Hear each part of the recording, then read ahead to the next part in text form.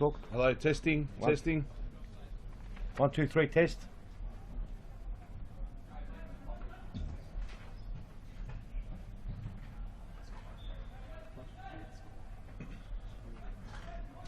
What do you need? The scoreboard. Well, scoreboard controller. Yeah. Buzz, can you give the scoreboard controller? On your right hand side.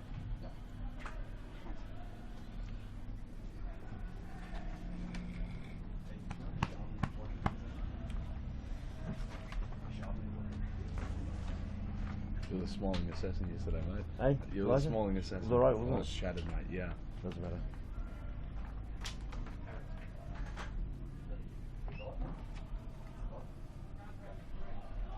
Well, a very good afternoon, ladies and gentlemen, and thank you for tuning in to round 21 of the Nike V League season. It's a very last fixture. They're the last fixtures for the season. Together, I'm here with Peter Parthamos. Peter, welcome. Thank you very much, Harry. And yes, last round, round 21, upon us today. Big long season. We can report, obviously, Pasco Vale are the champions. We're also going to be joined by Brunswick, CF Brunswick, after 5 years in the State League. They won the State League Championship. Pretty much can also say Brimbank are going down to the State League, and everything else is up for grabs. FOS spots, FOS Cup spots, FAFL spots are pretty much secure with Pasco Vale. No, actually, we haven't got the secure. We've got still third spot up and running. Grabs. So we've got third spot up for grabs, and Harry, looking forward to it. Definitely am, Peter. Let's just, for our viewers at home, let's just quickly run through the schedule, and we'll highlight the two games which are definitely, I think, a lot of people will be keeping an eye out on. And so the round 21 lineup, as you can see, is on your screen. 5 p.m. Very shortly, we'll be seeing Carlton versus Fitzroy. That's definitely one to watch out for. Fitzroy and Hume are both fighting for that third spot. They're both locked on points. Goal difference is only separating them, and the third spot does take the last spot into the FAFL. So that's definitely a game Fitzroy can't drop points on. They need the 3 points. 6 p.m. will be followed by Cellar Dwellers Brimbank up against champions Pasco Vale. Should be a pretty straightforward win by Pasco Vale, but I've seen stranger things happen. An upset could be on the card. So there's nothing to play for, so anything can happen. Anything, exactly right. Anything can happen, Peter. So 7 p.m. game 3. That's another game. Big game. Big game. Big game for our viewers. Big game for all the staff and crowd that have come here today at Brunswick. Both teams need to win because Bowen don't want to go down into that relegation zone. Exactly. And Hume want to obviously keep that FAFL spot in third spot. What a game that is. I'm looking forward to that one. Yeah, absolutely. I think games 1 and 3 are definitely the real crucial games. And final game of the fixtures here tonight is second place Vic Vipers against Metropolitan FC. So quite a lot on offer here today, and I definitely look forward to it here, Peter. Oh, well, really looking forward to it. It's action-packed after yesterday, especially having the big Arnold Schwarzenegger here at the Fitzroy Brunswick Stadium. It can't get any bigger than that, but we think today, round 21, with our lovely new live stream production, we're going to start hitting some of those highs. So, really looking forward to it, Harry. You probably should shoot off to the ladder here. Yep, we'll just have a quick look at the ladder here, which is on your screen now. So obviously in first spot, Pasco Vale, they're champions, 51 points. Second place, Vic Vipers, they'll definitely go through to the FAFL. Third spot is Hume, and fourth spot is Fitzroy. Anything can happen here today. Yep. Interesting next 4 hours for all of us. We touched base on that earlier. Fifth place, Bowen, they need a win as well. They're up against Hume. They want to be avoiding the relegation playoffs. Carlton, they're taking on Fitzroy in sixth spot, 22 points. A win for Carlton, and if Bowen slip up, they avoid the relegation playoff. So from third spot right down to sixth spot, there are 4 clubs playing for pretty much their futures and livelihood in the Nike V League, Peter, and also in the FAFL. Absolutely, looking forward to round 21. Although we've got the title spot wrapped up, there's still a lot to play with. And bear in mind, this will be Vic Vipers' last ever V League Premiership match. So we're going to say goodbye to a really good team, a great team. They are obviously basically forfeiting their position and that's going to be a battle royal to see who's going to take it. We've got takers from every angle. There's going to be a competition going through towards the end, like a battle to see who's going to come in. Massive all the way around. We're looking forward to it. Round 21 is huge. Harry, what else are we doing here, Harry? Well, we've got a lot to discuss in a very short period of time before we go live to the first game. But it's fair to say, Peter, what's transpired over the last 24 to 36 hours here at Futsal Oz has simply been unbelievable and very amazing. Do you want to take us through it just before we have a quick short clip on our screens? I reckon we should probably have a look at the clip first. Let's go to the clip, Mr. Technician.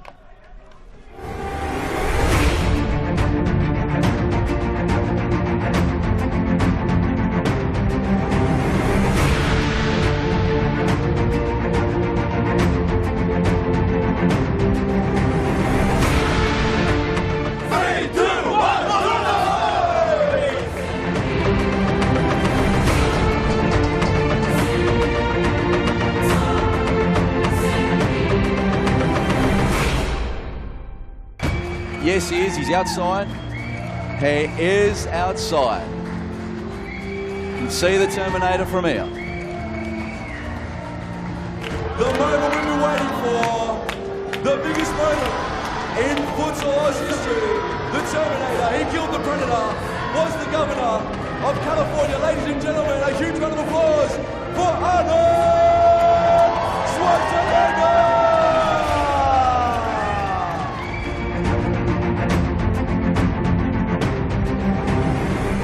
I grew up with soccer and football.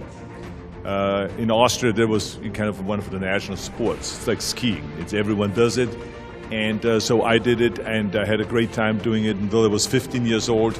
And I remember that to play inside a Saal, a hall, a German Saal. So this is where the Fußsaal comes from. And this is why I was very familiar. We played 4 players against 4, sometimes 5 against 5. It is the same thing as you're doing here. So we had that way back then. And I think it's a natural progression because you got to go and be able to play no matter when and where the weather is and what the weather is. If it's cold out, if it's snowing out, if it is raining out, if it's storming out, you got to be able to take the kids immediately inside in some place where they can exercise, because this kids here, and this is what this is all about. This is not just a game, it's a means to fitness. It's a means to health. It's a means to teaching kids that you got to do something for your body and for your mind every single day. You got to be disciplined, and then you grow up healthy and strong. That's the bottom line. And I think that I want to say thank you to the parents here and to the coaches, because all of them together make those kids great kids and grow up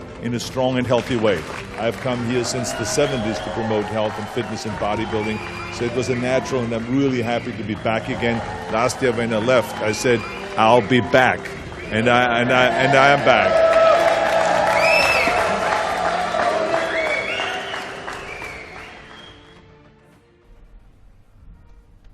Well, there you have it, ladies and gentlemen. What a great clip that was. There's proof in the pudding that Arnold Schwarzenegger, he came here to Futsal Oz Brunswick. He was the centre of attention on the famous Court 1 here at Brunswick. Peter, I'm going to be asking you a few questions, as I'm sure our viewers and a lot of people would like to know exactly how this came along. So, first question is for you, Peter. 10 years ago, when you first formed Futsal Oz in 2006, in your wildest dreams, would you have imagined Arnold Schwarzenegger walking in these 4 walls here at Futsal Oz Brunswick? The short answer is no. No? But we did have a massive dream from the very start. Like, there was no doubt about it. We wanted to take futsal to the next level. We wanted futsal to be a mainstream sport, and we know that we've got a little pool, that we live in this little futsal world pool, and everyone thinks that futsal's great. It shouldn't be changed. Shouldn't be doing this. Shouldn't be doing that. Everyone's too busy trying to make futsal good, but it just remains in this little pool. So, having said that, we always thought that we've got to get it out of this little pool and into the big sea. So, bringing Arnold here was also just to expose the brand of Futsal Oz, get futsal out into the open. We really needed to. We really needed a big player like Arnold Schwarzenegger, and having Arnold,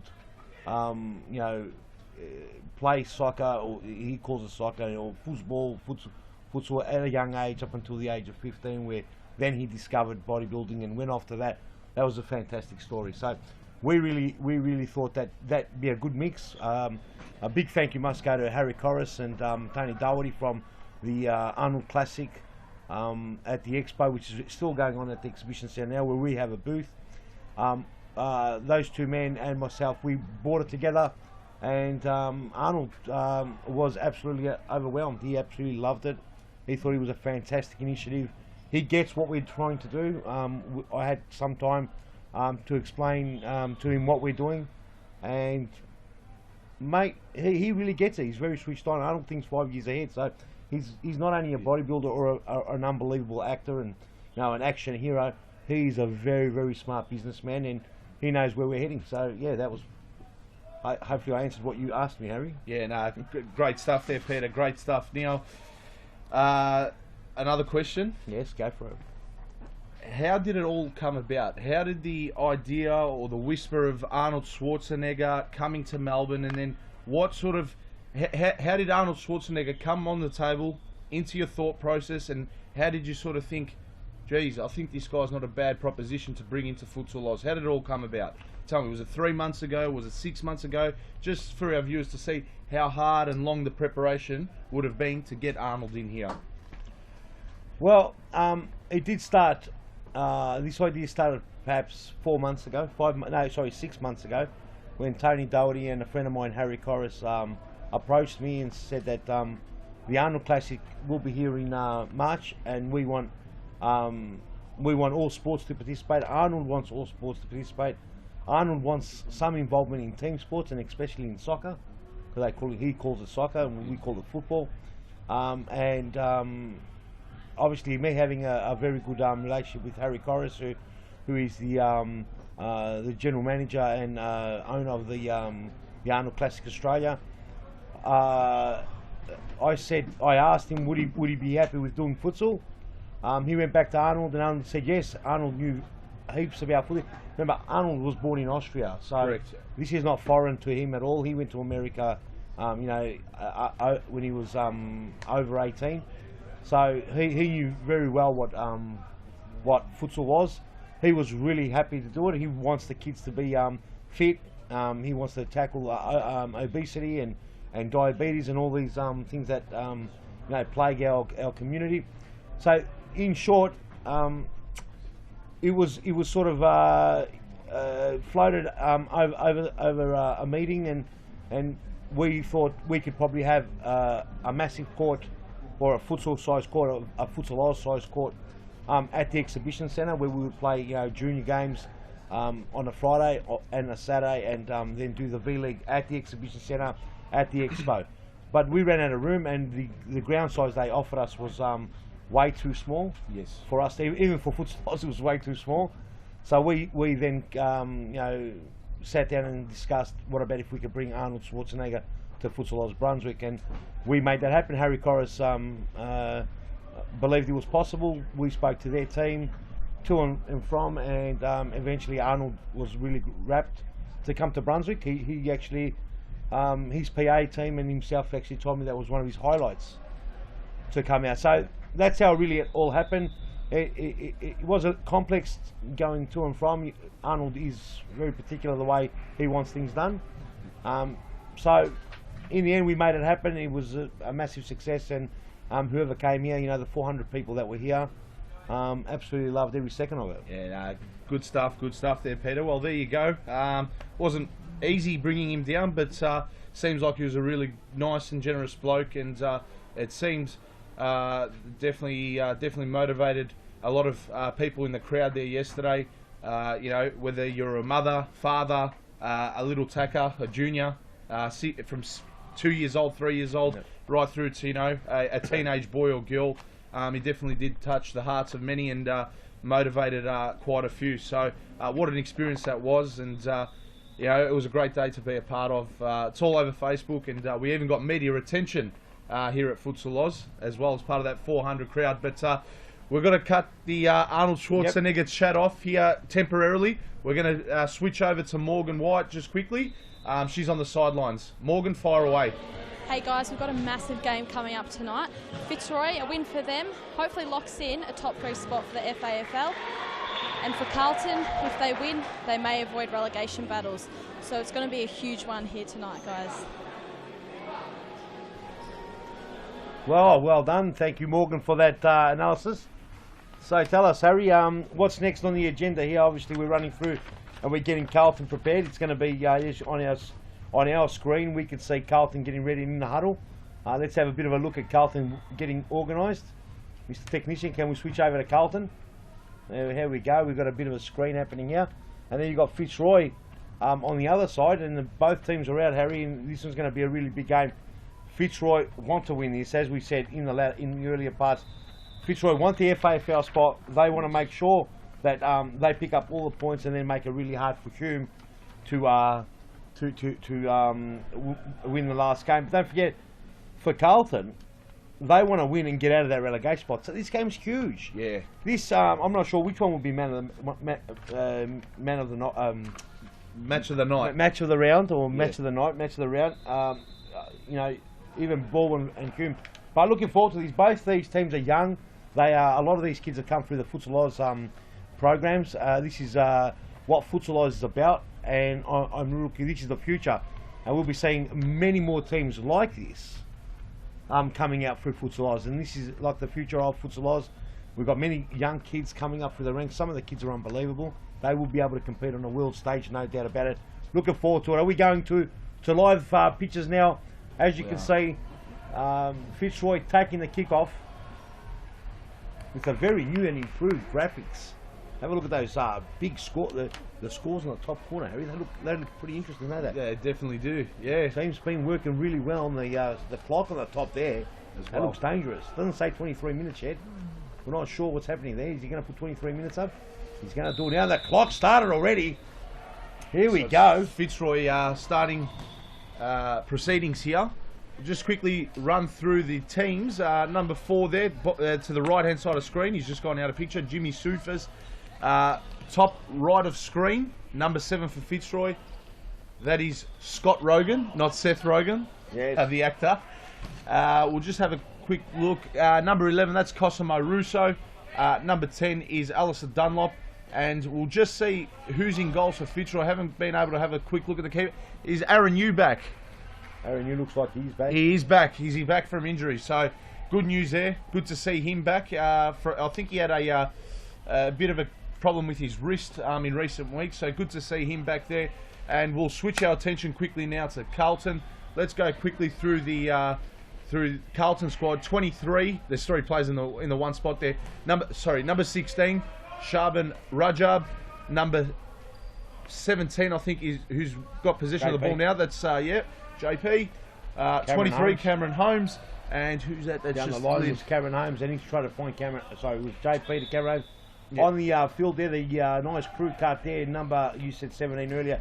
That's Jimenez. With the new haircut. Joaquim Jimenez. And JP, I'm not sure what number he is, but he's that big tall bloke in the back that's going to get the ball in a second. He should have got the ball. There it is now. Yeah. And that's JP.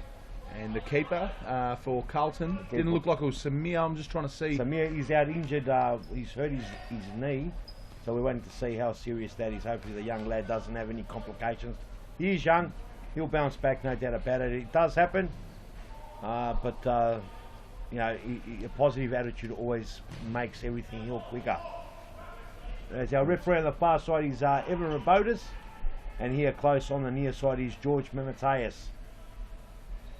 So, and your commentators for today, Aaron Menaris, and I am Peter Parthimos. Welcome to all that has joined us in round 21, which will be an absolute crackerjack of a round. We do farewell the Vic Vipers' last ever V-League match in the top flight of Victorian futsal. And we will turn our attention to the game now as Jimenez. Rajab, back to Jimenez. Jimenez out wide to Rajab. Rajab. Shot there from JP. Carlton. It was JP, deflected. I think it came off Alistair Dunlop. Corner here for Carlton. And a lot is riding on this game. He's all over. It's going to go down to the wire. Oh, and Rajab. Almost, very nearly. He copped a toe from someone. Both teams. Carlton starting off the better. Fitzroy being patient. Cameron Holmes came off Alistair Dunlop last. Be a Carlton ball. Holmes in to JP. JP in, saved by you, and on the follow-up, very nearly. I think it was Cameron Holmes almost toe poked it in. Russo. And Russo on the quick counter fires a shot away. Great save there. Routine. And it'll be Rogan to bring it back in here for Fitzroy. He goes back to Dunlop. Rogan dancing around, switches it out to Russo, back to Rogan. Rogan. A great pass. Yes, almost in the middle. Very nearly. And I think it was Simsek there who... Only Simsek's come on. The ever reliable sniffer. It's Jimenez. Sharpen Rajab all the way through, trying to find Simsek. Simsek had to stretch the loin. Couldn't get to it. Unsuccessful. No, Rogan. Oh, look at Simsek. It's been everywhere already. He gets depossessed by the man that gave the ball away was Rogan. Here's Cosy Russo with a shot, goes nowhere. Rajab sticks one of those standing long legs out. This will be a Carlton ball, quickly taken in by Jimenez, and Sufis just averts danger. Rajab with a side ball. It'll be interesting to know what the average age of both teams are. Apart from Ernie Simsek and Cameron Holmes, he's a very, very young list of almost every single player that could play in the youth league or do play in the youth league. So it's fantastic to see the talent that's coming through the ranks here. And only getting better. And I think Stone's just come on for Fitzroy. Number 5 there, he is in possession with the ball.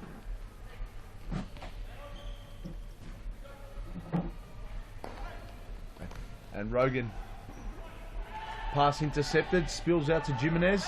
Jimenez to Holmes. Back to Jimenez. He switches to Simsek. Holmes trying to get past Alistair Dunlop, but big Alistair Dunlop puts the big yellow boot out. Says you're not getting past. Rajab, bit cagey to start off with. Almost 5 minutes have lapsed. As Simsek! Off the post. Off the post with a snapshot by the Simsek. He sniffed it out. Have a look at that big Simsek there. He started very well here. He did. Very well. Holmes, all the way.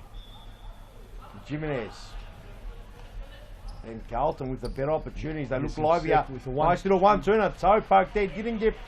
Wasn't sure about it there, Simsek, and he went half-hearted. I think if he saw... If he drove the foot right through that ball, might have got a better result, but there was that case where the leg might have been left out. He might have got injured, so he might have pulled back. It's Cameron Holmes. He started very well though, Ernie Simsek. Do you reckon it's got something to do with the selfie he took yesterday with Arnold Schwarzenegger, Peter? He did take a selfie with Schwarzenegger. I saw that. It's actually front page news of Futsal Oz. He was meant to be manning. It was funny because when Schwarzenegger left, we were meant to have Sofian Sufi was meant to be at the front, manning the front door, and Ernie Simsek was meant to be manning the back doors, and both men were in the middle of the pitch. Just forgot about security completely. Had lost all their marbles, and they were on the middle of the pitch taking selfies with the great man. You can't blame him though. No, you can't blame it. Look, the security was overwhelming here anyway, so there was no chance of anything happening. There was men 7 foot tall surrounding Arnold Schwarzenegger. I've seen trees that are shorter. So they were gentle giants. They were very friendly, Peter. They were gentle giants until you did something wrong. That's exactly right. They have to, take their safety precautionary measures. But number 3 on our close side, Jackson Shaw, might have to start doing a few taps, and there's the signal gone. Let's go to the bottom camera. Here we go. What an angle that is! He's coming to raise the age average, and he puts a shot in and goes straight to the keeper. And we've got to let the lads know that we've got no footage from the top. And here we go. We're getting it right here. It'll be a the Carlton tops side come ball. back. Have a look at this. We've got the top camera working again. So we're going to start getting a bit tricky here as Khaled now on the pitch. Pass back to Khaled. Knows Rajab trying to find Cameron Holmes. Cameron Holmes not quick enough on that occasion. Here's Jackson Shaw. Brings it in. There's Mark Burton, that beautiful creature. Have a look at him. And there we go again. So we must have some wire popping in and out. Actually, as soon as Mark Burner came on the pitch, his electricity has burnt the wires. The electric Mark Burton has sent this place to meltdown as Jackson Shaw with a big crack over the top. And we've got the top camera now working. Let's get in there. Rajab. Simsek with the switch to Holmes. Over the Head top, up. Great save, Aaron Yu. Aaron, you made that look beautiful, that. Corner here for Carlton. Still locked at 0-0. We've played about 8.5 minutes. A draw does no team either favour. No, not at all. No good for both teams. Both teams need the 3 points, so a lot riding on this. Obviously, Fitzroy, it'll be advantage Fitzroy if they can get the 3 points. Actually, you know, for Carlton, a draw might be good if Bowen lose. Correct, on goal difference. On goal difference. On goal difference. Unless Bowen win 30-0 or 35-0. Which is almost impossible. Well, pretty much impossible. We haven't seen a score like that for years, but you just don't know what happens in a big city. And we are in the big smoke. We definitely are. We are in the Jackson Shaw. The famous Brunswick, where Arnold Schwarzenegger has rocked up and he's just graced this beautiful halo turf. Have a look how beautiful and blue it looks. It was on that very court. It was on that very court yesterday, mate, yes. It's just ticked past 5 o'clock, Melbourne local time now. It was 10 to 10:30 yesterday. Sorry, 10:30 to 11 yesterday it was here, so that's approximately about... He's still in Melbourne. 30 hours. Yeah, he is. He's in the he's at the Grand Prix at the moment. I think they're wrapping it up, or if they haven't wrapped it up, he'll be in the hotel. But the expo is still on. We're not saying you should leave this footage, but if you do, take your phone with you and watch it while you walk around the expo, because this is high legal stuff. Who was that? Ran into the wall, Camilo, like a WWF fighter, and bounces off and has a snap. Have a look at this. We've got everything rolled into one here. This is a super sport of the future. Futsal Oz. Bring it to you live. That's Khaled Ayache, who's brought it in. Cameron Holmes, Simsek. Referee's blowing a whistle here. And it'll be, what's the referee awarded? He's given a free kick here, I think. I'm not sure what it was for. Missed it. It's Mark Burner. Perhaps Ayache maybe heard a whistle and thought it was Evan Robotis, the referee closest to him, who blew the whistle when he... Jackson Shaw could get in trouble here, but does well to Mark Burner.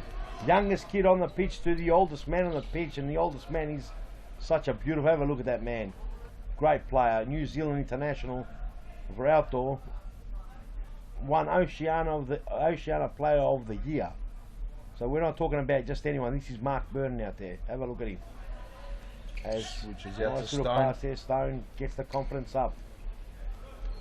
Jackson Shaw playing around. Fitzroy now starting to get a feel of the ball. Carlton had the better passage in the first 8 minutes or so. Even hit the woodwork. They did too, and looks like now Fitzroy is starting to get into the game slowly. As soon as Mark Burton came on, he's changed that. He almost burnt down all the wires. The place almost down. The cameraman's lost the plot. Where are we looking? Here we go. Dangerous attack here from Fitzroy. Get through. Camilo almost the Rajab very intelligently just stepped in and averted danger there. Yes.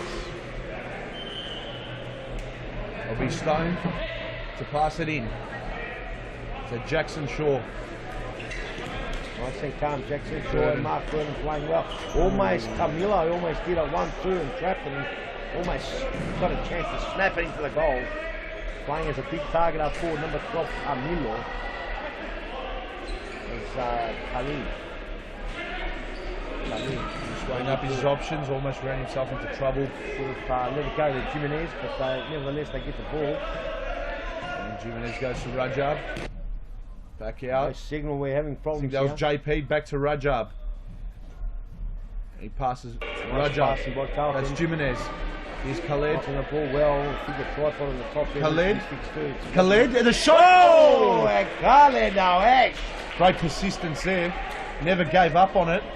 Bit of pinball, and he very nearly caught the Fitzroy defence out there, and it was very nearly 1-0 to Carlton. So not wrong, mate. As Eagle makes his debut.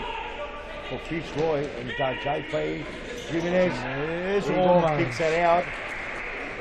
Young Eagle, another Brazilian boy, joins Fitzroy. Makes his debut for Fitzroy. He's wearing, let's have a look, number 6. As he's following his man, gets it, lets the ball run. What is the decision there by the young lad? He's the ball back in, here's Jackson Shaw, Alistair Dunlop, the skipper. He's back on the pitch now. Alistair hasn't really put, since coming back from France, he hasn't exactly taken game by storm. Shaw had everything going for it, except he forgot about that he had the damn long spider behind him. So, Shaban Rajab.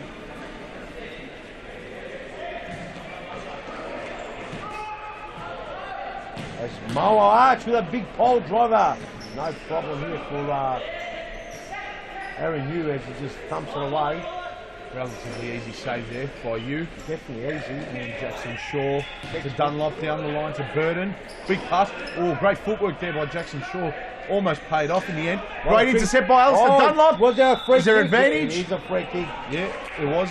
And it was Moa Arch who left a trailing leg and he pleaded with Alistair's stride forward. And timeout call. Timeout called here, lads. We've got plenty of things happening.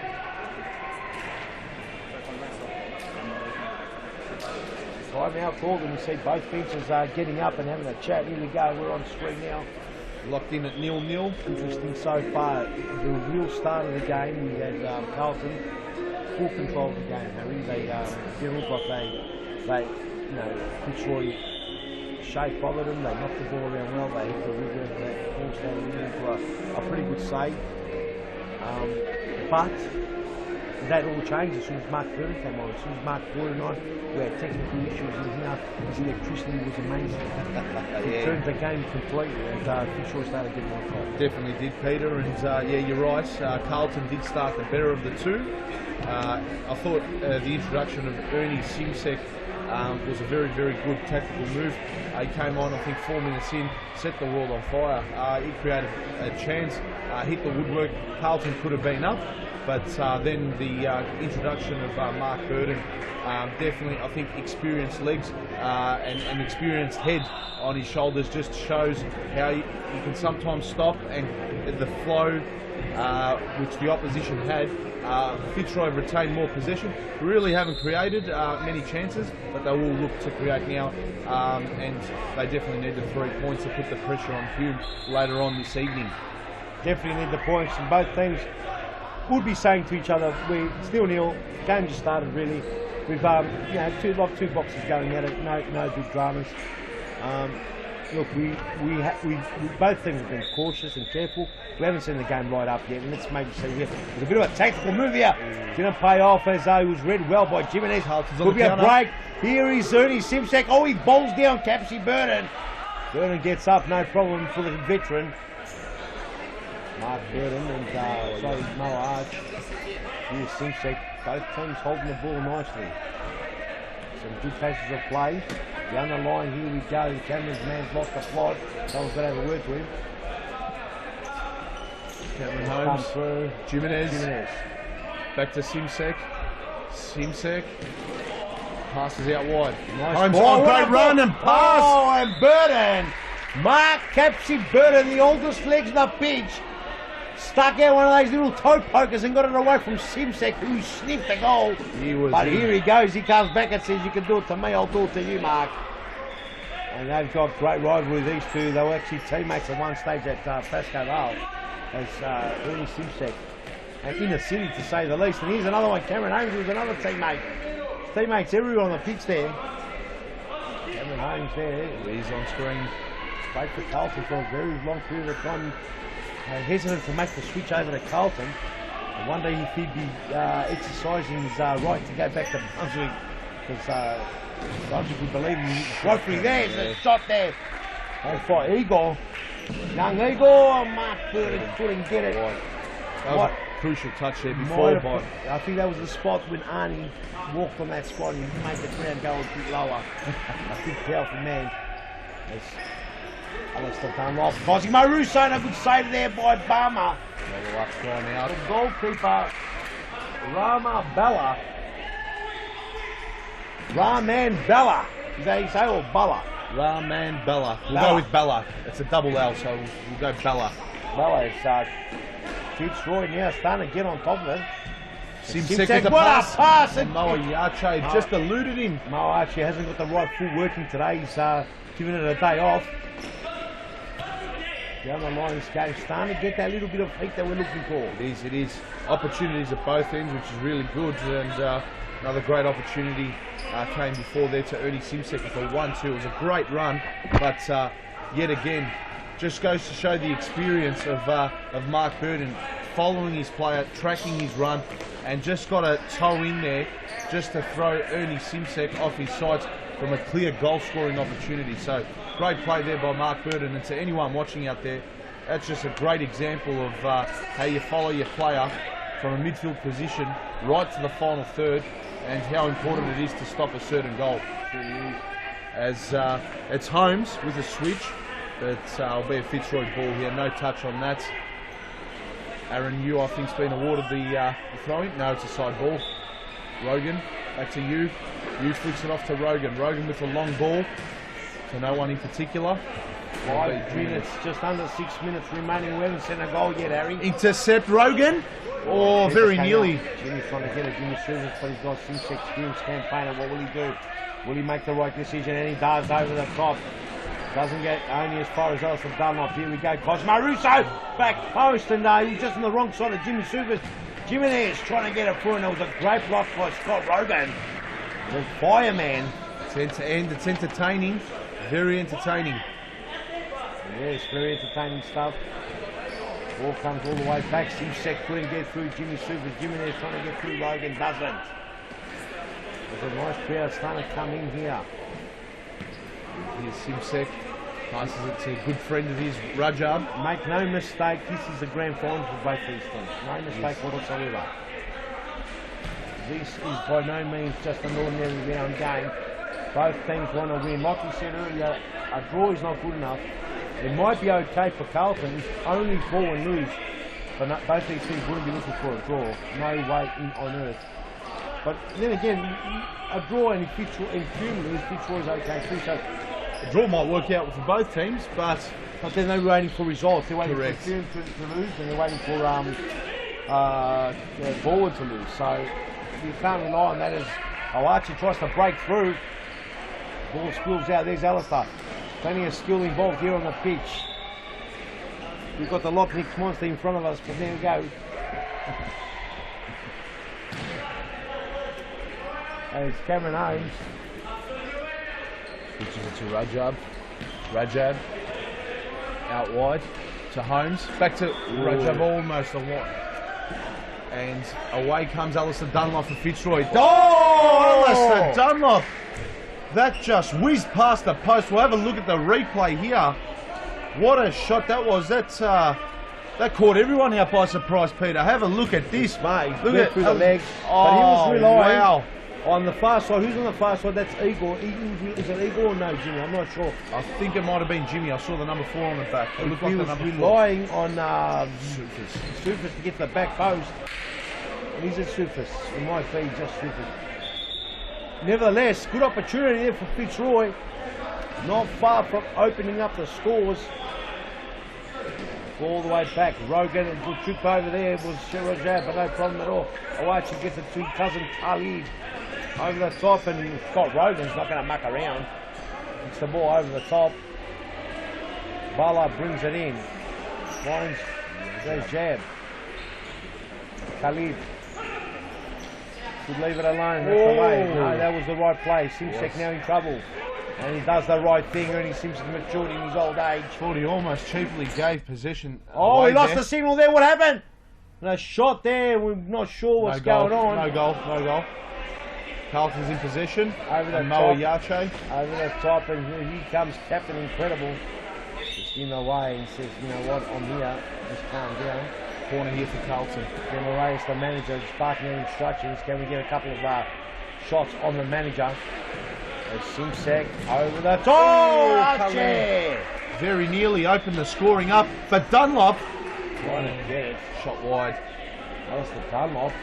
Young man, have a look at him.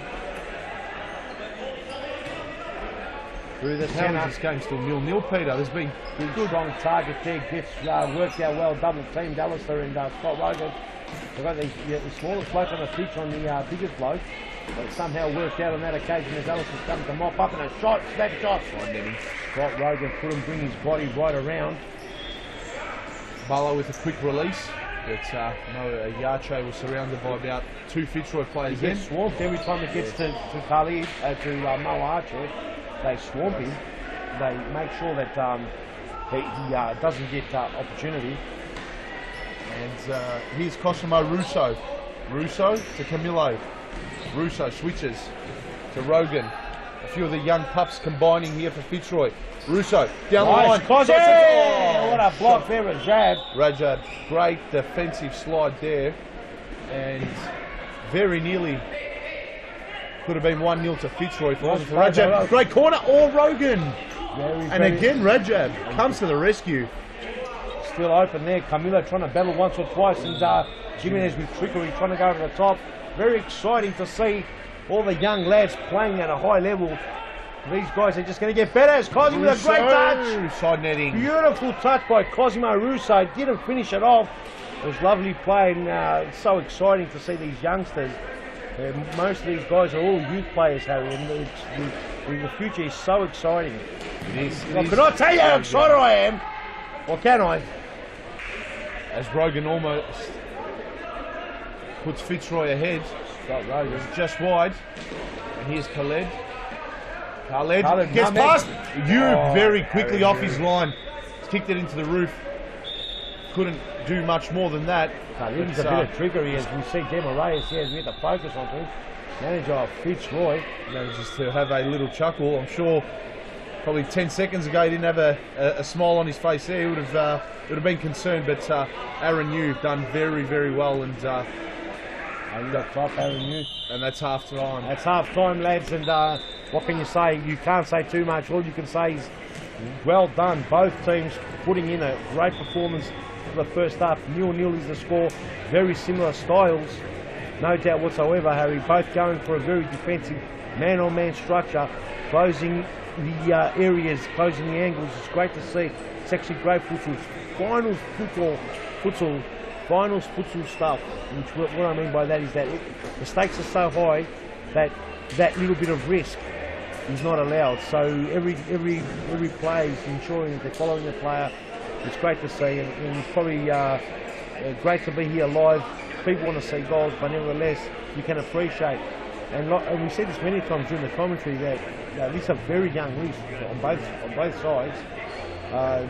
Most of these players, if you take out Mark Burton, Ernie Simpson, Cameron Holmes, you're pretty much looking at a complete youth team, and perhaps Igor. The rest of the players are pretty much in the youth ranks. So very exciting times here, Harry. It is, and you just have to think to yourself, and if this pack of Carlton players and Fitzroy players, if they can stick with one another for the next couple of years, imagine what a formidable force both teams can be for the future in the V-League. I mean, it's good to see that they've blended the youth.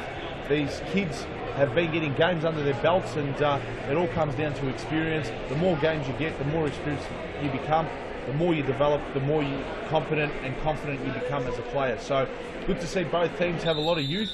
They're not quite at Pasco Vale's level yet, it's fair to say, but I think in a few years' time they might be giving Pasco Vale quite a bit of grief. There's no doubt whatsoever.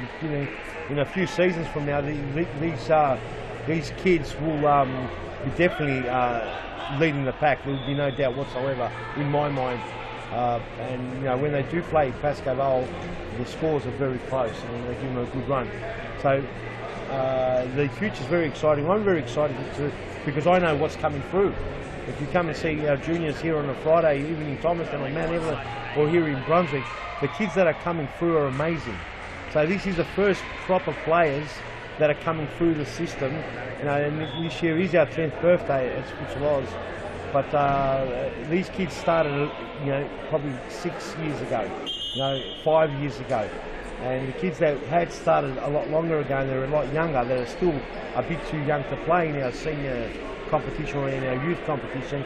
You give it a couple of seasons, another 2-3 seasons, 2-3 years, and the V-League will be at a different level. Oh yeah, they're at a complete different level. Amazing stuff. It's really exciting. Absolutely. Peter, are you a bit surprised as the scoreboard reads 0-0? Both teams created a few good chances in the opening half. I'm quite surprised it's still 0-0. I thought there could have been a few goals at both ends. More could have gone in the net of Fitzroy. I thought Carlton had majority of the play and the better chances at half. It is surprising because both these teams tend to make mistakes because they're young. But both squads have really developed a really good style of playing. Great save there by you. I think it was going out wide, but always good to be safe as a keeper. So you've got a palm on that you. He's been in fine form this afternoon. Almost like Jimenez, almost getting bringing the ball through. It might be a goal. Off the post. Off the post. And here's a counter. Camilo. Oh, he didn't see Jimenez coming. Yes, he should have given it off earlier. He definitely should have. And Jimenez. And this is the example I was giving to you. It's everyone gets back. They're on. They're on. Jimenez. Oh, well done. Aaron Yu just got down with his knees to block the ball going through his legs. Almost very nearly 1-0 Carlton there. And Aaron Yu, oh, he's had quite an impressive game, Peter. Last week it was the best keeper performance last week was Christos Apostolakis from Big Vipers. Yes. He had a very strong game, and sometimes keepers don't get the credit they do deserve. But Aaron Yu, he's been quite impressive here today. He's very impressive. He has won a couple of MVPs in tournaments. I know he was the FAFL Youth Best Player. We had gone to a tournament up at the far north coast, New South Wales. He won the keeper of the tournament. So he's no stranger to picking up some awards. He's a very young keeper, still a youth keeper. He has a great future in front of him. He loves his futsal. He's willing to learn. He's a great teacher as well for the junior kids. 1-0! Alistair Dunlop against the run of play. Carlton will be filthy with that. 1-0 Fitzroy. Great strike there by Alistair Dunlop. Let's have a look at the replay. Peter, take us through the replay here. Well, there you go. Jimenez got tag teamed there, 2-on-1. Camilo, on that occasion, does the right thing and releases the ball early. And bang. Thank you for coming. Alistair Dunlop puts it away. And speaking of keepers, Carlton's got a very young, inexperienced they almost keeper. Made it just 2-0 there. Sorry to cut you off. Let's there, have Peter. a look at that. Dunlop again. The ball, he played a ball out wide. Can we catch it on the replay? Just needed a finishing touch to it, but that's all right. We'll go back to live play. We'll commentate as we go. Here's Khaled Yacho. Now, if Carlton have had the better chances, Peter, they'd be dirty being 1-0. Oh, Aaron Yu again. He's on fire. Over the top, and we've got the ball come all the way back to JP. And I was saying earlier, young, inexperienced keeper in goal for Carlton. He's done well so far, but that's the difference. Aaron Hughes pulled off 2-3 good saves. And the young Raman Bala, he's done well. He's pulled off 1 or 2 saves, but the difference is Aaron Hughes might have been able to get that one. Having said that, back in the pitch, Darren Holmes. Can they punish? They can't. Simsek, I'm not sure what he was trying to achieve. It was Khaled there. He tried playing the square ball across and behind the defenders, but there was no one there for Carlton to finish that off, and Fitzroy still find themselves surprisingly 1-0 up as Jackson Shaw plays Burden. Bala with a great save there. Great ball by Jackson Shaw to find Burden unmarked, who very nearly made it 2-0. Corner comes in. Touch there by, I think it was Cameron Holmes. And Fitzroy will regain possession in the back half. Dunlop breaking out of it. He's almost lost possession. He finds Burden. Burden to Jackson Shaw. Shaw out wide to Dunlop. And Khaled has found the ball and intercepted there for Carlton. It's all happening. It's too quick to almost commentate. Let's go down. We've got Morgan downstairs.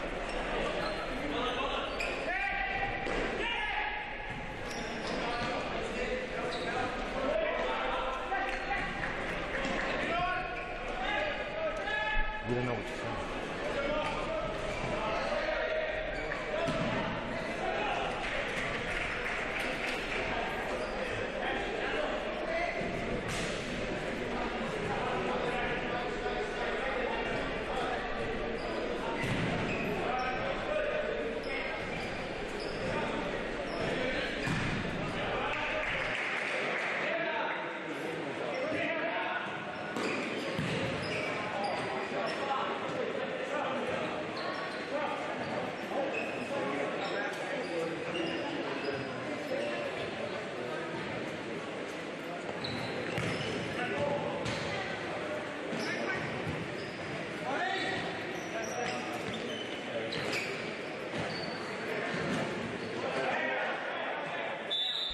The ball, we're trying to get down to Morgan. Not sure we're having some technical issues, but we'll get back to it as the score remains 1-0 still.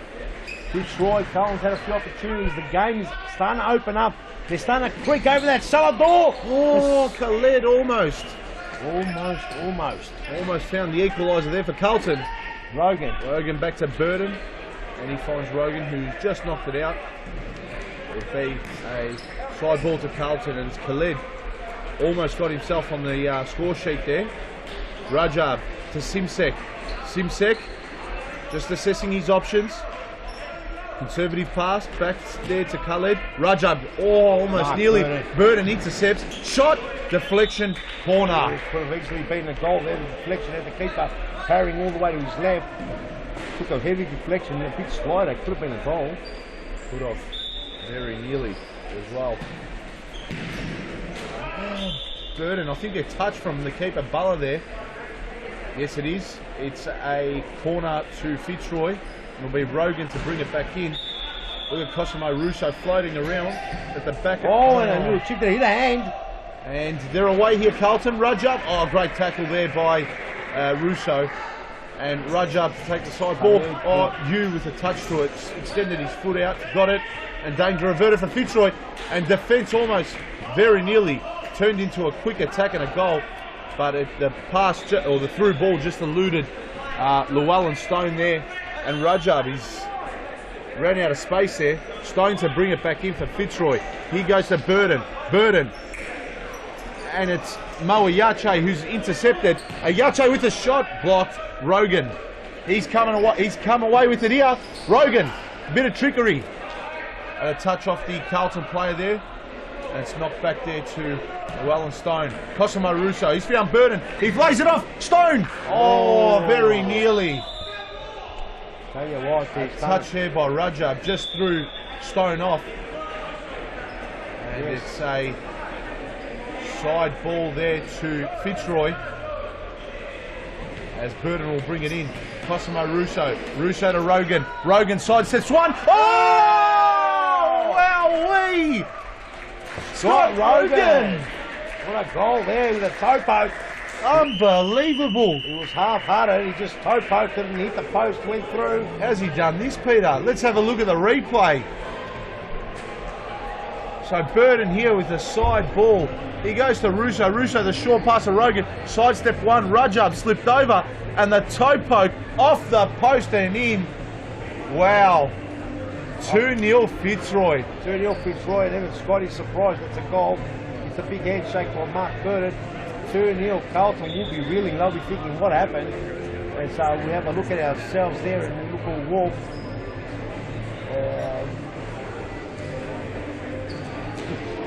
It's gone. So time out here. And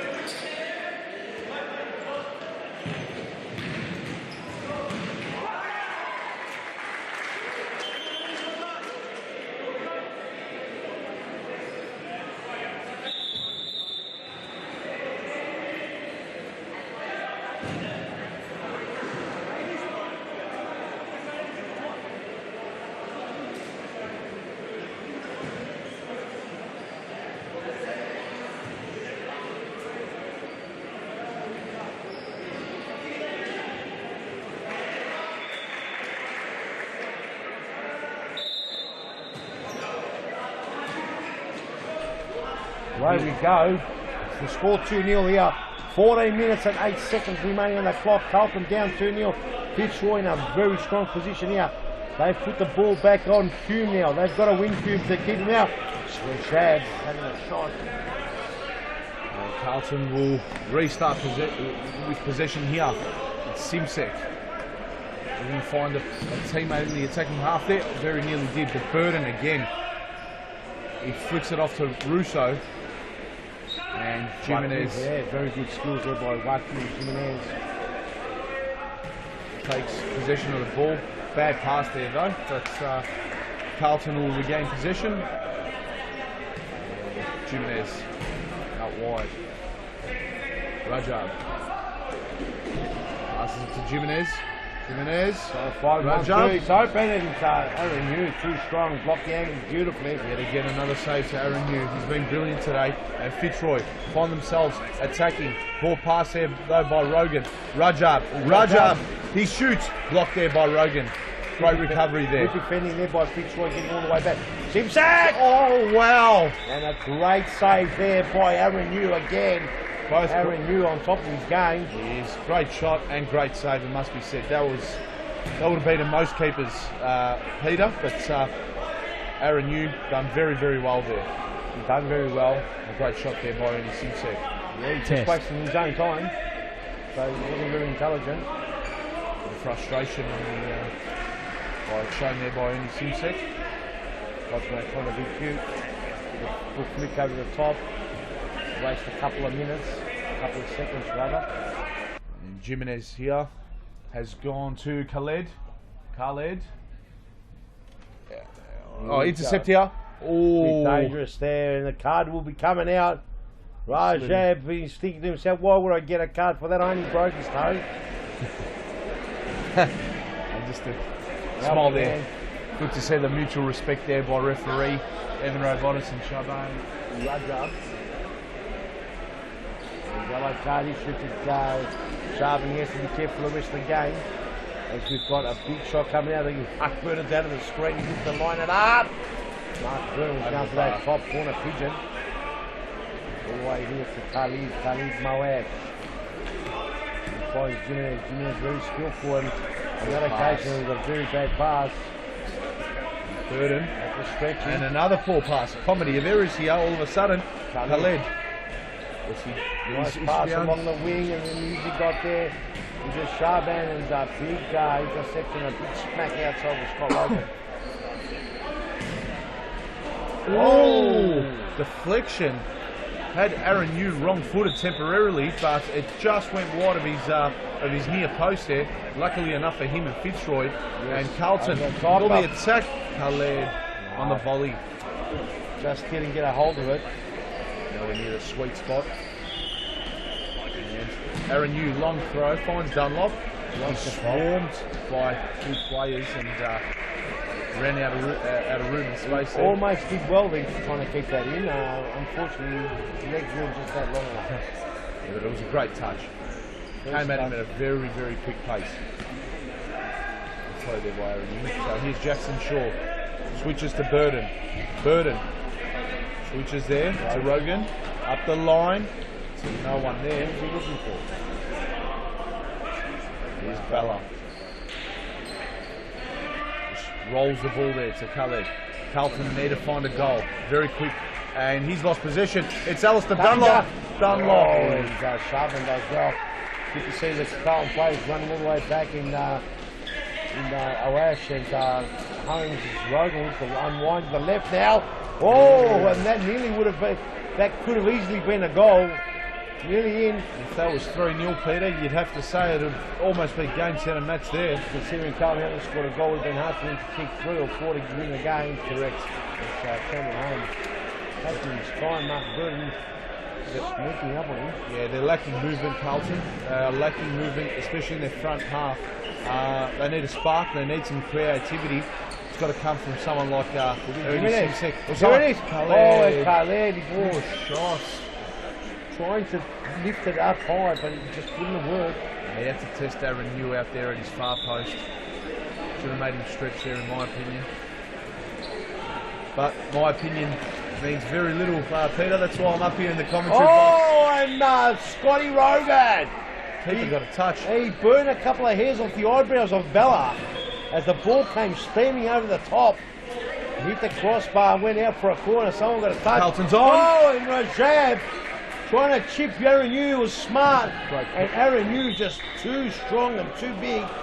Must touch on the fact that that was a great through ball there by Cameron Holmes on the outside of the foot to find Rajab. Smart play. Really was, mate. That All those important defenders out. Carlton. Jackson Shaw, no problem. 2-on-1. Now they're getting back to Carlton play. And good shot, and Bella with a good save. Great save, Bella. That was a very good save. Extended the foot. And got enough on it to Carlton would want to score. 2-0 is a dangerous score for a team to be on. Yes, it is. We saw that last week with Metropolitan. They almost very nearly lost the game. I know they won 7-4, but they were 2-0 up last week. Click of a finger, Brimbank found themselves 3-2 up, and it was one-way traffic after that. But Fitzroy can't get complacent here, and it's Rajab with the intercept. Oh, and Jimmy Sufis. Great intercept there. That's what I'm talking about, Pete. They cannot get complacent here. Not at all, not at all. I think some tight legs here. As, after this, we'll go down to Morgan. And then let's go down to Morgan. She's got Harry Kritha-Readers. Hey guys, I've got Harry here from Brimbank. Harry, you've been acting as coach for the last few weeks. You've been injured, but you're back tonight. You must be pleased with that. What was that, sorry? You must be pleased to be back tonight. Yeah, I've been back the last few weeks, just playing like social league, just trying to get some match fitness. But yeah, last game of the season for us as a team, so we just go out there and have some fun, I guess. Yeah. And as you said, last game in the V League tonight. Are there aspirations to get back in the V League for the next season? Yeah, look, obviously it's been disappointing. We got promoted through a playoff, and that was quite hard just to get here. Getting down, usually coming back up's not always easy. A lot of teams don't come straight back up. But we have a pretty good balance of a squad that can do a lot of good things. But it's up to us as a team to get that motivation to say, all right, let's go back up into the V League. But it's not that easy. It's quite a difficult road back. Yeah, absolutely. Yeah. All the best for the last game tonight, and hopefully we'll see you back in the V League soon. Thanks for that. Thank you. Thank you for your time. Thanks. Back to the game, and ferociously contested at the moment. Both Fitzroy and Carlton don't want to drop any points. 2-0 the score. Fitzroy's in charge. Plenty of time still remaining for Carlton. By Jackson Shaw. There is, but time is not their friend right now. And the longer they go on without finding the back of the net, time is going to become their very worst enemy. It certainly is. As we go to the bottom camera, have a look at that. Look at the quality of that. As we've got Alistair Dunlop. And it's game over pretty much. I think Jimmy Sufis tapped it in. It might have been a touch from Jimmy Sufis. We haven't got the top camera, so we didn't catch that properly. So we want to see that again. Have a look at the replay.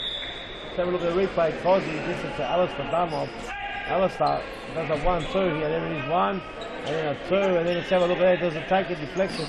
Actually, it's just gone between Khaled and the keeper Bella. And 3-0, and you'd have to say, Harry, it'd be a half-ass for Carlton to come back from here. I've seen it done before.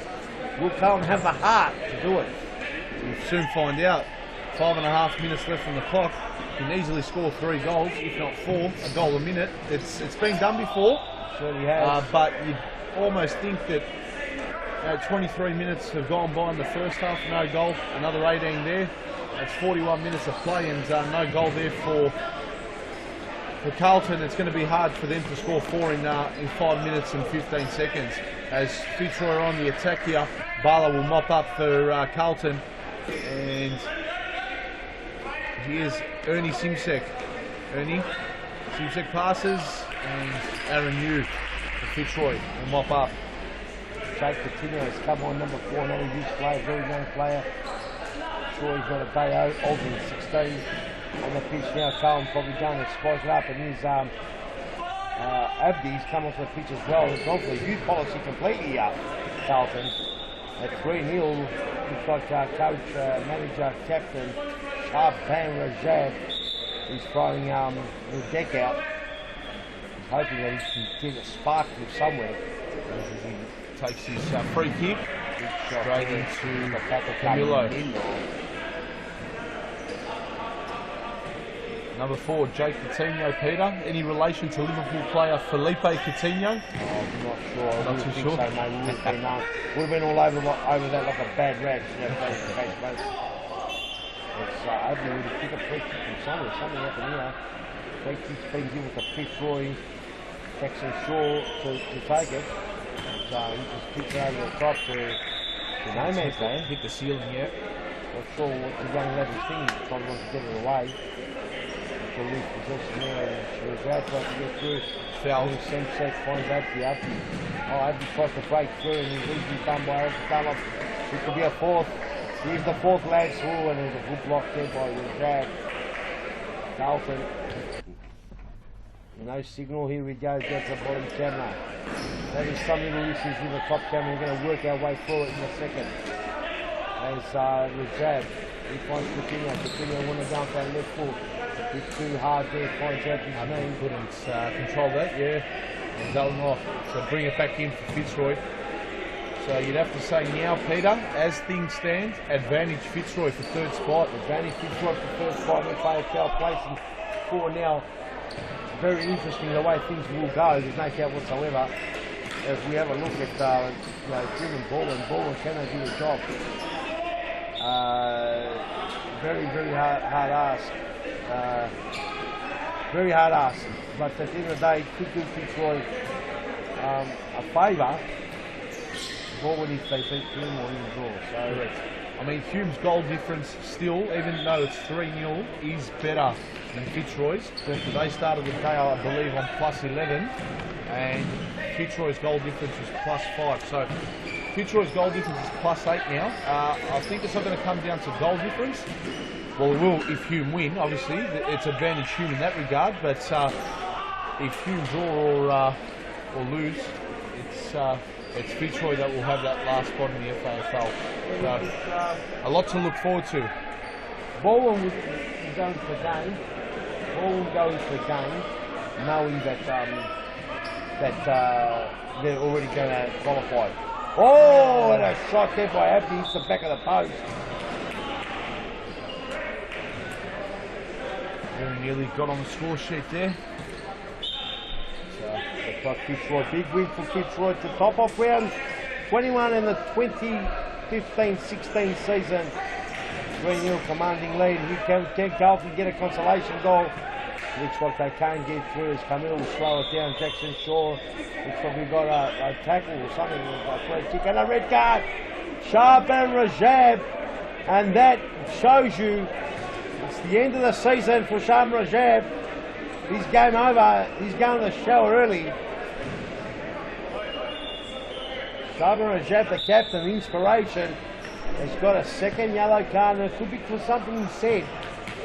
And he goes off, and that's the end of his season. And he said that he could miss out on the relegation promotion, and that would be a costly team. Could, it definitely could, and Jackson Shaw very nearly there made it 4-0 for Fitzroy, but just found the side netting rather than the back of the net. Not wrong whatsoever, mate. Jackson Shaw, up-and-coming player as well. He looks to be a good play. Yeah, he does. Perhaps needs just to release the ball a bit quicker, but he's got every skill you need. He can work on those things, though. He's definitely got years in front of him. Definitely can work on those skills, no doubt whatsoever. He's got the pace. Definitely got skill.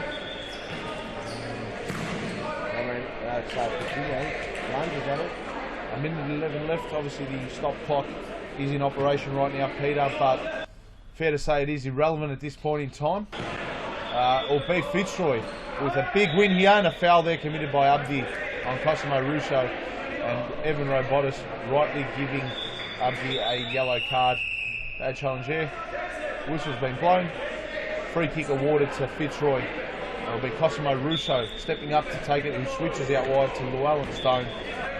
Stone, back to Russo, back to Stone, back to Russo. They're looking to chew up the last bit of what's left on the clock. they've passed it for about 8 times to one another then in that passage of play. Spilt out there, almost to Abdi, but Russo comes in and intervenes. No rush. There's no urgency. Sting's been taken out of the game when Sufa scored that 3rd goal for Fitzroy.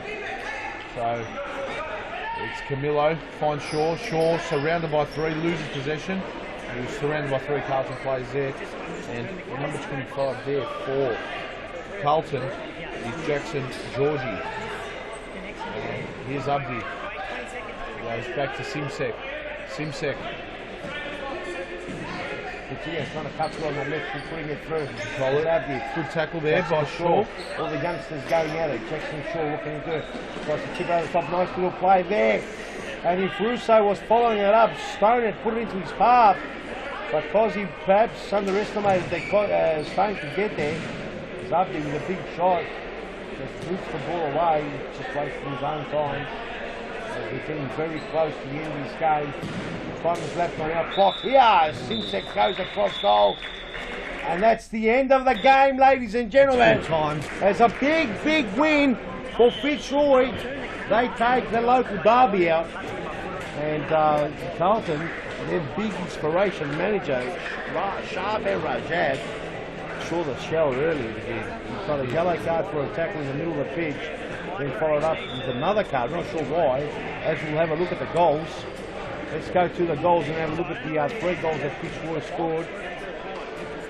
This was the very first one. So Alistair Dunlop in a very tight situation, assisted there by Jimenez, who flicked it to Camillo. Camillo out wide there to Dunlop. What a finish that was. That's millimetres away from the post, right in the side netting. Keeper Bella, no chance there.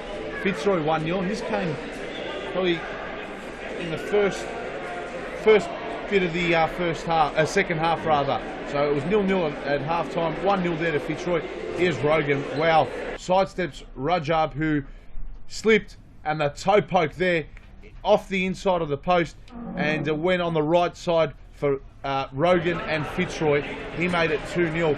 And look at the angle here. Great angle here. It was Russo to Dunlop. Dunlop, the cross in. He found Sufas unmarked at the back post. And that's the easiest of finishes for Jimmy Sufas. Had a goal on the silver platter. But we'll quickly go over to Morgan, who's joined by Fitzroy's Alistair Dunlop.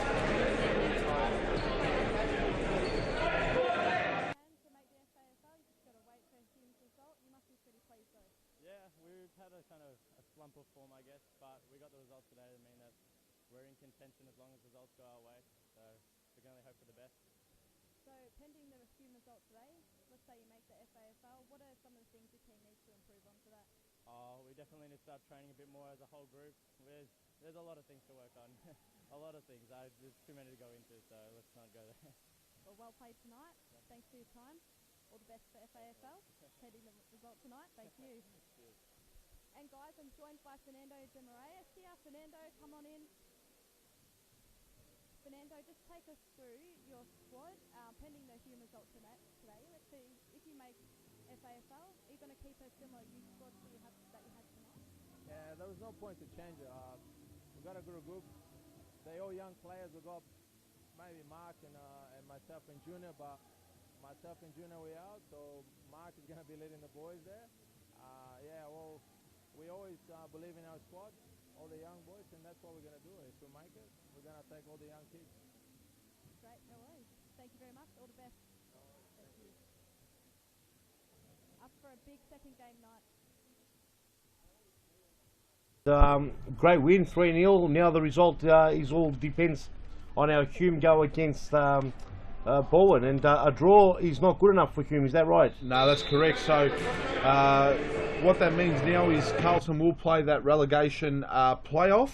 They'll end up in 6th spot, but it all comes now down to Hume. Bowen pretty much have nothing to play for now, but they can do Fitzroy a favour. So Fitzroy now are in 3rd position with 35 points, but a win to Hume will definitely mean they go in 3rd spot and take that last spot in the FAFL final. Hume have the better goal difference, so the Fitzroy players and Fernando de Moraes will be having their fingers crossed and praying to the Almighty Father up above us that Bowen can at least get a point or even better win. So a very, very interesting third game that we have here at Futsal Brunswick today, Peter. Yep. And for all our viewers at home, definitely stick around. But before that, we will be going to our second game. Interesting game. It will be Brimbank against Pasco Vale. Now, Pasco Vale, congratulations to them. We have touched base on it in the previous few weeks that they are the champions, and Brimbank will be going down to the state championship next year. As the sign just hit me at the back of the head there. And look, anything can happen here. Both teams have don't have much to play for, but it'll be good to see if Brimbank can get a win here against the champions Pasco Vale and take that momentum in to their season next year, which will be not next year, next season, which will be played. I reckon, Harry, before we go to the game, I think we should watch the what happened here yesterday. Can we go to what happened yesterday? Let's have a look at the special event that we at Futsal Oz had with Arnold Schwarzenegger. Mr. Technical Man, can we actually go to it? Let's go.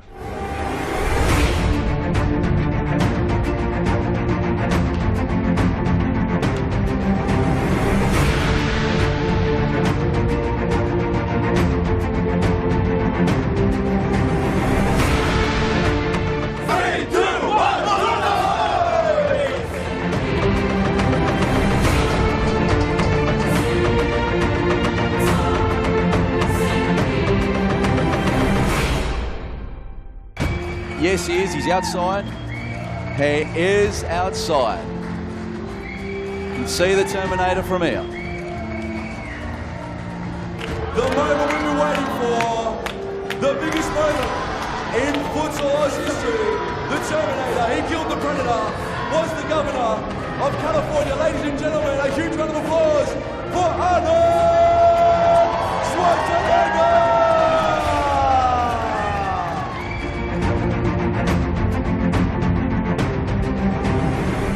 I grew up with soccer and football.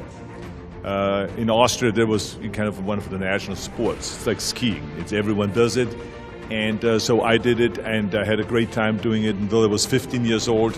And I remember that to play inside a Saal, a hall, a German Saal. So this is where the Fußsaal comes from. And this is why I was very familiar. We played 4 players against 4, sometimes 5 against 5. It is the same thing as you're doing here. So we had that way back then. And I think it's a natural progression because you got to go and be able to play no matter when and where the weather is and what the weather is. If it's cold out, if it's snowing out, if it is raining out, if it's storming out, you got to be able to take the kids immediately inside in some place where they can exercise, because this kids here, and this is what this is all about. This is not just a game, it's a means to fitness, it's a means to health, it's a means to teaching kids that you got to do something for your body and for your mind every single day. You got to be disciplined, and then you grow up healthy and strong. That's the bottom line. And I think that I want to say thank you to the parents here and to the coaches, because all of them together make those kids great kids and grow up in a strong and healthy way. I've come here since the 70s to promote health and fitness and bodybuilding, so it was a natural, and I'm really happy to be back again. Last year when I left, I said I'll be back, and I am back.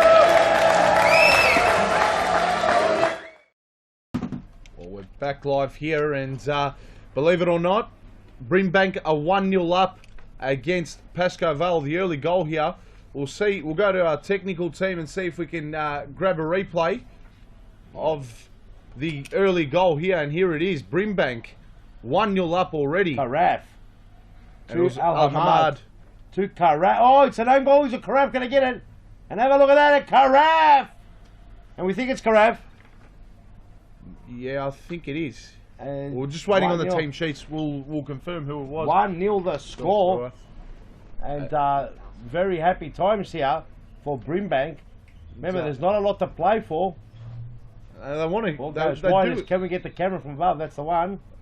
They're wanting to get the win here. I do believe they want to. They want to have that sense of belief next year in the state championship. They want to carry momentum in. They want to start the season on a high. They want to win as many games. They want to come back into the V League as soon as they possibly can. And I think this, if they're to get up here today, that can do their confidence a world of good. And having a look at Pasco Vale's starting lineup, looks like they're playing a pretty full-strength team, Peter. They're not taking their foot off the pedal at all, Pasco Vale. No, they've got Breno Palati, they've got Daniel Capolaro, Joao da Silva and Andre Caro. And in goals, I haven't seen who's in goals. There's a Felipe Blake. I think he's out today, Felipe Blake. I was speaking to Morgan earlier on, and she mentioned to me that Felipe Blake might be out. I think it is Vincenzo Musico for Pasco Vale. Oh, okay. Who's in goals today. So we'll just confirm that, though, once the screen does go to the Pasco Vale goals. It is Musico. It is? Yes, it is. Well, there you go. You have it. Peter Parthamos has confirmed it. It is Vincenzo Musico. So Pasco Vale in attack here. Big bad Dan Rizio in goals for Brimbank. And here's Al Hamad.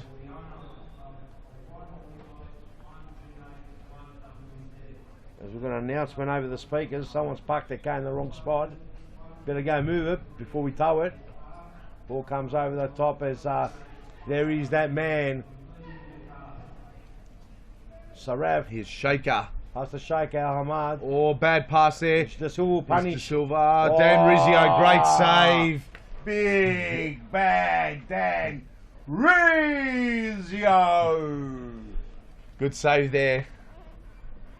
Brimbank still ahead 1-0. And here's Shaker. Shaker sidesteps. And Palati got a touch on it. But I think he knocked it back into Shaker. And it'll be Pasco Vale. Musico, the keeper, throws it out. I think he went to De Silva there. Andre Caro. Oh, he gets been brought down by Al Hamad. Yeah, free kick to Pasco Vale. And we've seen in recent weeks, Peter, Pasco Vale can score from the most impossible of angles. Oh, even if it is a free the champions. The champions have been, the 7th-time champions, so they're not just easy beats. They're not anyone. These are the best team in Victoria, if not in Australia. So, Brimbank have got their work cut out. Absolutely. Brimbank got to play on top of their game to stay in this game. They might be winning 1-0 right now. Oh, and Al Hamad. This 1-0 scoreline. It was left open. Is almost impossible. Yeah, no, they definitely need to score more. As the ball comes over the top. And big bad Dan Rizio is going to bring it in. Look at the big bad Dan Rizio. Looks fantastic, doesn't he? Look at that specimen. Long throw. He finds Al Hamad. Al Hamad. Nice control. Lovely play. Al Saraf. Oh, it's 2-0. Al Saraf. Is it Al Saraf? Can we confirm? Or we've lost the plot? Number 19. It's Al Saraf. It is. Al Saraf. We've got Al Saraf. Let's look at the replay. And the throw from Dan Rizio went to Al Hamad. Al Hamad, what a great flick that was. Great vision, great awareness. And Al Saraf, as easy as that, just absolutely smacked that into Musico's near post. And surprise, surprise, Brimbank. No surprises, mate. No surprises. 2-0 This is the up. Premiership. This is the V-League. The bottom team can beat the top team. It's just very, very hard to do it. And Al Hamad again! Al Saraf! Unbelievable. We're calling it. This bloke's been playing amazing. He's on a hat-trick already. Al Saraf. Let's have a look at this again, Azza. Wow. So Shaker with the ball and Al Hamad. What a combination. Again, another flick. It's caught Pasco Vale out twice there. Unbelievable. And Brimbank 3-0 up. Every shot's a goal. Pasco Vale bringing their 8th keeper in. And it's a timeout call. Paul Vittich not happy. Hey, look at that with a crew card. He looks concerned. He's not happy at all. He's going to give some headbutts out. And I'm not sure why they've got the Anusha Souza on the bench. The Anusha Souza should bet there. Vinny Musico is still a very inexperienced keeper. And 3 goals have gone in. They've perhaps underestimated, yes, the ability of this Brimbank side. Brimbank came to the competition in round 1 and said, I don't know what all the fuss is about. This competition's quite easy. We're actually swimming through it. But, fast forward 21 rounds and they're sitting dead last on the ladder. But they've got the champions on the road. 3-0, the good. And let me tell you something. This is the most interesting part about it. We waited half and a bit more to get 1 goal in the previous game. And now, within the first 10 minutes, we've got 3. We've already got last game scoreline covered. So plenty of goals early on in the piece. That's why we love this game. Yeah, fantastic. Musico gets a touch. Throws it out. And here's the hat-trick hero already, Al Saraf. But Caro came in and intercepted De Silva. It's Breno Pilati in possession. Pilati. He goes to Caro. Silva. Pilati. To Pilati. And Pilati back out there to Andre Caro. He's got De Silva. And the run there. Oh! That's Rella. Let's have a look who that is. That was a good interception there. That was a very, very good interception. As and Brimbank. Oh, look at that from Al Hamad. The flicks and the trickery he's provided here today. That's been an absolute treat. unbelievable stuff here, mate. Unbelievable stuff. There's that man, Al Saraf. We said last week he could have been man of the match. He didn't actually get it. Oh, Al Hamad is Al Saraf, just a challenge there. Number 23 for Brimbank. Everybody's saying he's the new player from last week.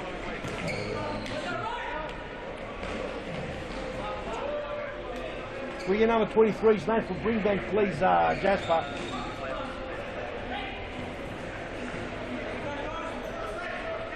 Here's Bruno Pilati for Pasco Vale. Oh, great pass, but that was almost a very great, a good pass there. He found Andre Caro open and with space. And number 23 there for Brimbank. Got a touch. It's been knocked out for a corner.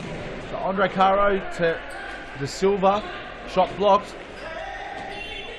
Al Saraf. Referee had, I think it was, Evan Robotis. It's George Memetaeus who's plucked out something. It's a free kick here. It will be Brimbank to take it, and they've knocked the ball in the forward half. Al Hamad couldn't flick it that time. He's provided about 3 unbelievable flicks early on here, and 2 of them have been assists with those flicks and those long legs of his. They've found Al Saraf right open. They've penetrated the Pasco Vale defence, and that's what you see on the scoreboard and on your screen here. Yes, believe it, folks. Brimbank 3, Pasco Vale 0. I still think Pasco Vale will win this game, so they just made it very hard for themselves. Yeah, they have a slow start, but there's plenty of time, Peter, to for goals. They did make a bit of a slow start last week as well against Hume, which they just won in the end, 6-5 last week. They don't want to go into the FAFL with this score. No, they definitely don't. And here's Leandro Correa, number 41 for Pasco Vale. Surrounded by 2 players. Al Saraf applying the pressure and almost forced Correa into a poor pass back to his keeper there, Musico. That could have been a 4th, and a 4th to Brimbank. It would have been dangerous. It was big bad games. He just came it out over the line at the moment. At that time, just wanted to get out of his hands. Just want the ball nowhere near the Brimbank goal. And Caro. He's got a one through. And this is where Caro wants to bury one, just to lift the team up. The captain, he's got to lift the spirits of the team. He's got to get that cohesion. They've won the championship. They're wondering what they've got to play for. But in actual fact, a lot of teams do this. They've got a lot still to play for. They've got to play for pride. They've got to play for keeping the team gel. They want to go into the FAFL and the FIS Cup as champions, as strong champions, mentally, physically and spiritually. And that's a task. Al Hamad! Oh, unbelievable! Pasco copping a thumping. 4-0. Al Hamad. Mohammed Al Hamad. I know Al Saraf has got a hat-trick. Let's have a look at the replay here. But between him and Al Saraf, they have set the world on fire. He's just sidestepped Leonardo Correa. And who was the other player there? Was it Salvi Michele, I think it was, and he's sidestepped Vincenzo Musico. He's sidestepped 3 Pasco Vale players. He's putting on a clinic here this afternoon.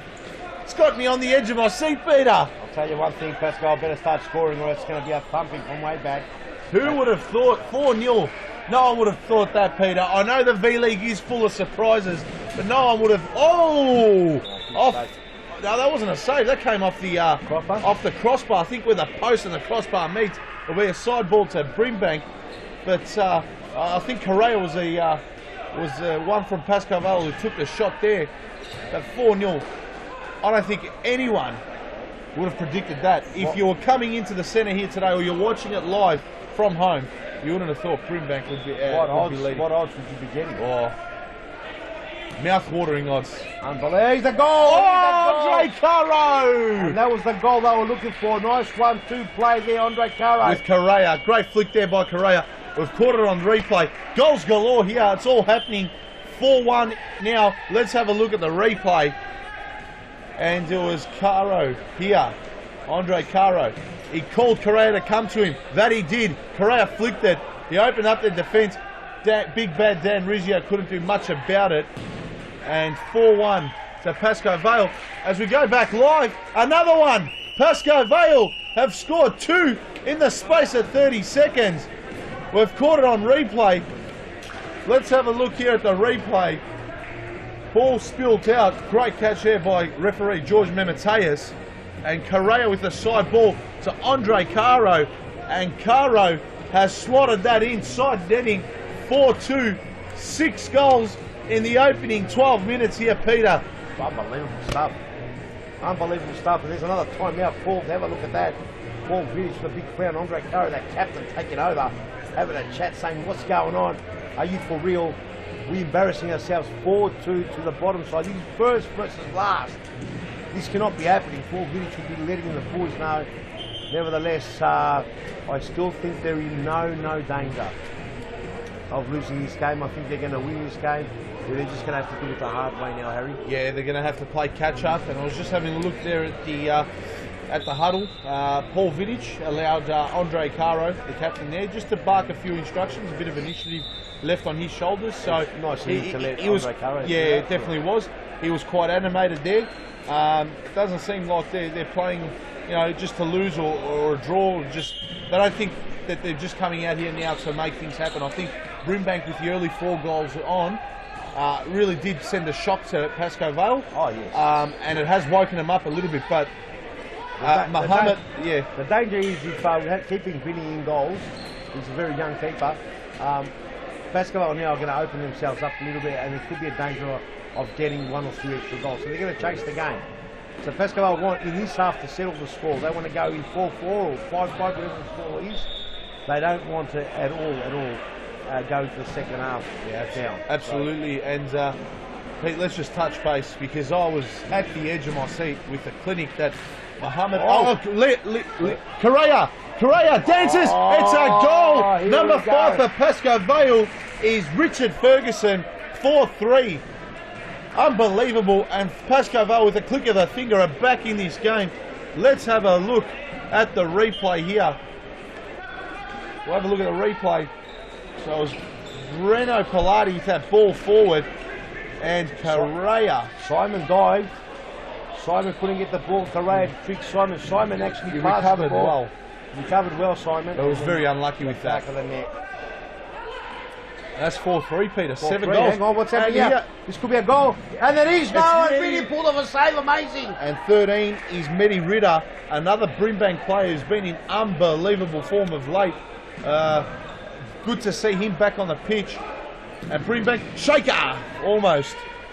Pasco Vale with the counter. It's Bruno Pilati to Ferguson. Shaker's put it in the back of his own net. 4-4. I can't keep up with this, Peter. Amazing stuff. 4-all. 8 goals. It took a while for Pasco in 15 minutes. That's almost a goal every 2 minutes. In less than 2 minutes, we've had a goal. Let's have a look at the replay. And you can see here, great break, and the game's so open. This will suit Pasco Vale as the ball just gets stretched straight through. I mean, Richard Ferguson was going for the right spot. No one would have been home if Shaker left it, because Andre Caro couldn't get there in time. Nevertheless, 4-all, the score. Pasco will be wrapped now. Let's go down to Nikos as we get a split screen. Nikos, and go for it.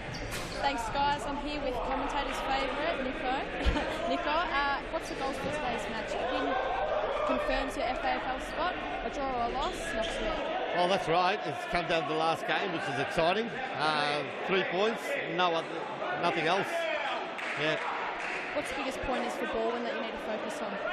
Well, basically, we took it up to Pasco Vale last week. A couple of small errors where we get punished, but we'll stick to our game plan, play like we've been playing all year, and the way we know how to play. Definitely confident we'll get the 3 points. No worries. Thanks for your time. Thanks, guys. We take it up here. Vinny brings that out. No goals in during that interview. As here we go. It could be another one here. Caro and Pereira linking up, exchanging passes. Pilati. Out wide to Pereira. Pereira very nearly found Caro, but Brimbank almost on the counter. They lost possession. Pasco Vale will restart. And just talking about Nikos Ignatidis and his Hume. Great save there. The keeper, who we got in goals. Let's have a look. He's a really sweet. Ball goes across. It's nice for young kid called Nathan Meneses, I think it is. Number 12. Nathan Meneses in goals. Nathan Meneses, yep. He is indeed.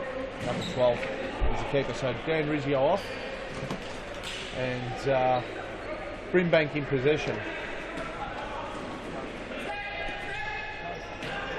Here's Breno Pilati with the intercept. Great flick to Ferguson. And he almost linked back up there with Pilati. But Brimbank will take possession. And here's Simon. Simon.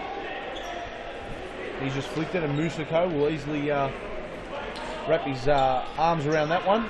And releases it to Caro. Caro. He goes to Pilati. Pilati sidestepping. But Simon didn't fall for that.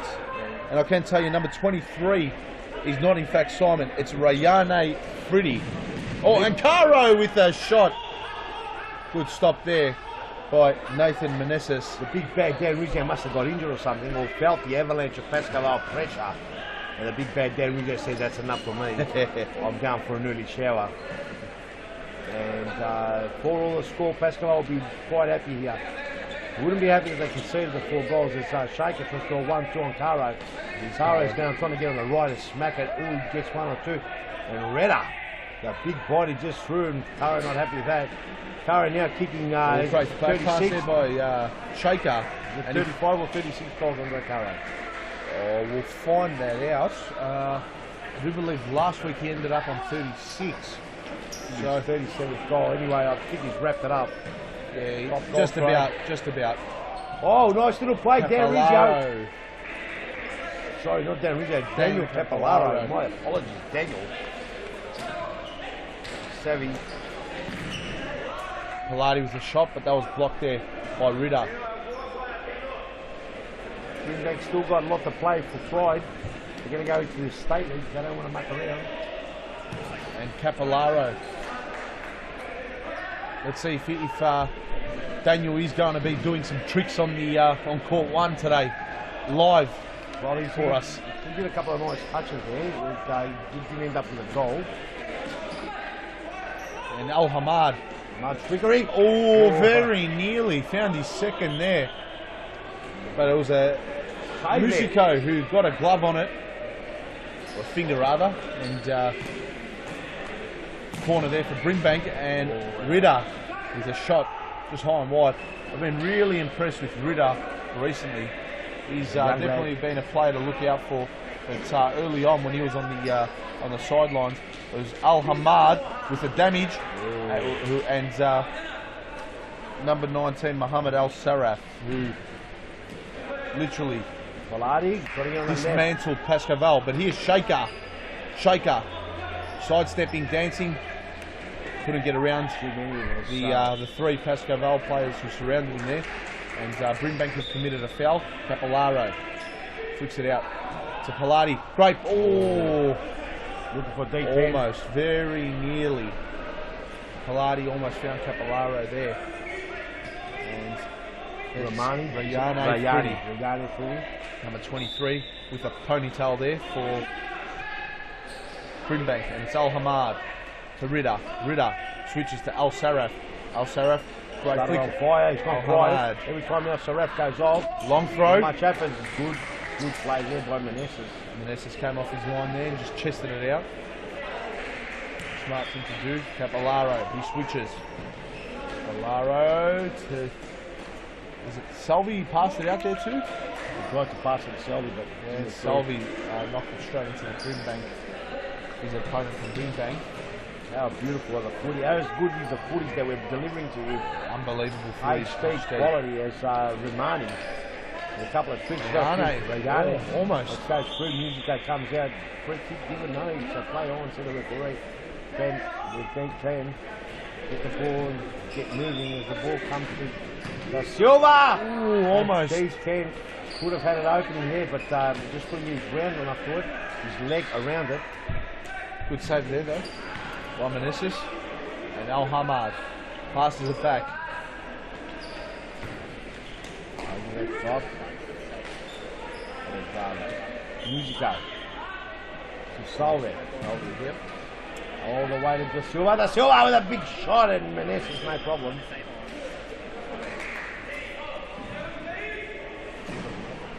It's a flurry of goals. And in the last 5-10 minutes, we haven't seen one. It's almost as rare as hen's teeth now for a goal. It's like they said, guys, we're going to get a 4-0, we're going to entertain the crowd, and then we're just going to stop. So what happened, and maybe the momentum will stop.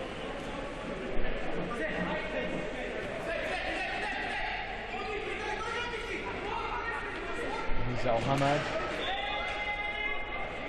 So Pasco Vale ball. Al Hamad with the intercept. Dancing. Around 2. Oh, passed it through the legs there of Breno Pilati. Was trying to find Ritter, but it's taken a touch off Pilati, I do believe. It's a corner. And it's a corner, yep. Brimbank in the dying stages of his first half. So Raf, all the way down, a big shot for Romani. Yeah, just wide. Good night, good. Well left there by Musico. And foul there by Ritter. Da Silva. Putting Da Silva on his back hind. Big boy. Great kick. In a good position there for Da Silva because he can set someone up. And that's exactly what he wanted to do. Pilati couldn't get his leg around it. Pilati having an outstanding season this year. And that's half time, Peter. That is half time, ladies and gentlemen. Amazing stuff happening here. We're going to go down to Morgan. Let's go down to Morgan and see what Morgan's going to say. Yeah, but there will also be plenty of action tomorrow night at Footslows Mount Evelyn. 8 p.m. we have our Vic East Premier League Grand Final. With Blackburn, who finished 3rd of the ladder, and Hampton Street, who finished 4th. Now, the winner of this game will go through to League 2, that's played here in Brunswick, and that's the start of the chain up to V-League. So, plenty of action, 8 p.m, Footslows Mount Evelyn. I'll see you there. Stuff. It's great to see that we're getting the Vic East Premier League on the airways. It's a very important league for us up in the Vic East area. Great little league that's been set up there. The winner of that league will play the winner of the Thomastown League to get a chance to get into the State League 2 here at Footslows Brunswick, and that's the elite leagues. We're going to rebadge everything we've talked about in the last few weeks. We're getting very excited. We've got the FAFL coming up, a lot of big things, really exciting stuff, Harry, and well, I can tell you one thing, it's very, very exciting time for the super sport, the super modern sport of the future. It's a Footslows style, the way we do it. And Harry, what do you think of the game so far? Enough spruiking about what we're going to do. Let's talk about what's going on in this game. Yeah, we'll just have a quick recap of that first half. But I was definitely impressed early on with Brimbank, in particular Mohammed Al Saraf, unbelievable, and Mohammed Al Hamad, the number 5 and the number 19 for Brimbank. Their link up front together, amazing. And that chemistry. Wowee. And Al Hamad with those long legs and the flicks, he just had the Pasco Vale defenders in 6s and 7s. Al Saraf very early on already. He's got a hat-trick next to his name. But obviously that first half was in a way divided in a tale of 2 halves. So early on it was all Brimbank, and then at the halfway point they got themselves 4-0 up, and then they decided to take their foot off the pedal. Yep. And from there Pasco Vale slotted another 4 goals. So we're locked in at half-time at 1-1, and we resume play here. Let's see what this second half can bring us, Hazza. Looking forward to it. As 5-4! Brimbank already. It's Al Hamad with his seconds. The player I was talking about during the break there, Peter. Number 7 for Brimbank. Let's have a look at the replay. A ball came in, and it was Al Saraf again linking up. They've linked up for every goal here today. The flick over the top eluded Breno Pilati. Al Hamad, only eyes for the contact, only eyes for the ball, has slotted that through past Musico, and he's made a 5-4. Breno Pilati, arms in the air, in disarray. Pasco Vale. Unbelievable stuff, and look, it's a stark contrast to the last game. The last game was cagey, final type of game. Mistakes critical. You cannot make mistakes. They took it to a different level. And this game was a very relaxed, first versus last, nothing to play for. Pasco Vale's won the title. Brimbank's getting relegated. It's very open. It's almost like a social league game. It's actually fun to watch. And Brimbank, well done to them. They're enjoying themselves. They're probably playing their best they've played all season. But still, the game's got over 5-4. Good on them. Let's get another goal. I'd love to see, you know, it'd be 8-4 before Pasco Vale react.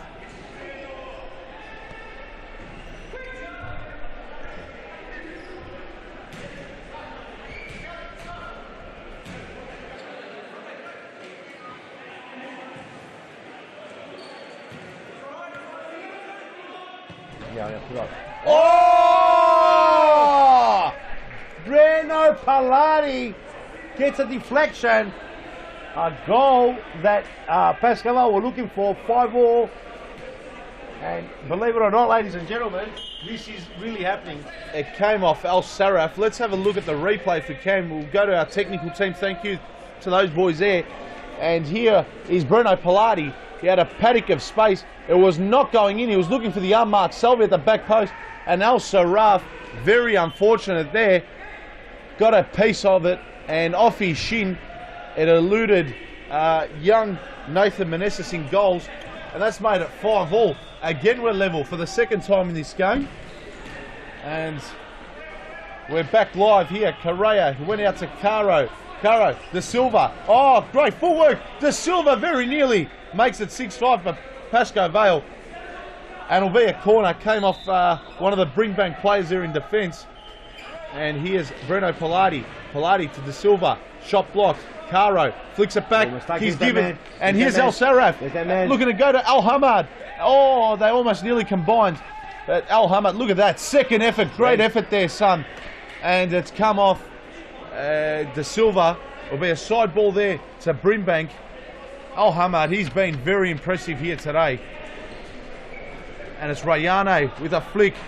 Oh, look at that flick there by Al Hamad. He keeps it in play. But Pasco Vale on that counter. De Silva just wide. Unbelievable. You wouldn't see De Silva miss those many times. You don't. He should have done better, really. He flicked it on the outside of the foot. Could have even had one more touch and drawn Musico off his line. Meneses off his line there. That's Ritter. Side ball. Back to Al Saraf. Ready with a hat-trick. Al Saraf. That's Rayane. Oh, almost.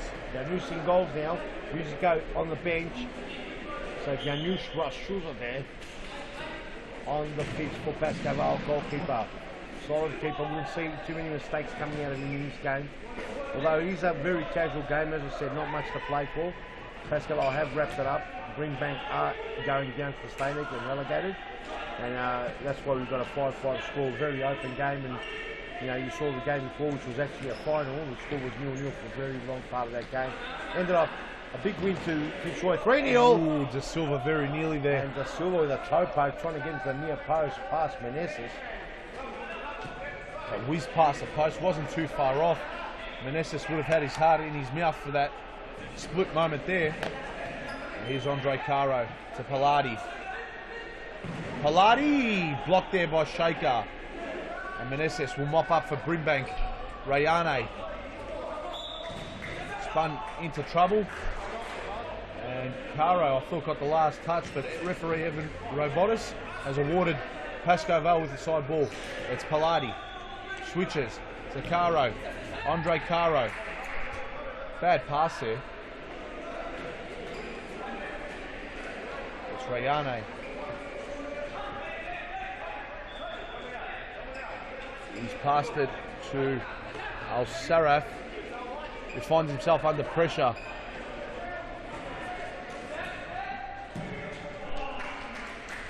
Ball goes out, no trouble.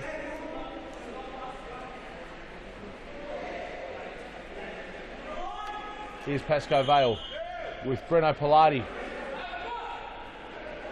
He goes out to Correa. Correa into De Silva. De Silva to Caro. And to De Silva with a shot blocked by Ritter. Shaker. And Meneses has possession. Meneses rolls it out. Here's Ritter for Brimbank, looking to threaten the defence of Pasco Vale. He runs into Shaker, his own teammate, and Pasco Vale will strip him of possession. And out comes Breno Pilati, drops the shoulder, turns left again. Shot has got a hand. Medi Ritter with a hand. Referee George Memetias has awarded a handball. It'll be a free kick to Pasco Vale in a very dangerous position.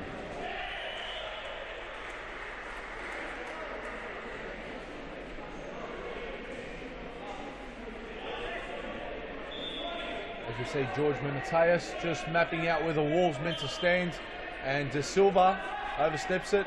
Andre Caro passes, and Andre Caro got it back. The shot blocked by Al Hamad, and a great challenge there by Rayane. Dispossesses Andre Caro. It'll be Correa to bring the ball back in. Correa to Caro, and Al Hamad does well there. Knocks it out of play. Pasco Vale's possession. De Silva with a great footwork there. It's Pilati. He goes to the 1-2 with Andre Caro. Pilati. Oh, great pass to Correa, but Correa couldn't quite find Pilati with the 1-2 there. The ball's been knocked out, and it'll be Pasco Vale again restarting play. Pilati switches to Caro. Caro. De Silva. De Silva to Pilati. Back to Correa. Correa to Pilati. Pilati out wide. Here we go. Goal to Pasco Vale. Great pass there by Pilati. He found De Silva unmarked, and De Silva rocketed that ball right in the top corner of Meneses. Pasco Vale 6-5 up. We have a replay of the goal. Have a look if you can see the Nike replay here, and yes, we do. Correa went to Breno Pilati, and Pilati, great vision, great awareness, found De Silva unmarked at the back of the D, and we're going live now to Morgan, who's joined by Daniel Capillaro. Thanks, guys. I've got Daniel Capillaro here. Daniel, not exactly the greatest start for your team today. What are some of the things we can improve on this season? That we can improve on? Probably just intensity. Yeah, I think we came out today, everyone's a bit worn out from the Arnie extravaganza, the Arnold Classic. So, you know, but yeah, it's a game still, so we still have to play it. But yeah, it looks like we've got back into the game. It was 5-5 when I walked over here, and it's 6-5 now. So hopefully we can see the game out and we finish the season with only 1 loss instead of 2. Thanks for your time. All the best. Thank you, Morgan. Morgan was joined then by Daniel Capillaro, and improvements for Pasco Vale to focus on are definitely intensity, which is what Daniel mentioned. He's blaming their poor start, Peter, on the Arnold Schwarzenegger extravaganza. Yep, I heard that. Mate, excuses aren't for everyone, mate. So, you know, the poor start has got nothing to do with you, Arnold. They should have motivated them. Because Arnold is a motivator. Correct. As Pasco Vale look to make a 7th goal possible here. And Caro not too far away, just high and wide. And it'll be Brimbank to throw it back in. And here's Ritter to Shaker. Shaker to Rayane. Rayane to Al Hamad. Al Hamad passes it off to Rayane. Rayane flicked it into Andre Caro. Referee George Memetias has spotted a free kick away off the ball.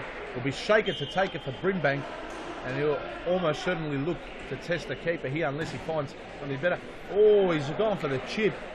Very low percentage play there. And Pasco Vale will restart.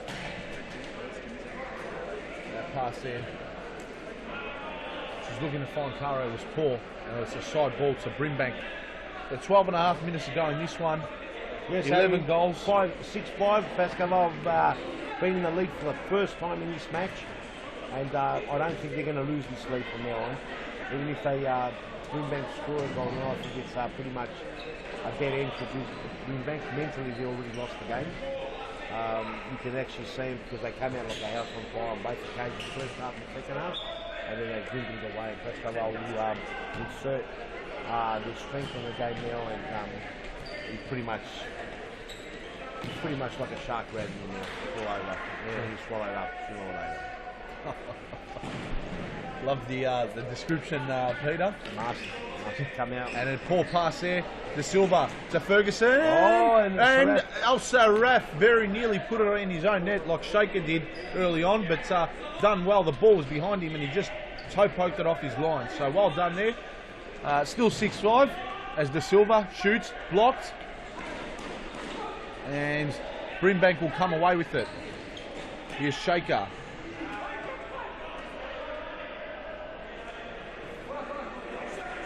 Pasco Vale with the side ball. Ferguson brings it in.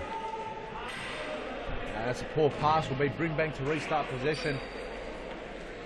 And here's Rayane. Rayane. It was fouled. George Memoteus, the ref there, just awarding the free kick. Soft contact, but it was there. Clipped late there by McKellar. And there's big Rayane Friddy, number 23 for Brimbank.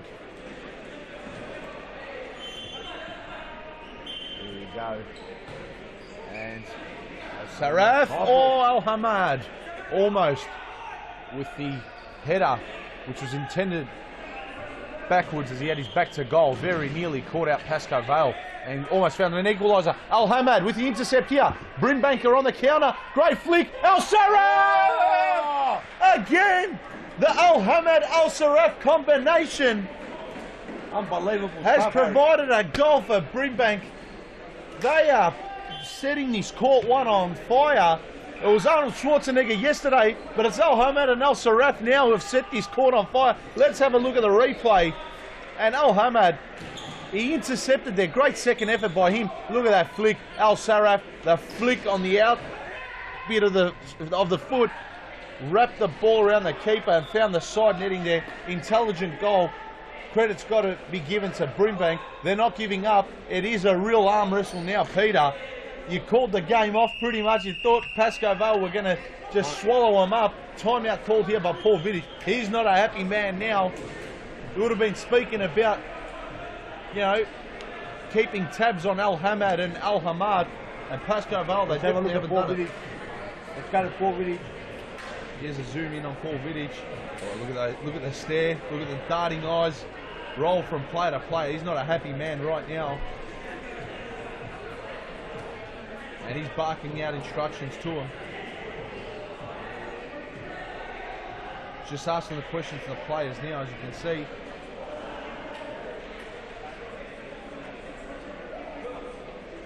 Looks a little bit more calm than usual. Obviously, the stakes are a little bit lower, it's fair to say, but you can see the disappointment that's written on his face right now, Peter.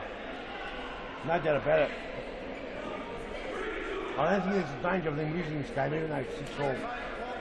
But you'll find that the longer this game goes, as long as Brimbank is staying in the game, they could give him trouble. But I believe that Pasco are going to break away now. We'll soon wait and see, as it is a real arm wrestle. But Pilati here, flicks it back to Silva. Harry Clifford is the third keeper for Brimbank now in. We had Big Bad Dan Rizzio, then we had Manassas, and now we've got Harry Clifford. What a keeper lineup. More keepers than players almost Brimbank. Literally. That's El Saraf. Oh! That would have been the eye-opener. That, I will tell you, Harry, I would not have expected it at all. They're very dangerous. Every time they go forward, they're threatening the Pasco Vale goal, and it almost looks like they're going to score at every opportunity, Brimbank. And intercept here by Shaker. Shaker to Al Hamad. Couldn't fire. Oh, they're all waiting for each other. And how good have his second and third efforts been? Again, he dispossesses it. Pasco Vale the ball. Oh, player of the ball. And that shot came in there by Rayane. I think as soon as El Saraf or Al Hamad go off the pitch for a rest, the game does change. So as long as they're on the pitch, they are very dangerous. They are. They definitely are. And there's about Farah trying to crack into the right forward. He can't get over there. Can't get under it. He can't get over it to keep it down. He sends it over the top, Harry. Plenty of time left. 8 minutes to go. This is only our second game. Stay tuned, viewers at home. Third game. A lot's riding on the wall for both teams. And in particular Fitzroy as well, who had an earlier game. Shaker not happy because he got scraped and cost the scalp. Here's Pilati. Been a bit quiet today, Pilati. Yeah, found the assist or two, but not his normal self. He hasn't been as busy as he normally is. No, I think he's achieved everything he wanted to this season. I think he might be thinking, that's it. I think he's got to go and regroup and build himself up again because he's got the final series coming up now, Ipos Cup and FAFL. So he's got a few big games to put. He's got to get that belief back in place that he had from the start to the last couple of weeks where he's lost it. So he's got to find that belief because he was outstanding this year, no doubt whatsoever. El Saraf, look at El Saraf. Oh, he's on Reda now. 1-2, this could be another goal. Shaker, who is normally a gun, stuffed that one up. Got to get back now and help the teammates.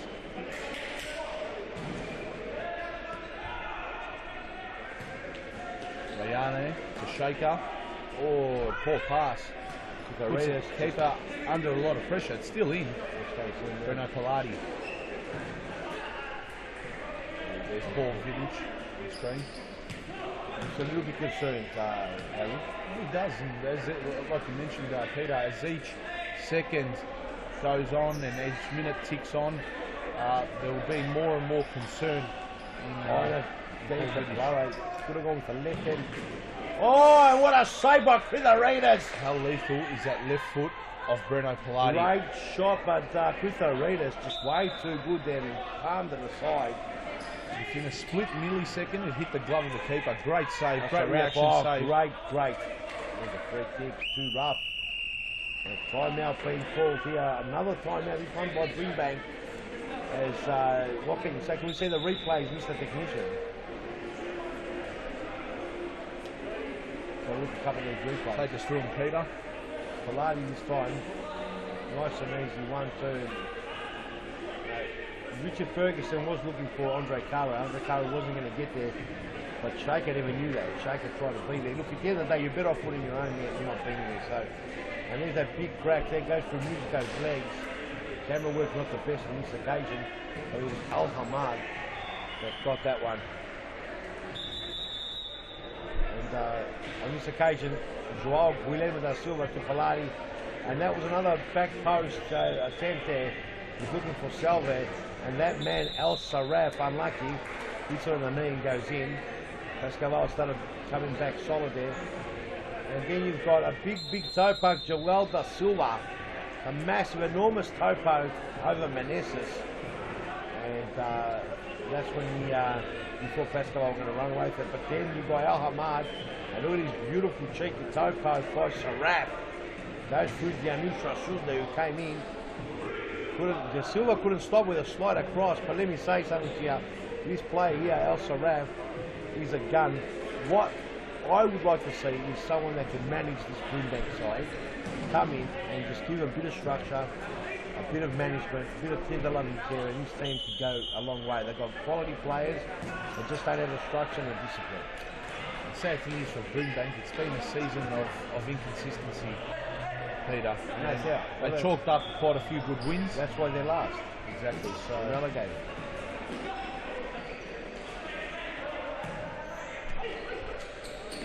Capillaro to Caro. Over at the wrong moment. And Rayane takes possession. Brimbank are on here, looking to find their 7th goal and put them back in the lead. To Caro came in. He's doing well, Brimbank the whole goal. Pasco Vale making hard work out of it. And where was this all season? That's a question that has to be asked, Peter. Has to be asked. And that's where they got a mistake. And Caro almost. Bit of pinball there, but it's a corner to Pasco Vale. And it'll be Andre Caro, leading goal scorer and captain of Pasco Vale. Over the top, get it out and get into it. They have no problem mopping up here. Nice little pass there to Breno, Vale down the line, 1-2. Andre Caro. He's got to be trickery here, he's got to do something here. Gets all the way back, it's manhandled, no problem. Da Silva. Here we go, Vale.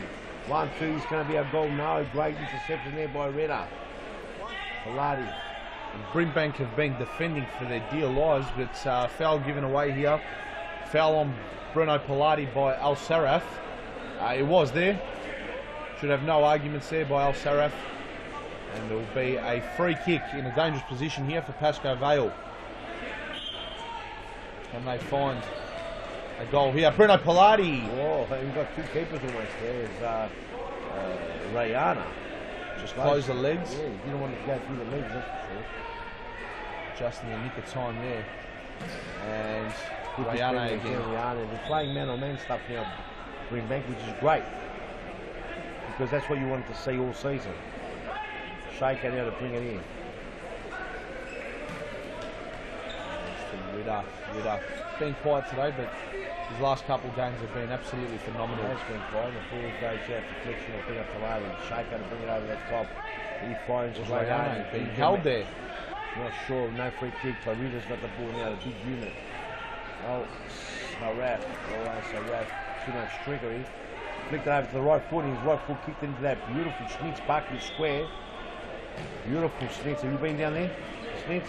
Very hungry right now, Peter. Oh, fantastic stuff. I have been, and it just made the stomach rumble a little bit. So fantastic stuff. Yeah, I'm picturing a meal from there right now.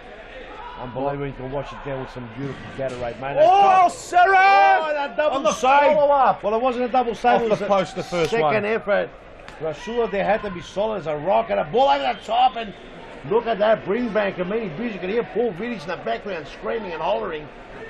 And what amazing stuff here.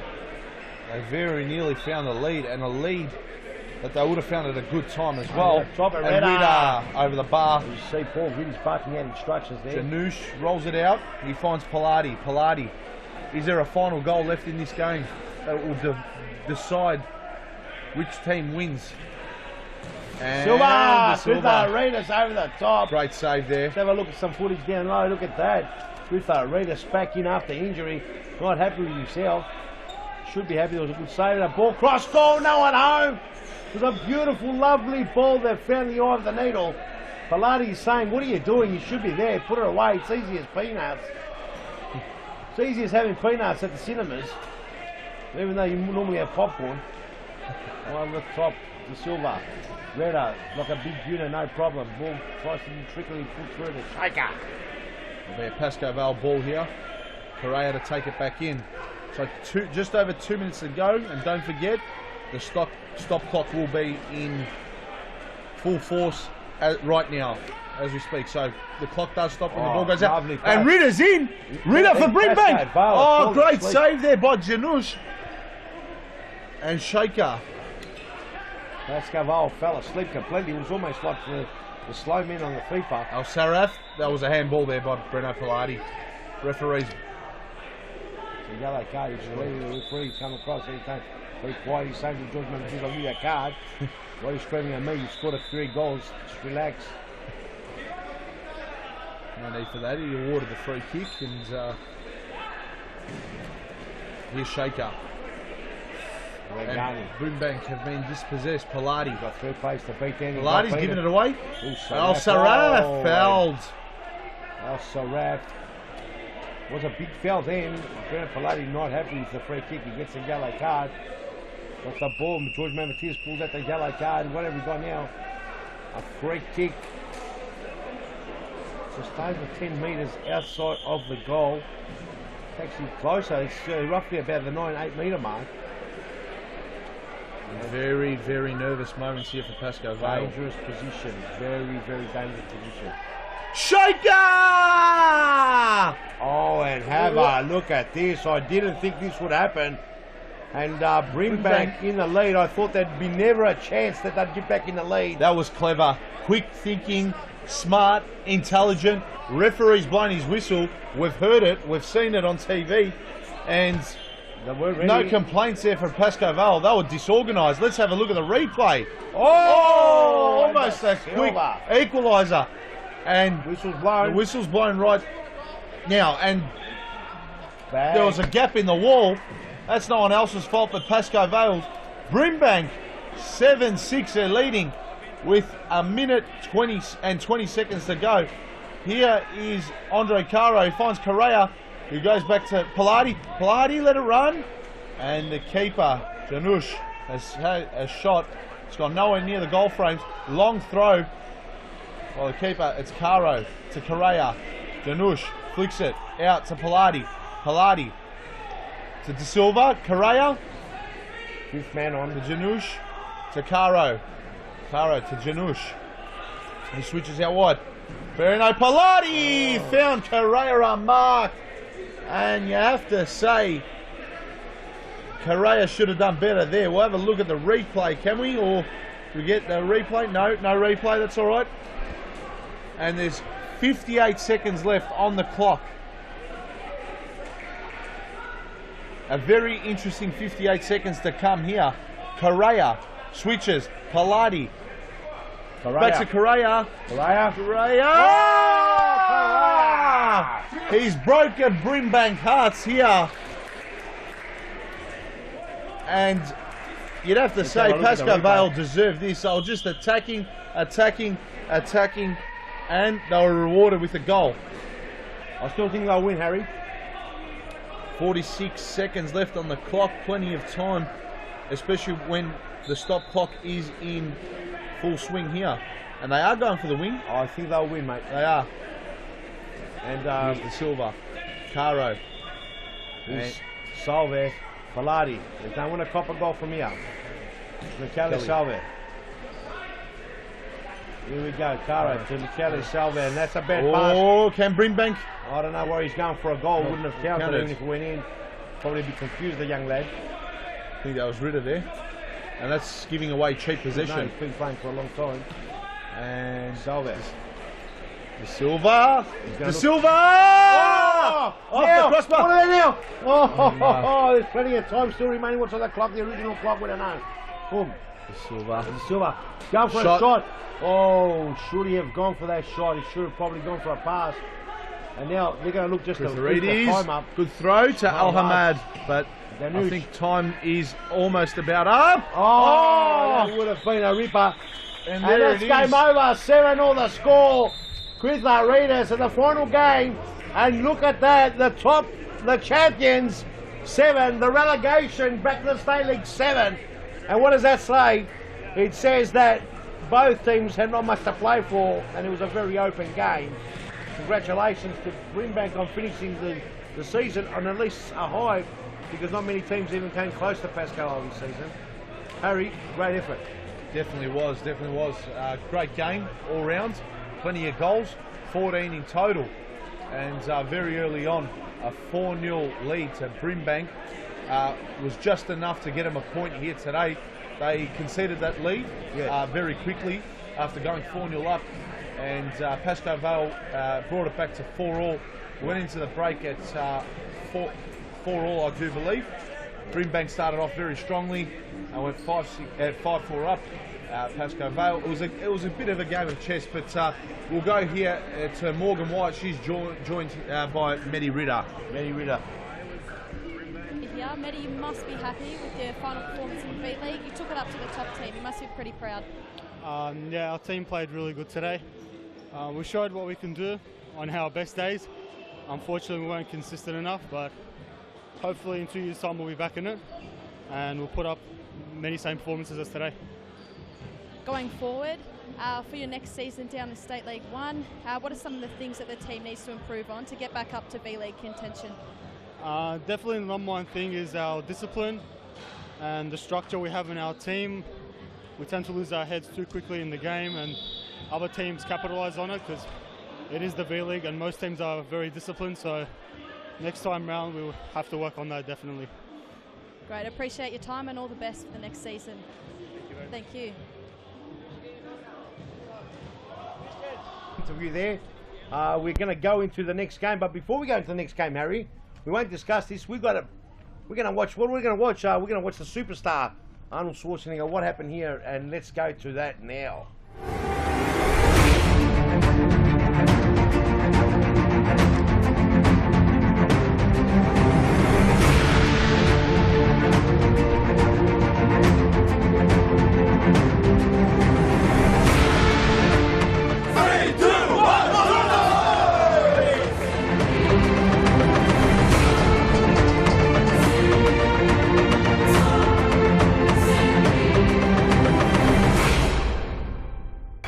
Yes, he is. He's outside. He is outside. You can see the Terminator from here. The moment we've been waiting for. The biggest moment in futsal history. The Terminator, he killed the Predator, was the governor of California. Ladies and gentlemen, a huge round of applause for Arnold Schwarzenegger!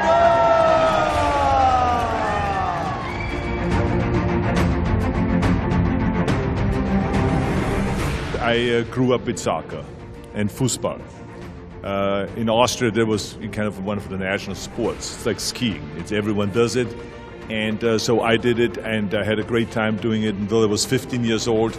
And I remember that to play inside a Saal, a hall, a German Saal. So this is where the Fußsaal comes from. And this is why I was very familiar. We played 4 players against 4, sometimes 5 against 5. It is the same thing as you're doing here. So we had that way back then. And I think it's a natural progression because you got to go and be able to play no matter when and where the weather is and what the weather is. If it's cold out, if it's snowing out, if it is raining out, if it's storming out, you got to be able to take the kids immediately inside in some place where they can exercise, because this kids here, and this is what this is all about. This is not just a game, it's a means to fitness. It's a means to health. It's a means to teaching kids that you got to do something for your body and for your mind every single day. You got to be disciplined, and then you grow up healthy and strong. That's the bottom line. And I think that I want to say thank you to the parents here and to the coaches, because all of them together make those kids great kids and grow up in a strong and healthy way. I've come here since the 70s to promote health and fitness and bodybuilding, so it was a natural, and I'm really happy to be back again. Last year when I left, I said, I'll be back, and I am back.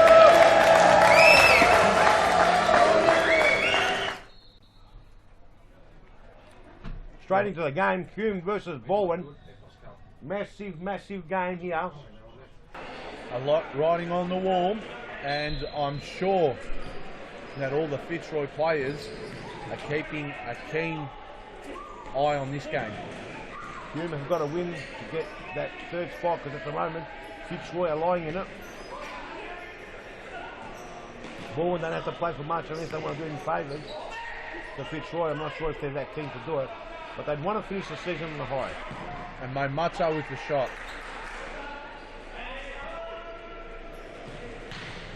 Oh, and a cross goal.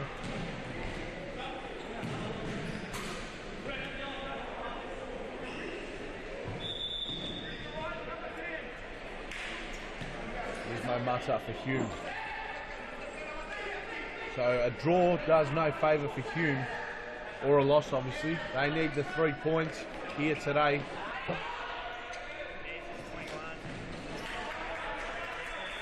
And we'll very shortly get the team sheets. Have a look at Bowen first.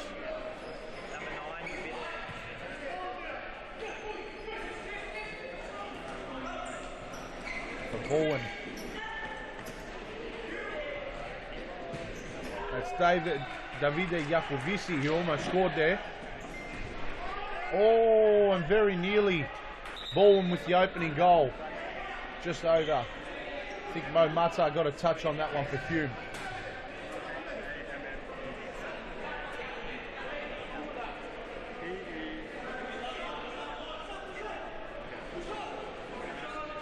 And it's number 2.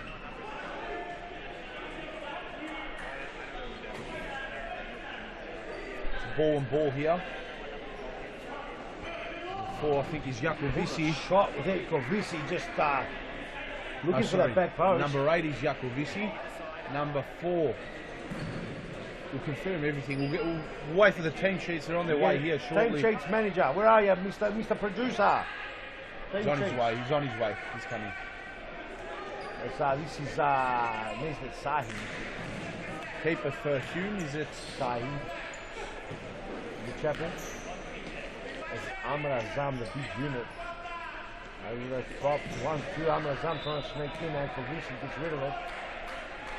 Young Susie's on the pitch, Michelle Jones is on the pitch. So we have a look at where the ball comes from. The ball comes from Chapel. The goalkeeper played with Chapel between Mr. Sahi. Sahi on the ball, nice and patient play here. That's Mo Mata. Over the top, looking for an expensive ball. But unfortunately spent.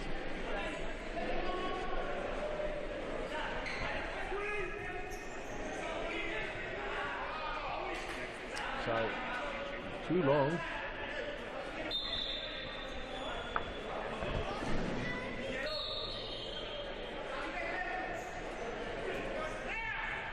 Over the top, Mata tries to play in Ahmed Azam. Number 10 for Bowen. Is that Oscar McGreener? No, that's I'll get it to you in a moment. You get the producer to bring the sheets up. As Michelle, it's Uncle Risk Michelle Jota. Here's Bian Suzy to Angelo. Angelo gets tucked over by Ninja Sahin. This game is a bit more cagey. Bowen have come to play. Hume are going to have the nerves in there because it's got a big game to final for Hume. They want to play in the FAFL. Yeah, Suzy with a big shot. Great shot. Clayton Chapel had to really hit it. So it's Chapel in goals for Hume. Nice crowd start hopping around. Second last game of the night. People are coming and enjoying themselves. They knew Arnie was here yesterday. A lot of people came here to have a look at him. And look at the crowd that's just flocked in. No, can't get a seat in here. Even right behind the goals there, close to the counter of Futsalos here in Brunswick. Awesome stuff, Harry. It is, it definitely is. Just growing, super sport is growing. A futuristic company the Futsalos brand is, and we're just going to go really hard from strength to strength from now on. I think it's been like that from the start.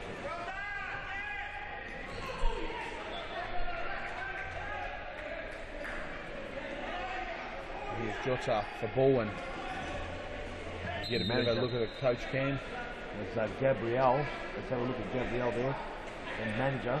And Nikos Ignatidis last week was a real feature of the coach cam. Oh, he'll be on there next week. Some of the facial expressions and the way he was barking out instructions to his Hume players last week was a real highlight. So we'll look to catch him on camera a little bit later on as well. And finally, the team sheets have got the teams. The producers brought them in. We're professional here. As we'll read out the producer's not happy, shaking their head like it's our fault we haven't got them. Read out the teams, players, names and numbers just quickly now. We'll go through Bowen quickly. Number 18 is Con Macros. Number 8, as we mentioned, David there, Jakovisi. Number 4, Michele Jota. Oh, Sahin! And just for it is Macros, the Silver Fox. He came out like 10 men. The Grand Wizard. He came out, he put a spell on the ball, went wide. Number 10 for Bowen, Andrea Zacconi. Number with a left foot cracker. Nothing happened there. There's donuts around, nothing being shared around here.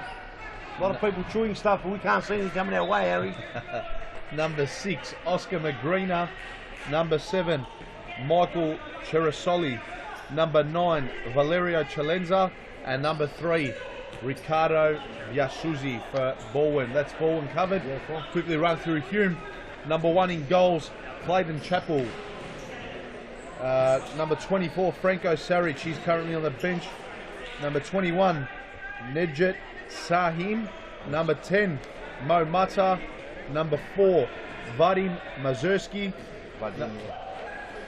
Number 9. Oh, my Greenus is on the pitch now. A That's couple of Sisek. bumping around. Number 9. Number 48, Sully Doran. Number 7, the big unit, Ahmed Azam. And number 5, Mohamed Temul. Nicely said. And he had a great game, young Mohamed Temul, last week against Pasco Vale. So keep your eye out when he comes on. He's wearing the number 5 for Hume. Certainly is, mate. And young youth kid coming through. Mo Mata, who started off the season on fire. And a big shot went there. Not sure who took that. It might have been Ninja Sahin. He almost missed it. We'll have a look at a replay later.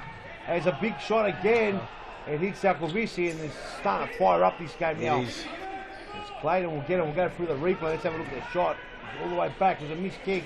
And Ninja Sahin with a big crack. Almost caught the Grand Wizard off guard. Caught Macros at the stretch. Post came to his aid. That would have been a huge goal to open things. Goal, and that's what Hume would have wanted to start it off. Absolutely, they do. They need goals. Mata, who started superbly. That's Doran, number 48. Started the season superbly. Mata, he's flying down the last few rounds. You want to get back onto the thick of things. 1-2 pass. Here's Doran. Great save. Over the top again. We couldn't get it. Here comes to McGreenis. Gets out muscled by that big unit, Ahmed Azam. Azam starts it up again. Nice. He's an imposing figure, Ahmed Azam. He is. Oh, now side ball with Hume. And here's the Sahi. Here's Chappell. Poor pass. Oh, he's almost Chappell made a meal of that. That was very awkward. I'm not sure what he tried to do then. Big turn and crack there by Temul. Oh no, it's Sesic. Sesic couldn't do a massive turn. Eh? Oscar McGreenis is saying I've been tugged, I've been pulled around, and nothing's been happening. A foul's been awarded here to Hume. Referee not happy there. Saying what happened? Susie, I think. Oh no, side ball rather. Side ball. And number 21 for Hume Sahin, the captain. Across goal and Susie controlled that. Here's Yakovisi.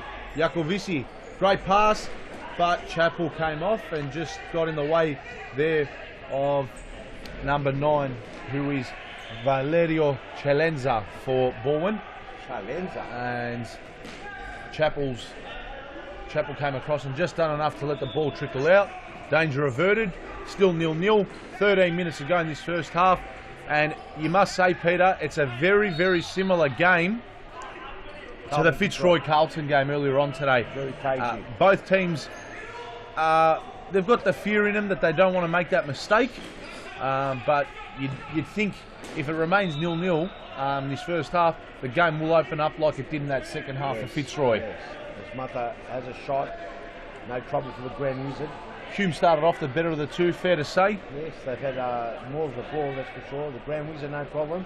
Corner kick now, all the way through. And again, another corner. You've got to try and get that nice camera angle on that corner kicker if you can with the camera. That's the one. Have a look at that. It's the third. All the way through, and we couldn't get it then. And the Grand Wizard with a great save. Great save there, Con Macros. Very good save.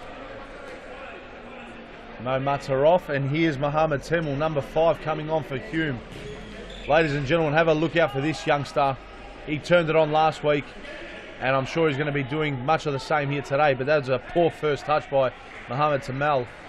And Yakovisi regains possession for Bowen, and it will be a Bowen ball.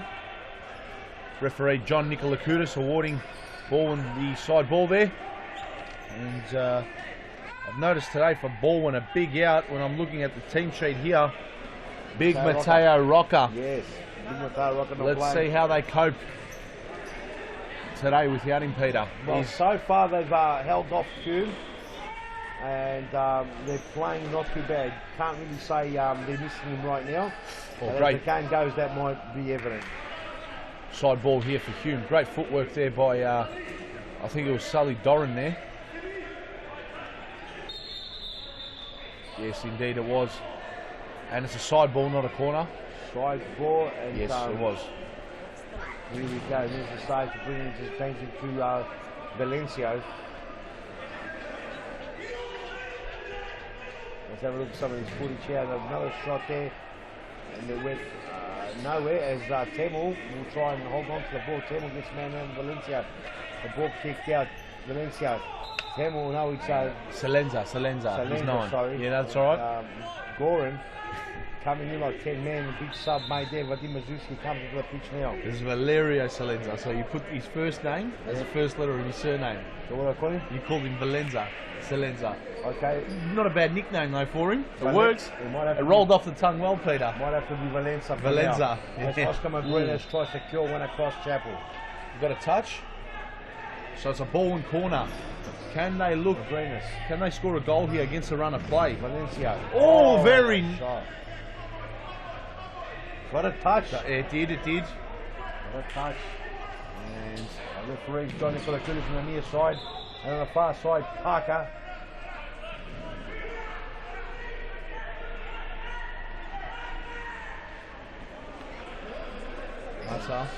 That's just sorry, Sahin. Too much shows. Valencia. Salenza. Magrena. Great save, Chapel. And there's Nikos Ignatidis in the bottom of the picture. He'd be. Oh, and a snap drop, and he almost very nearly. Wouldn't get his foot right across as the Grand Wizard brings it in. Have a look at Nikos now. There he is barking out instructions. He himself, Nikos Ignatidis. He provided a highlight reel for us last week, Peter, didn't he? Had a bit of a chuckle with his. He is. He wears his heart on his sleeve. He does. He wears his heart on his sleeve, and look at those eyes. When he just, those eyes are just looking. You'd be hard pressed to find him blinking. I don't think he's ever blinked his life this close. Have a look. Can you find a blink? No. Oh, there's a gun. Look at him. It's good to see people like this coaching in the V League. Very passionate. Very important touch there by the Grand Wizard. It was, and here's Mohamed Tamel being dragged back there by Salenza. Salenza's arguing the fact he didn't touch him. Said, referee, I didn't touch him. I just pulled his ears off. And Parker, look at that. Parker just says, go away from Salenza. I'm not having any of that. So a beautiful sign in the background. It's Grace next to Iron. Says Futsalos coming through the new indoor soccer. It's certainly a future sport. There's a big shot there by Sesic. Sesic shot now, yep. Number 9 for Hume. Definitely find the back of the net. Over the top, looking for a chip with Mazuski. Would have probably got that a couple of years ago, but at this age, he probably thought I'd better not stretch the groin. As ball comes through to Salenza. Salenza has a couple of tricks that runs into. As he's saying, puts a leg out, could have got a free kick. Temel Sahin, Sami Temel. Over the top, looking at the target, Sesic and Jan Suzy, who has been unbelievably important in the last 2 weeks, has had a very slow start today. Jan Suzy. Yeah, he has. He's had a big shot and a big save. Was it the Grand Wizard? We're not sure. And that's a foul. Could be a free kick. No. Ball first? What's the referee awarded? The referee saying he's not happy with that. What's he saying? Time out. Yes, it's a time out. Let's have a look at the replays. Still the score 0-0 yards. This is the replay of the tackle. And, I'll tell you what, that is very close to being a free kick to me. He did get the ball, but he got the player much earlier than the ball. So we've got nice turnout today. As Nikos is letting him know about it, he's saying to the boys, hey, get into it. Let's keep on going. Let's make sure we don't lose our ball. Don't let it get behind you, and ensure that we get a couple of goals, or at least one goal. Once we get that goal, we start setting it up. It's very tricky.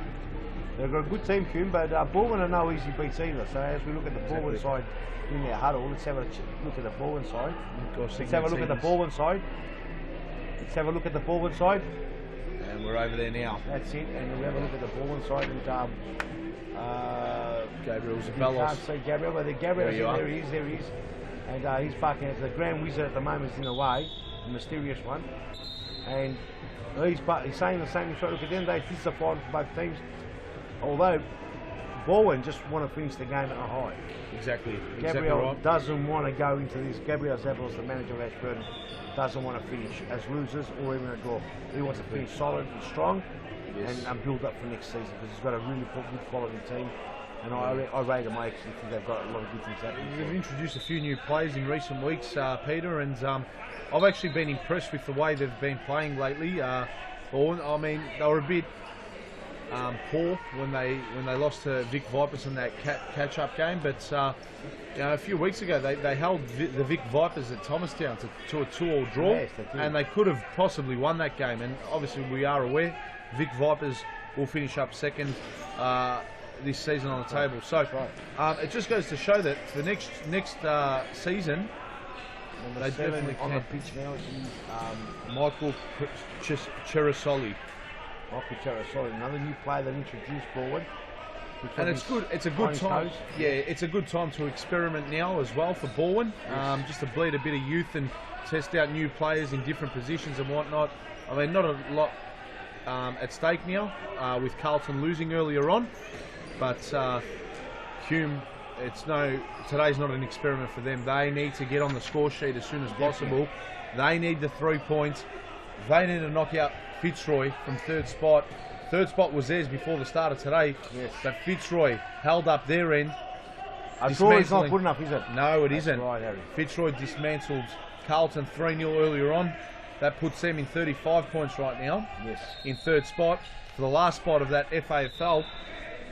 And live ladder suggests that Hume right now are 33 points. So if it ends up a draw, it isn't good enough. They fall 2 points shy. But the positive thing is for Hume, goal difference is on their side. So whether it's a 1-0 win or a 10-0 win, if it does end up 10-0, they will go through. That's right. Oh, and a shot there by Yakovisi. He hits the wall.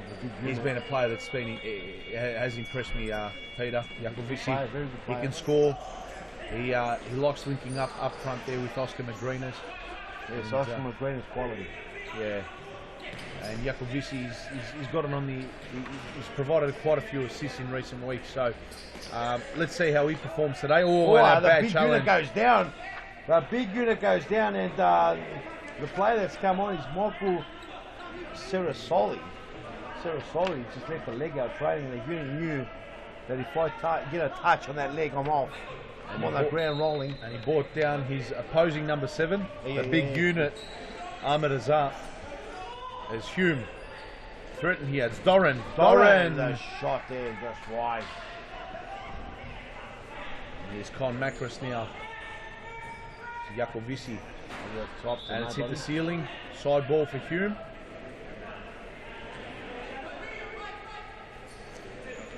And Hume to bring it back in. Here's Doran, the switch. That's Sahin to Doran. And Doran couldn't find his teammate there. I think he was looking for Tamel. Intercepted by Bowen. And here's Mo Mata. Poor pass. Con Macris will mop it up. And he'll go up for the long throw this time. The Grand Wizard with a big throw there, casting a spell over Hume. What can you say about this now? Neil, almost carbon copy of the first game of the night. It literally is. Fitzroy and Carlton, yeah. Both teams playing man-on-man tight stuff.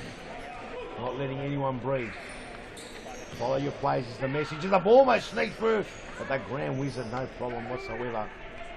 Have a look at the Grand Wizard. He looks fantastic, doesn't he? Look at that. A picture of health.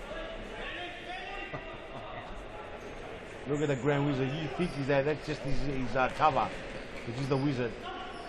And some say he might be even the Wizard of Oz. The Wizard of Oz. Yes. Maybe the Wizard of Fitzroy. Have a look at the Wizard. Fantastic. Oh, the Wizard! He got his hands to that one. Yes, he does well. And he needed to. Yakovisi. All the way back, and Bjorn Suzy on that famous left foot gets it to Cherasoli. Cherasoli back to Bjorn Suzy. Here we go. Ball oh, what a goal! Ripper goal, Andrea Zaccone with a big goal and a big smile from the young lad. That was a great bit of play there by Bowen. Now, as we have a look at the replay, so patient build-up, went back, and then Zaccone was found unmarked. Poor marking by Sahin there, and look at the finish. He's just chipped Chappell. He has chipped Chappell. Chappell dived to his bottom left, Zacconi had other ideas. It's probably the first time a player was left alone. And that's what happens. Chapel probably rushed out a bit too quick. He's got a little chip over the top. Nevertheless, the goal is 1-0. Hume now with all the work. We've got a goal in the first half. 2 minutes 30 remaining. Will Hume answer back? Nikos must be pretty livid after that. Yeah, he would be. But it's not the result so far that Nikos wanted to see, and the scoreboard would be frustrating him and creating a great sense of nerves, you'd imagine, right about now. No doubt whatsoever. Bowen, on the other hand, they're doing Fitzroy a bit of a favour right now. We've got a timeout as we go to the timeout. Oh, look at big Nikos Nikos is walking the pitch. He doesn't look He happy. wouldn't be happy. Ignatiidis would be very upset as he goes close to that Smart Connects electrical service sign. He wants to let them know on the pitch. We allow timeouts to be on the pitch, to be away from the music, because it rocks here. It rocks hard here. And have a look at him. There's a couple of scratching heads going on. Harry, the most important thing here now would be to keep calm. You have to. I mean, you just got to. I mean, Mo Matza and Sahin as well. Can we get the both benches on the screen, Mr. Technician? Have to lead by 3 screens if we can get them. We have to lead by example. Sahin and Mata, the more experienced players for Hume. I think Doran can get more into the game as well. So yeah, you're right, Nikos Ignatiidis. He just has to tell his Hume boys that, you know, stay a little bit more calm. A goal's going to come, but I think they need a goal before half time. They're back out there. Nikos barking and instructions and trying to motivate his players. We'll have a look at Bowen now, and Gabriel Zabalos. He'd be a happy man just about now. But the stakes are very high now for Hume. And I just wonder if we can maybe get a camera to spot one of the Fitzroy players on the sidelines here today. If there are any Fitzroy players in the stands, they'd be definitely keeping a close eye on it would this. be bad if Morgan can find someone on the sidelines, a Fitzroy player. What are their thoughts? I'm sure Jimmy Sufis is floating around here somewhere. There'll be a number of them floating around. They'd want to see this result. Absolutely. Although they can live stream it these days, so you just don't know. Oh, here we go. Zacconi. Oh, that would have been 2-0. And Sirasoli, who could have been the hero. Would have. And minute 32 remaining on the clock, and here we go. And Bowen are on again. Hume just wasting the ball. It's a 3-on-2 here. This is dangerous. Here and it is. Here it is. Oh, Sirasoli. Oh, Sirasoli sounds like he's not having it. He's not having any of it. He's that's 2 golden opportunities now. He's put down the gutter, Peter. And how much does now Hume need to know? They've been let off twice. They need to put one on the board now. And this is where it will hurt it. Yeah. The ball will be hurt if they could set a goal here. Yeah. Huge sigh of relief on 2 occasions there, I reckon, for Nikos Ignatiidis. Oh, and a big shot. Mata's just blazing away. They've got to go back to basics, Hume. Basic futsal. Knocking the ball around nice and easy, not rushing the ball. Do not be pressured by it. It's Gabriel here on the far side of ball manager. Barking out instructions, and the ball comes across. And Serrazoni, who scored the goal earlier, Zacconi, who scored the goal earlier. Yeah. Oh, it's in!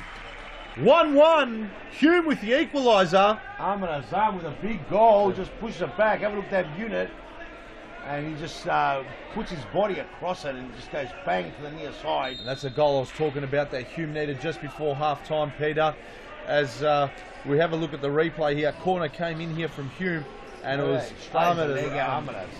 Grab just left a bit too much room on the near side. Too quick for him as well. It was well struck, let's be fair, as well to Con Macris. So great goal there by Ahmed Azam. 1-1. Huge sigh of relief and again. That's half time. That is half time, Harry Menares. And what can you say? As have a look at this now. This is common practice here on the middle of the pitch. As we've got Michelle Jota having a chat with the referee, doesn't surprise us. Having a chat there to Johnny Nicolakoutis, just asking a few questions. And it seems, let's go down to Morgan. Just a reminder about our Vic East Premier League Grand Final tomorrow night at our Futsal Mount Evelyn Stadium. 8 p.m, it's Hampton Street versus Blackburn, and the skipper of Hampton Street, Grant Rowley, is going to lead him out to battle. Yesterday, Grant's daughter, Emma D, met Arnold Schwarzenegger, so catch that on Channel 7. You might be able to catch that one online if you haven't seen it already. But we're in for a big second half. 1-1. Back to you guys. Morgan, is there any chance you can catch one of the Fitzroy players out there and see how they're feeling? Before, when we approached one of them, they weren't too happy about it, so Oh, right, okay. yeah, we probably can't grab one of them out of their huddles at the moment. Well, they don't want to. They want to play their We'll cards. grab a Okay. post-match. Yep. No worries. Thank you, Thanks. Morgan. We'll talk to you later. And now, what can you say, Harry Manaris? Now this game looks interesting. Nikos has got the full tense off now. He's going to rip the shirt off soon. That's going to be a very interesting He's sight. a very tense man right about now.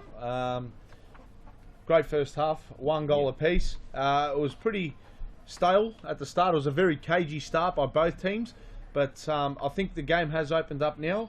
I'm expecting more goals in this second half, and it's just a matter of which team takes the ascendancy early on. I think if a team can get on a bit of a run on now, that team will win. So it comes down to who's going to score a few quick consecutive goals.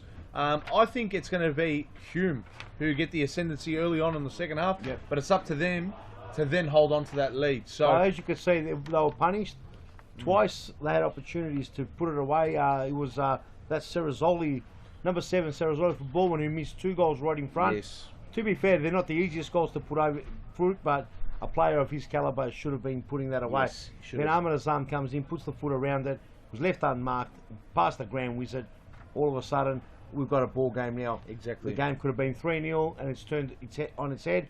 1-1 ball game. And that's what happens when you don't take your and make the most of your chances, Peter. Of course. You go up one end, you just narrowly miss a golden opportunity, and then the other team goes up the other end. There we and go. And they make you pay. And we're live, and actually, it's good to see Michel Jota has actually got away from a referee and stopped complaining, and he's on the field now playing.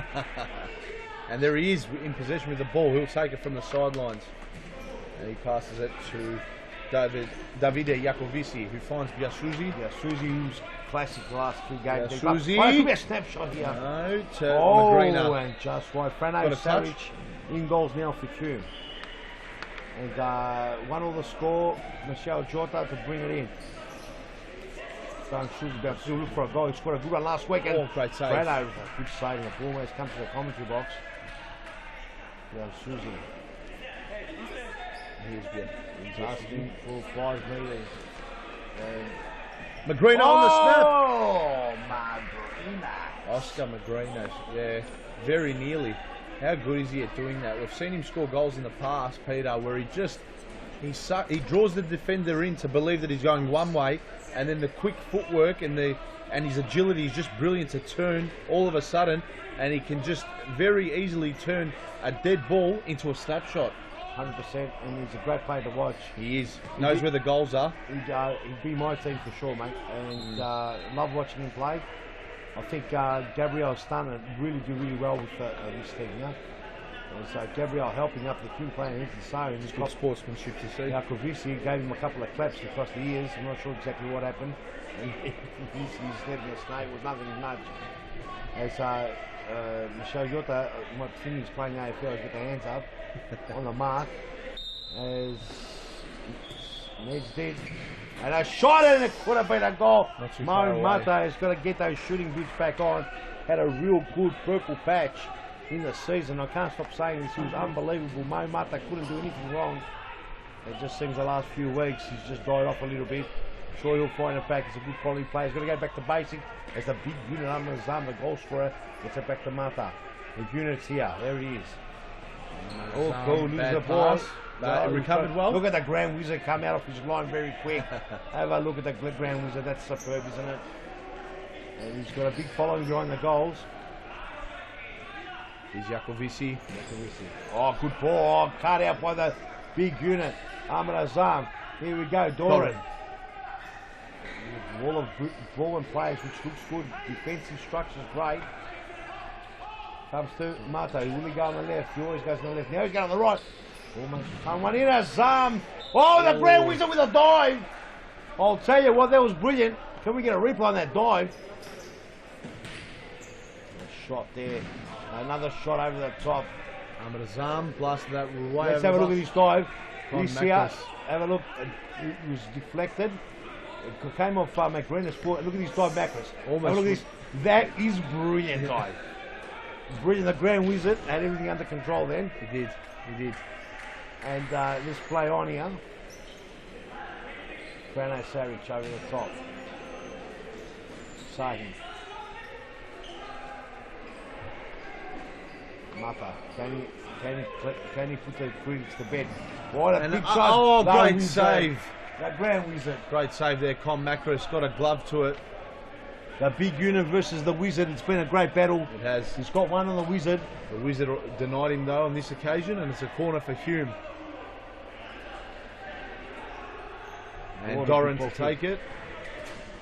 No, Michelle Jota gets an important boot in and just kicks it out. All the way back and a big shot. Oh, The wow, Wizard. Sahin. A good Great by shot the Wizard. and a great save. Good save by the Wizard. All the way back and again carbon copy and a little touch there by the big unit trying to catch the Wizard off guard, and the ball comes all the way to McGrennis. McGrennis had the big unit there, Azam, but couldn't actually keep it in. Did well to get the ball back. Jota.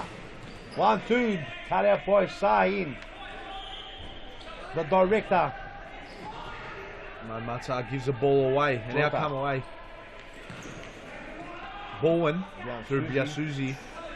McGrennis over the top. We just lost footy there, but we got it. Jacovici, very nearly. Very nearly. And Mata comes away with it. Great challenge there by McGreener. He's being held. Might have been a free kick. Yeah, I it thought is. it might have been. It is.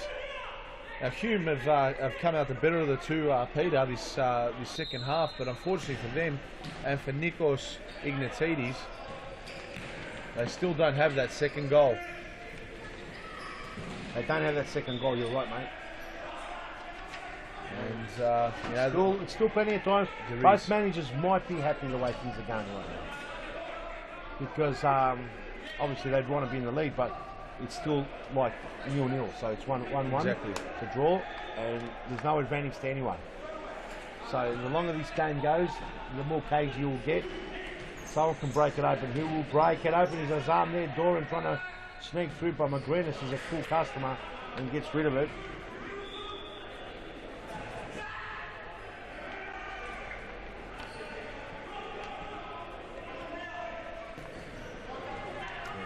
Zakari, the goal scorer for Bowen, tries to get a ball. Frano Sarich had come out. Ahmed Azam was there to help. And Jacovici takes it in for Bowen. Zakone was looking for the 1-2. Made the first initial pass, but the second one wasn't there. So it'll be a side ball, and there he is, a goal scorer.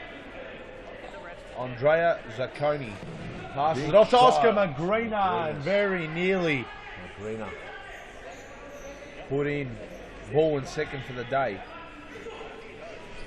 As the ball chips up, he's the director of the Hume Football Club. Oh, Frano Sarich comes out cleanly and easily, but he's got to be careful. Doesn't lose out here. Get chipped over the top of McGreener. Just trying to back it out. Sesic might run away with it, and Jakovic not happy about something. You saw him with a quick pass to the big unit. Azam. Doran. Who's that Sakani? But Doran just pushes his way through, gets the ball, no free kick. 1-2 will be played, no.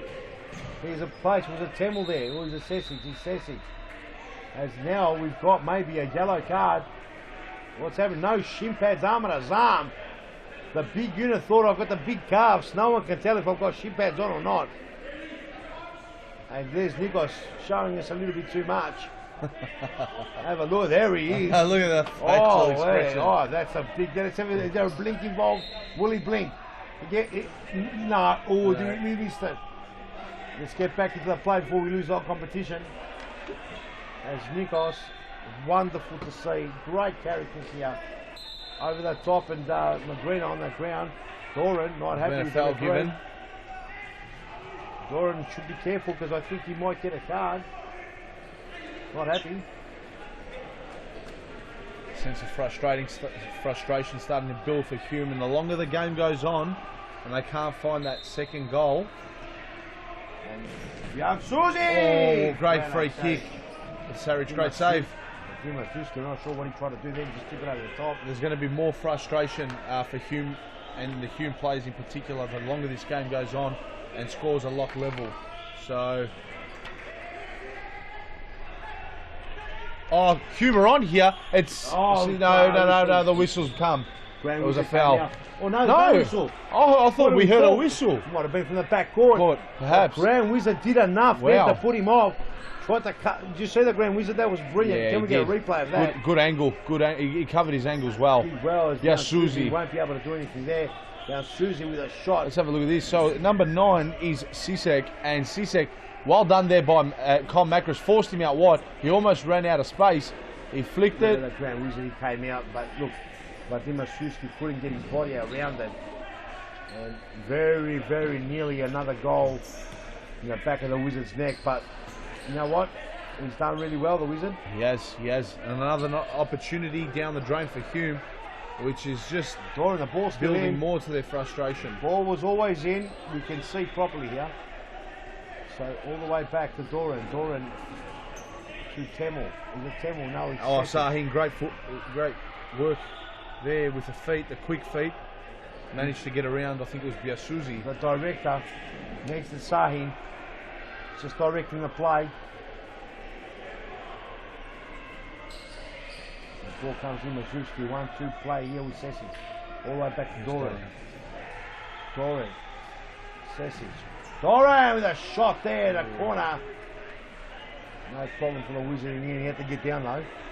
No, it was in the corner. No corner. Oh, I could have sworn I saw reflection, but we can't tell.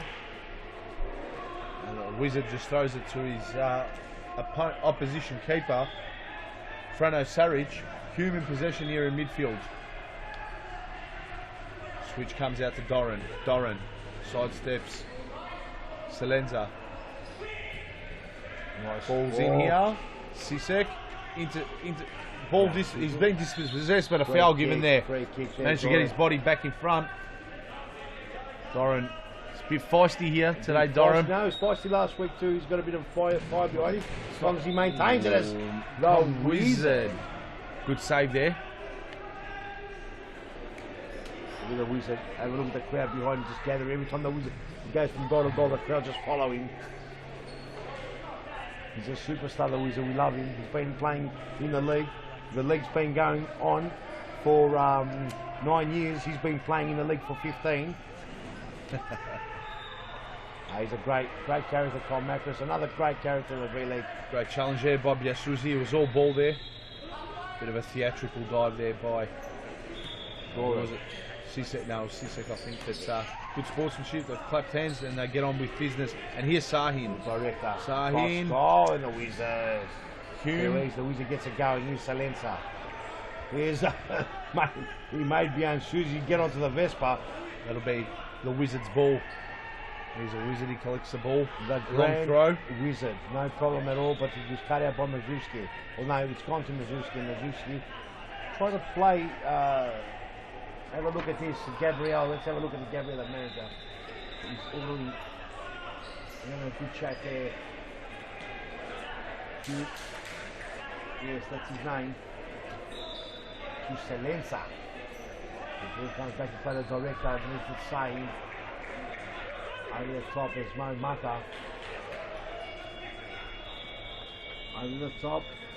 What about the top? Usually couldn't take it in. There's not enough short, sharp passing in this game, Peter. Yeah, it looks like they got tired. 11 minutes to go. Both teams got tired. Nice pass, but didn't find his mark. Looking for Salenza. Hume just have to give everything. They have to throw caution to the wind and just, maybe opt to start dribbling at the defence of Bowen. And play a short, sharp passing game rather than a long ball. Taking it on them. Absolutely. Look, it is man-on-man stuff here, so you've got to be careful. At the end of the day, you don't want to risk. It's plenty of time to go. You don't want to risk anything. It does get tight when it gets to the end of the season. The games at the start of the season are very different to the games towards the end of the season, and then you get another different type of games in the final series of the cups. So it's pure big shot. There was a whistle before that. There's a whistle. Salenza. There's a whistle before that. It's a Hume ball, and it's Sahin who knocks it to Mazuski. Mazuski looked open and up with a shot, and he's had a shot. It's gone completely wide. Closer to the corner flag than the actual goals, that one. Over the top, down Susie will keep it in, he does. And Susie, quality player, over the top. Oh, that's a lovely ball, just out of the reach. So Lensa couldn't keep it How's in. that for creativity though?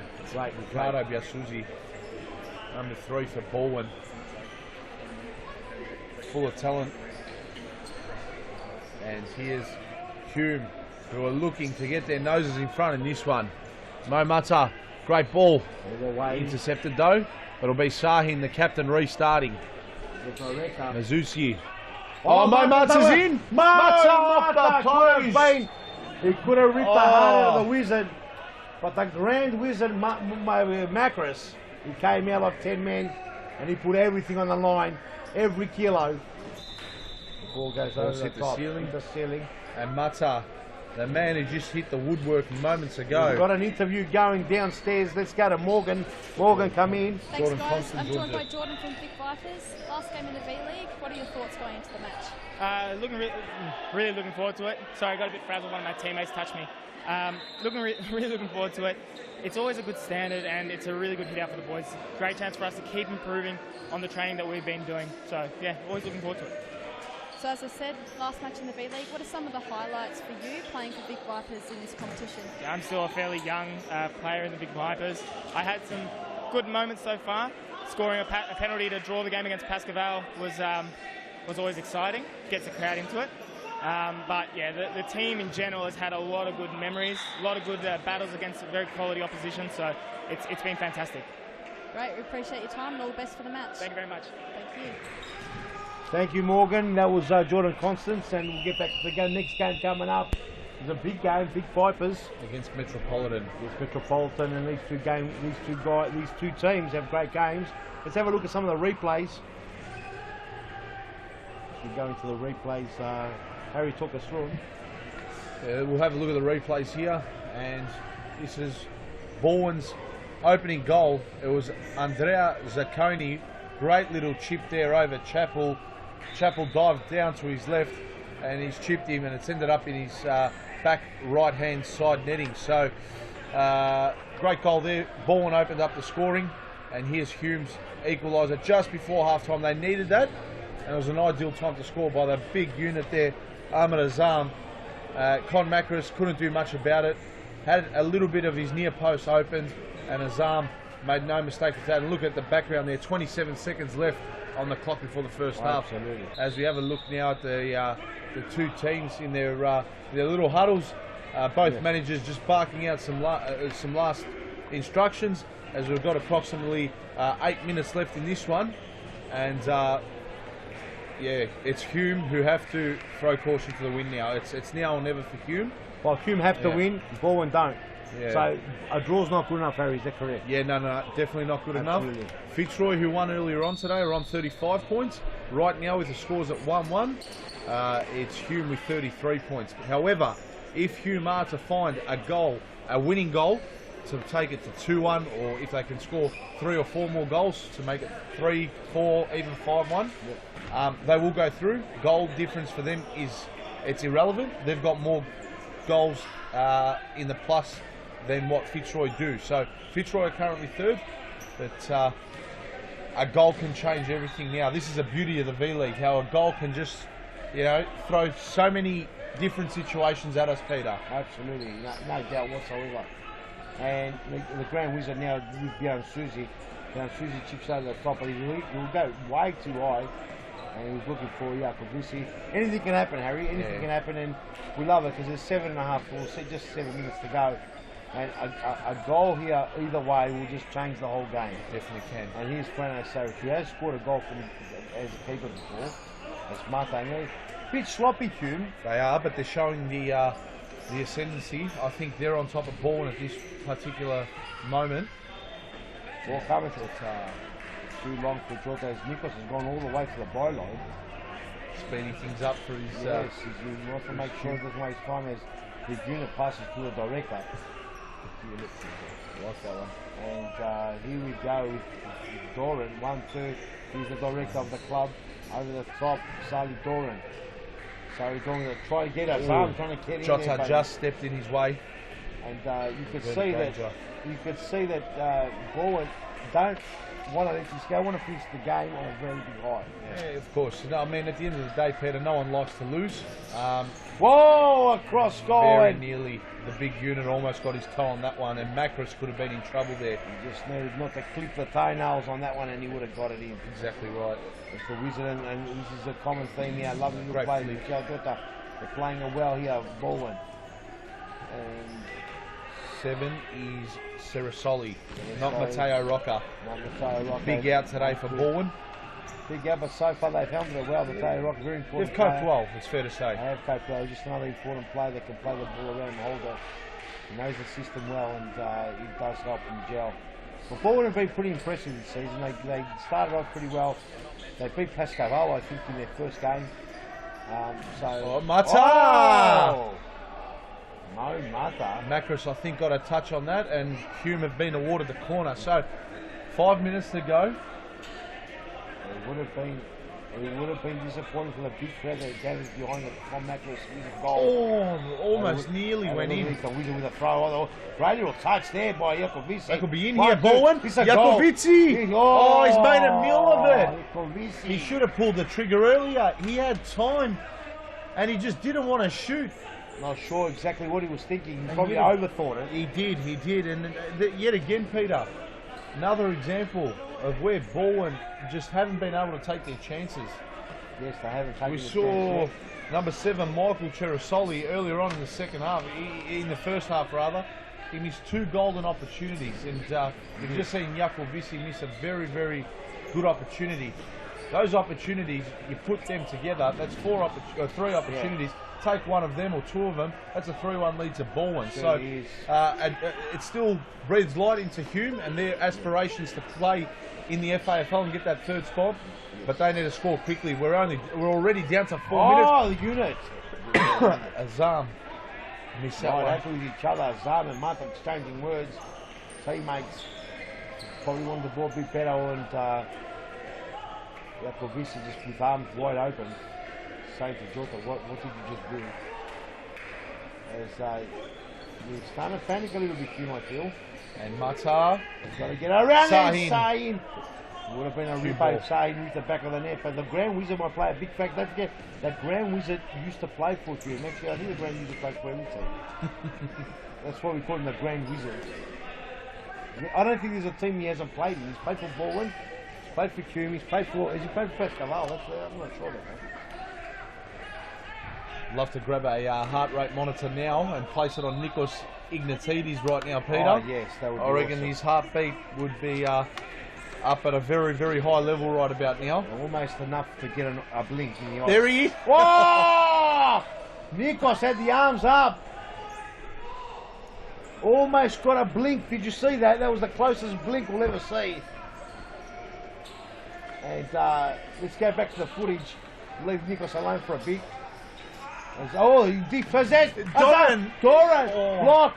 Jota gets rid of it. Here we go. Oh, and beyond Susie. He went for the He went for the money shot. That's a foul there. Jakovici given the yellow card. As he puts the direct on his backside. Not me saying I didn't do it. As let's have a look what happened. We missed the Preno Sarich, and they're holding each other. Well, not sure what the referee saw. We didn't have the privilege of seeing that start. Sure, the referee got it right, like they always do, Harry. Yep. 1, 2. Sahin! Oh, very nearly. Whoa, nagged it. Sahin almost banged it in the back of the net. Just found the wrong side of the post there. As I think we've caught a replay, have we? Yeah, we've caught a replay. We'll have a look at it when we can. Yeah, here's a nice replay. So it was Matzo with a free kick. Flicked it to Sahin. I don't know how he was given that much time, but that very nearly was the goal that Hume was looking for. Oh! And he goes straight for the wall into Sahin. Goran, he's very surprised. Just under 2 minutes to go, Peter. Under 2 minutes to go. This is going down to the wire, and in a way, there's a 3rd team involved in this. Fitzroy will be absolutely wrapped with this result right now. Right now. But a lot can change in a minute and 50 seconds. But Bowen are looking to do the attacking. What's his name again? Yasuzi, number 3. It was Michel Jota with a shot. The big unit, Azam. Can he be who's going to get the money shot? Michele Jota, I think it is. Yes, it's right. And the ball went out. And Hume, not happy to throw the ball away. And he gets a yellow card. The director's not happy. We saw Sharvin earlier on getting a red card for being undisciplined.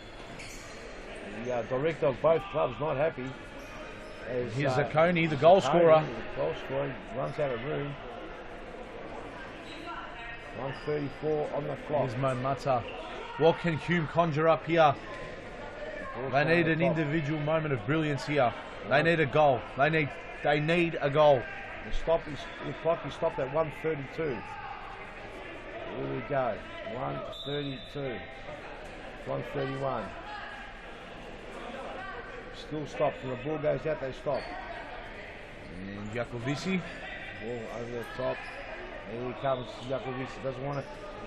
Mo Mata, great intercept there. Whose ball? Hume. Hume's ball. Timeout called. Oh, a big timeout called. Whose timeout? It must be on Hume's and Nikos. Let's get a take on this. Let's see what happens here. Let's have a look. Let's get both benches there if we can. The whiteboard comes out. The whiteboard comes out. Nikos, what would he be thinking right now? He'd be saying, guys, we've got this game. We can be FAFL spot. This is their grand final. Nikos is just explaining to him, guys, sit tight, work your way around, try and get to the edges. We can't get close enough to see the Nikos tactic. But he'll be asking, listen, we need a goal. There's no such thing as a draw here. They might even apply the fly keeper, so we're not sure about that. Could be another option. Well, I mean, Could be they have to throw caution to the wind, Peter. My personal opinion is I reckon we will see the fly keeper. So who will play it? They'd probably put Ned's saying as Bowen. On the other hand, yeah, they've got Gabriel rallying the troops, and he would be said that they still want to win. There's no doubt. They're not there to do Carlton any favours. So they're not there to get a draw just for Carlton. They're there to win. Exactly And it's good. It's great fighting spirit from the Bowen side, and seeing Gabriel Zabalos, the manager, out there. You know, like it's the first game of the season. Exactly. Yeah, energy levels are still up, even though it's the last 1 minute and 23 seconds of Bowen's V-League season, and also Hume's as well. As we play on. Yeah, we get the last minute 20 underway here. Oh, Mata! Oh, the Sahim, Oh. sorry. That was very nearly in. And the Grand Wizard came out and just did enough. Yeah, he did. Yeah, Susie, over the top. Who's he looking for? Oh, and there's a bit of a mix-up here. No, it's not. He's back in goal. Magrina to Zacconi. Back to Magrina. Oh, great save there. Brano Sarich did extremely well. He did. Out. He did. Very good keeper last week. I said that and I cursed him. So let's hope this week I don't do that because Yeah, Susie, that was he's out. a very good keeper. Oh, wow. Referees let that go on. And the director, Hume on here. Mata and Jacovici. Jacovici strong. Jacovici very, very strong. Mata. Cross goal! Oh, the Grand Wizard's done enough. Oh, Sarich! He's done enough. He's just... Brano just did enough. His heart would have been in his mouth. Tell you what, with 52 seconds remaining on the clock, what's going to happen here? We've got a guy. Something tells me we might have a guy. He has a big unit. He won't be happy about this. A big unit. Ahmed Azam fouls. What did I do? I'm just big bloke. He's trying to say to me, mate. I'm just solid as a rock. So we try to get this 5 fouls too for Hume. They've got to be careful. As he gave him a bear hug, Johnny Nico says. Johnny Nico Lakutis here on the near side says, Ahmed Azam, you bear hugged me. A shot there straight into the big unit, no problem. They are on 5 fouls, so Hume's got to be careful or else they'll be going to the penalty mark. You don't want to be conceding a foul right now. They need to be disciplined. They need to work as a team, especially in these next 36 seconds as Doran almost nearly got through. Sam trying to take through. Sahim. Oh, Mata rather, sorry. Mata got the winner. Mata got the winner. Oh, Mata just runs out of room and he boots the sign, the sponsor sign, and the solo sponsor sign. The first clincher. It's Zacconi. Zacconi, the goal scorer here. He's danger. He's danger. Magrina. Great save, Sarich. Oh, what a save. Brano Sarich. Unbelievable save. And it's on. And the director, he's got to do it. The director goes alone. Very nearly. And I can tell you now, with 9 seconds to go, They could have drawn Frano. It's calamity. Frano, he scored before. Oh! Grand Wizard. The Chris. The Grand Wizard. Oh! The Grand Wizard. The Grand Wizard. Unbelievable scenes here. What? Puts a lot. And look at Llewellyn Stone in the background for Fitzroy. He was applauding that save. Fitzroy players celebrating as the Grand Wizard with 44.44 seconds remaining. Let's have a look at the replay Not here. even a second. As the Grand Wizard, Frano Savage has come off his line. Beautiful pass to Doran. Doran slides in. It was a 50-50 there. Macris done enough Macris there. got enough. And then another secondary save as Mata, he couldn't get it in online. Mata should have gone higher. So it's a corner. Well, it's a corner kick. 40.44 seconds remaining on the clock. 1 second, and I think Goran, Sali Goran might be in a bit of trouble here. As Macris, you can see him limping in the background. But that Grand Wizard, he's got a couple of tricks to improve those things. How good were both keepers in that situation? Can we get a close-up footage on the bottom camera? Magic spray. Let's just hope it's nothing serious to the young lad. Yeah, both keepers there, Peter. Unbelievable. Let's look at the replays. Let's have a look. There's a good passage there. You had Sarich, he had a double save, and then he dribbled around two Bowen players to create and conjure up this opportunity here. So Hume, it looks like, unfortunately, they're not going to the FAFL, and it'll be Fitzroy who secure that third spot. Unbelievable stuff. They've got 1 second to try and score from a corner, which will be. That's a double save I was talking about. Look at Sarich there, and look at McGreener, and look at this dive here. That was a brilliant save. Unbelievable stuff. How's there. that? That lifts your teammates, and it very nearly almost lifted. He lifted his teammates almost again, and they very nearly scored. But they've got a corner. 1 second. It'd have to be a pass and a shot, and Sahin here just chipped Macris, and Macris did enough to come out and force Sahin to put a little bit more power onto it. And this is the shot that just went wide as the Grand Wizard comes marching out. He left that back door open, but Sahin... That is millimetres wide, Peter. Yes, that hit the post and went wide. As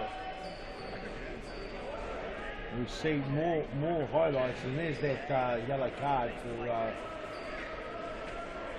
for Yakavisi and Mata, and this is the Mata shot, hits the outside of the post. The Grand Wizard didn't do enough. The Grand Wizard did enough. Covered his angles well. He did enough, and it's amazing to see that, you know, Bowen are playing for absolutely nothing, but it's like they're playing for their life. You know, the director is a big save there. The director put him off, and a good save there by Frano Savage. Mata, as we've got the stretcher out, doesn't look good for the young lad Sali Doran. As we'll have a look at some footage of him. Looks like he might be stretched off. Looks like he's hurt his leg. Hopefully it's nothing serious. Macris, the Wizard, came out steaming. It's a 50-50 challenge. You know, you don't like seeing these type of scenes, but these things do happen. As the physios are working to get him off. While we do that, let's look at the Arnold experience that we had here.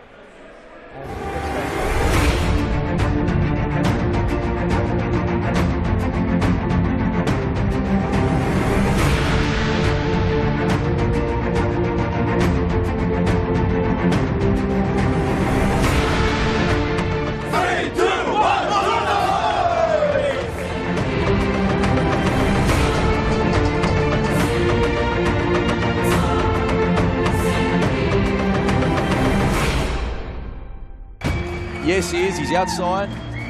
He is outside. You can see the Terminator from here. The moment we've been waiting for. The biggest moment in futsal history. The Terminator, he killed the Predator, was the governor of California. Ladies and gentlemen, a huge round of applause for Arnold Schwarzenegger!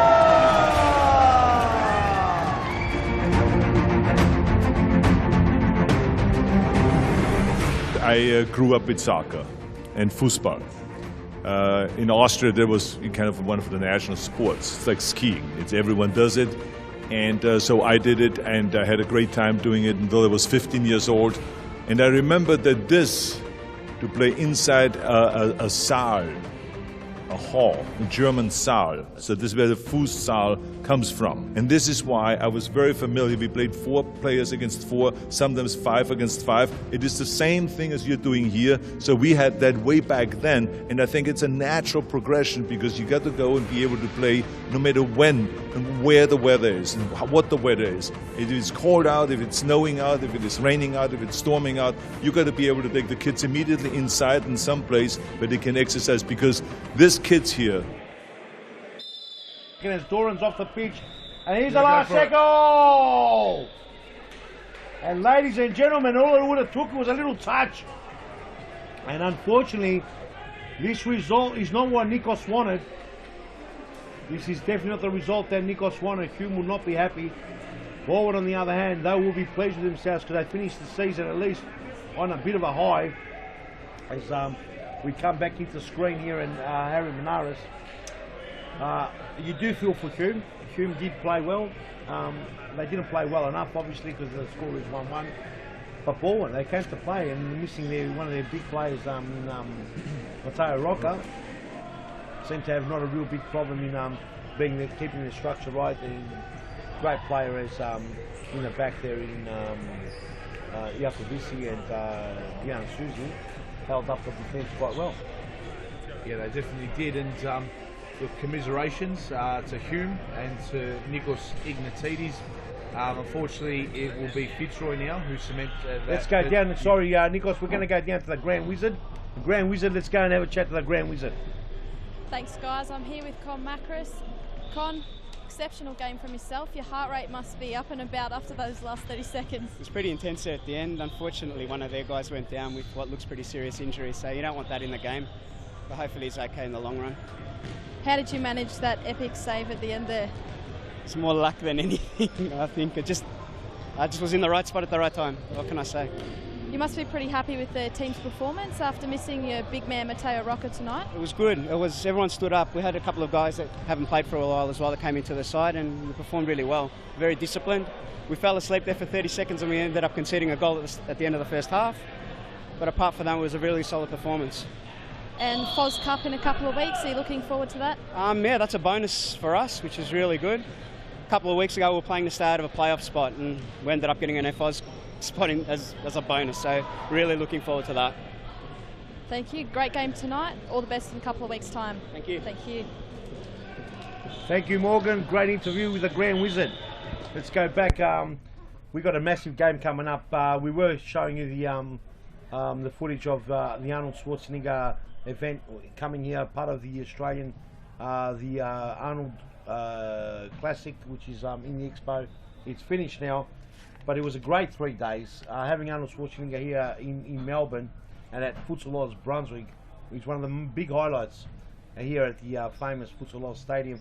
We're basically trying to get futsal out of this little pond that it lives in, and with all the media coverage that we got yesterday, it is just another little step out of that pond. So we're paving the road. It was a fantastic day yesterday, Harry Menares, and many more of these ones to come. There'll be many other opportunities to bring some stars to Futsal Oz, and we're gonna pave the way. Definitely, yeah. What an experience it was yesterday. Just having a look at that video before, which was on our screens. Arnold Schwarzenegger in Brunswick at Futsal Oz here in Melbourne. Geez, how many times has that happened? That's a once in a lifetime experience. And what a friendly guy he was. He pretty much went up to everyone, gave a good interview, spoke about health, fitness, motivation, and all that sort of stuff. And a really, really nice guy. Hence why he's been a successful public figure for many lives.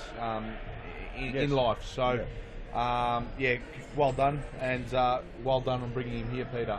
Well, yes, no, it was a fantastic effort, and a big thank you goes out to Tony Doherty and a good friend of mine, Harry Corris, who made this happen. Together we sat down and worked out a strategy of how to bring him here, and it was one of the best things we've done, because meeting Arnold Schwarzenegger and bringing him to our stadium and how much he loves sport and how much he knew about futsal, for me was fantastic. He got it. He knows what we're doing. He got what we're doing, and it was great that someone from all the way from America, who is such a big business brain, and believe it or not, he is a big business brand and a brain. He understood what we're trying to achieve here in a very short period of time, Harry. And it's funny because I can't say the same for a lot of people in Australia that don't get it what we're trying to do. But having said that, mate, we could talk until the cows come. We've got a big game here. This will be the Vic Vipers' last ever game in the V-League versus Metropolitan, one of the most oldest V-League premiership sides. And let's start the game. And Vic Vipers, both teams really don't have much to play for, have they, Harry? No, they don't. They don't. And Metropolitan don't either. So I think, though, the Vic Vipers will want to come out here and finish off their position here in the V-League on a really, really high note. Yes, they've been a really good team. They've won how many titles, Peter? Has it been 3? I think they've won 3 titles. 3 titles in total. So they've been a fantastic club in the Nike V-League. Of course. Wish them all the very best with their future endeavours. Absolutely. And we thank them. We thank them for the many years that they've been participating in this tournament. Service. So congratulations to them, and it will definitely be sad to see them go. And yeah, I hope some of their players can still stick around, perhaps. Well, there's a lot of rumours going around about players, but that's something we're going to have to wait and see. Exactly. A lot of players being linked to other clubs. Well, how that will pan out, we don't know. But we've got a game here to call here, Harry, and we're looking forward to it. We've got Metropolitan, who I'll tell you won't come here and lie down, as Grigic. As you almost saw them opening up the scoring there. Grigic, and I was very impressed last week with what Federico Falcone, the manager of Vic Vipers. They just strangled Fitzroy, didn't they, in that 2-0 win? They gave Fitzroy nothing. Fantastic. It's Cooper! Oh! Adam Cooper! What a strike that was! One from the ages, that one. That was vintage Cooper. Saved his best till last. Great play. Started the move. Nice touch. Got it back and said, you know what, I'm banging this from here. And have a look at that. No chance there for the keeper. In actual fact, it went through the keeper's hands. Who's in goals? Is it Digby? Digby Morrell just copped it. Anyway, nevertheless, 1-0 Vic Vipers. Adam Cooper on the thing. Will he be donning the yellow and blue colours next season? As his quality, he's cut his teeth in the V-League. Matthew Vragovsky. Vragovsky not too far away. And another youngster that is very impressive. Yeah, he's a great player, Matthew Vragovsky.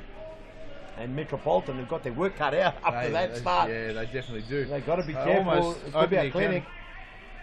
They almost opened the scoring account today. Oh, well! Another goal, Adam Cooper. He wants his last game in the Vic Vipers colours to be remembered.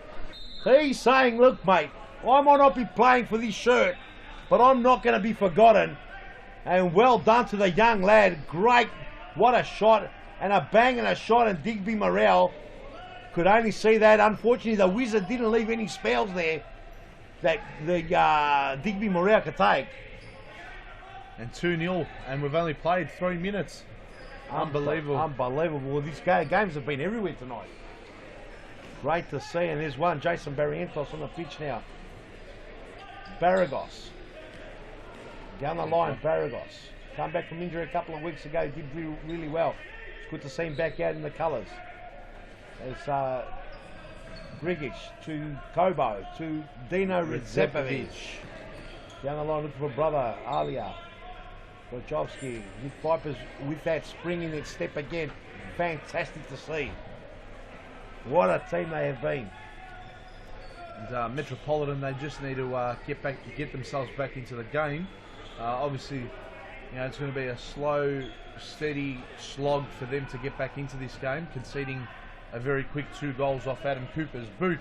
Yes. But they need to snap out of it really quick, and they need to simulate this as if they've got something to play for, because they don't want to be starting their relegation playoff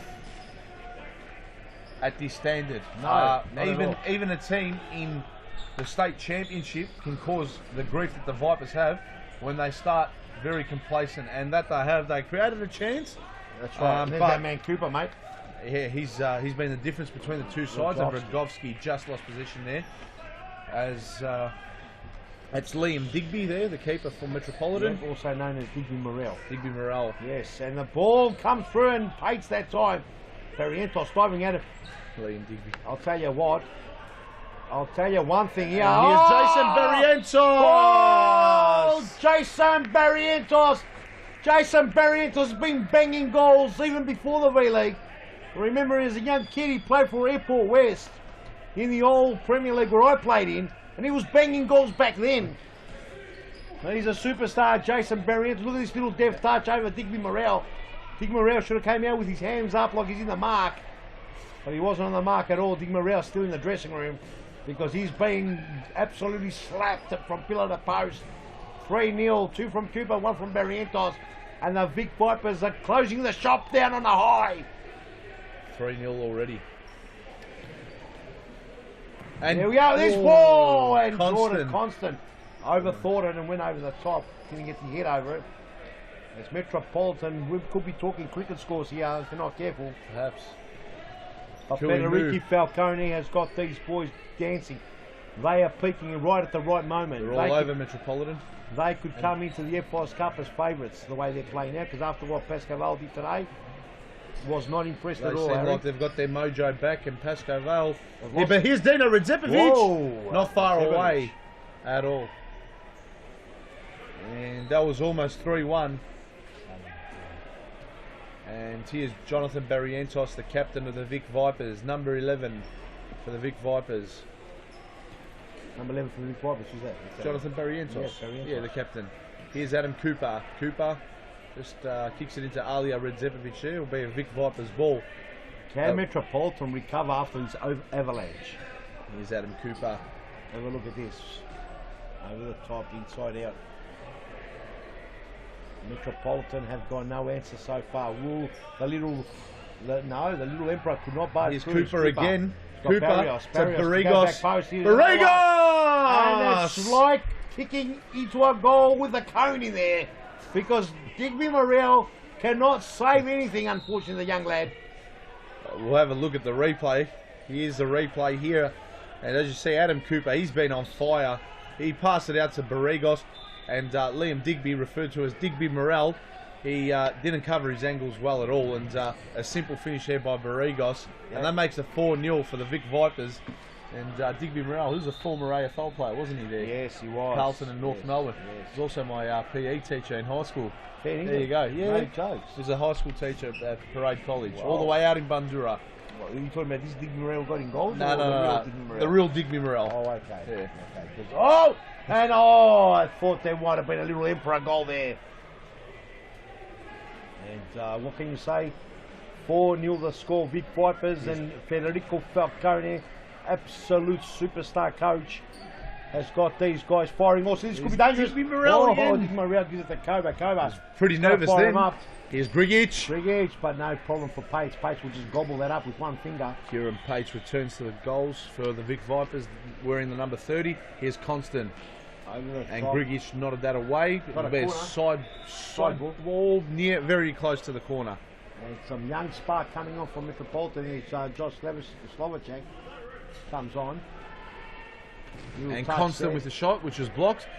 Let's cross to Morgan, who has news on the injured player from Hume. We'll cross to her right now. Let's go, Morgan. Yeah, thanks, guys. Word is that is a dislocated ankle. We're not 100% certain if that's the case yet, but as soon as we know anything, we'll get straight back to you. Thank you, Morgan. So Sali Goran from Hume, who had that collision with a Grand Wizard in goals, with a second remaining on the clock in the previous game. Reports are that he might have a dislocated ankle. So hopefully, we wish him all the best. As a timeout has been called here. And speedy recoveries to Vic Vipers looking. Let's have a look at some of the replays of tonight's action.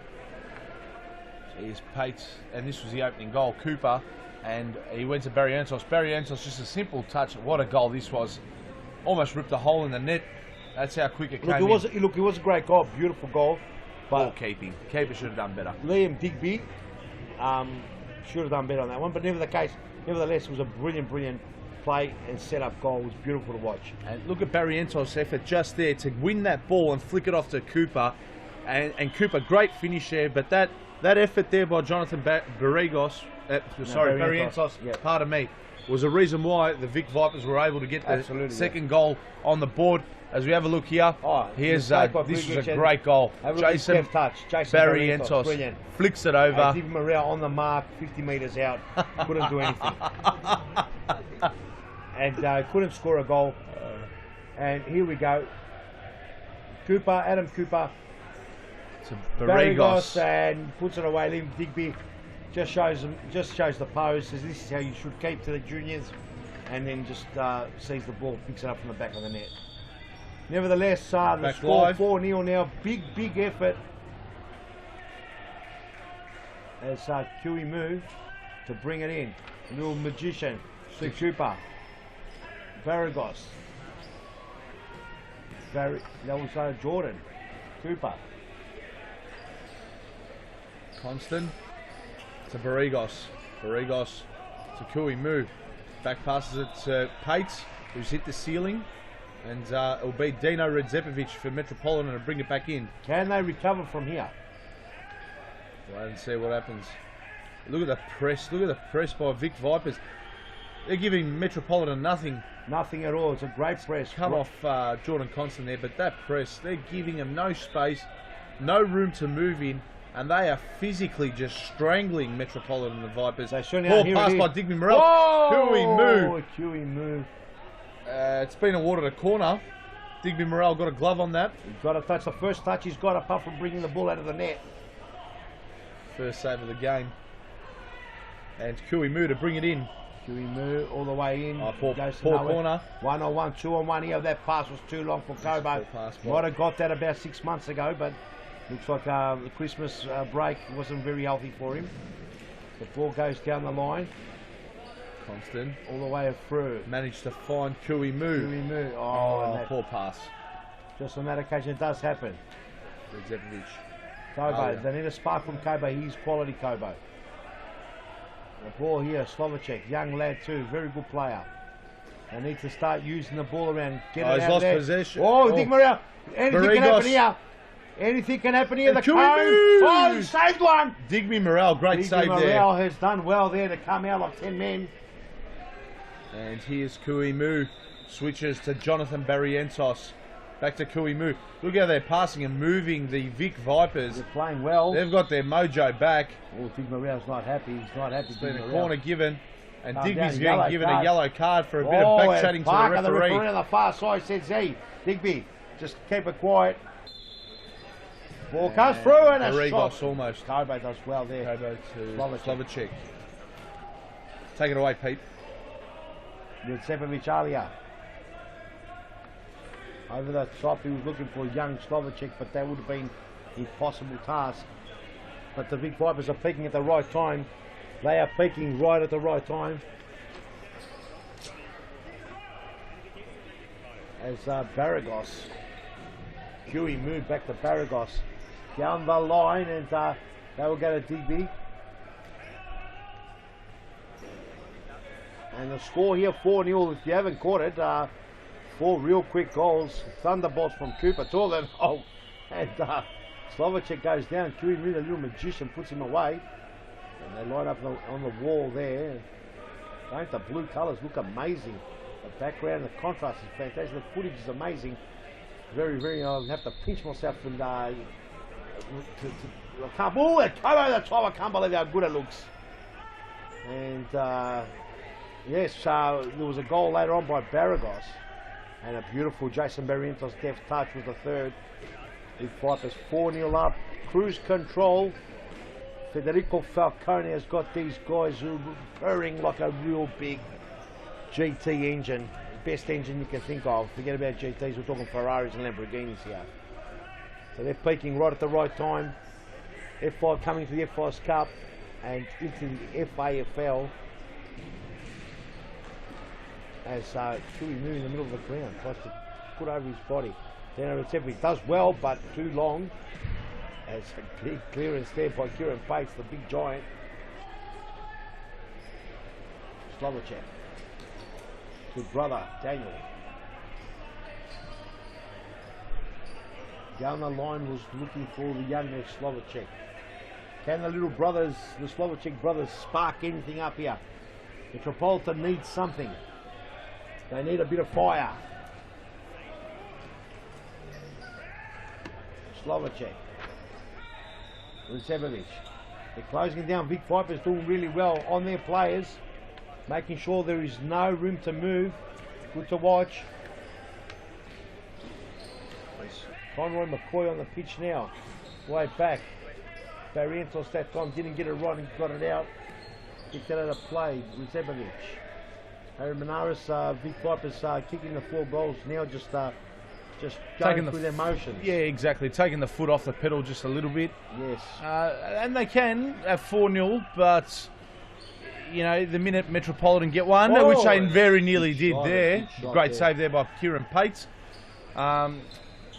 You'd hope that, yeah, they put the foot back on the pedal. You know, they don't. You can't allow complacency. We've seen how many times before, Peter, how a game can just be turned on its head. The previous game, Pasco Vale, they allowed Brimbank a 4-0 head start. Timeout called here, yes. And with the click of a finger, it went to 4-all. So that's right, mate. Let's have a look here at the teams. So 4-0 the score. Very, very hard to see Metropolitan dive out of this. Big Vipers using this as a training run. Their whole season was looked at as a real big training run for some other events that they've got coming up. They will be also thinking to themselves, listen, it's 4-0 now, do not concede, keep the goals down. They'll be looking to finish this game very strong. All the players are well aware that this will be their last game as a club in the V-League, so they want to come off on a high, because the record books in 5-10 years time will say that Vic Vipers won, this is the record they won.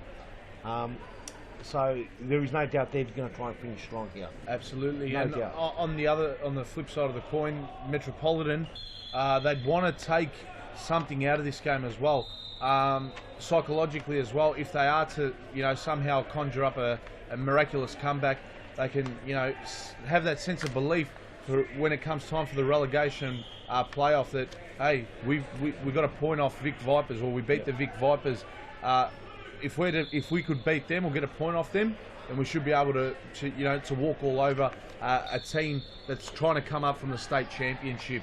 The Vic Vipers are, and I mean that respectfully, the Vic Vipers are a really good team.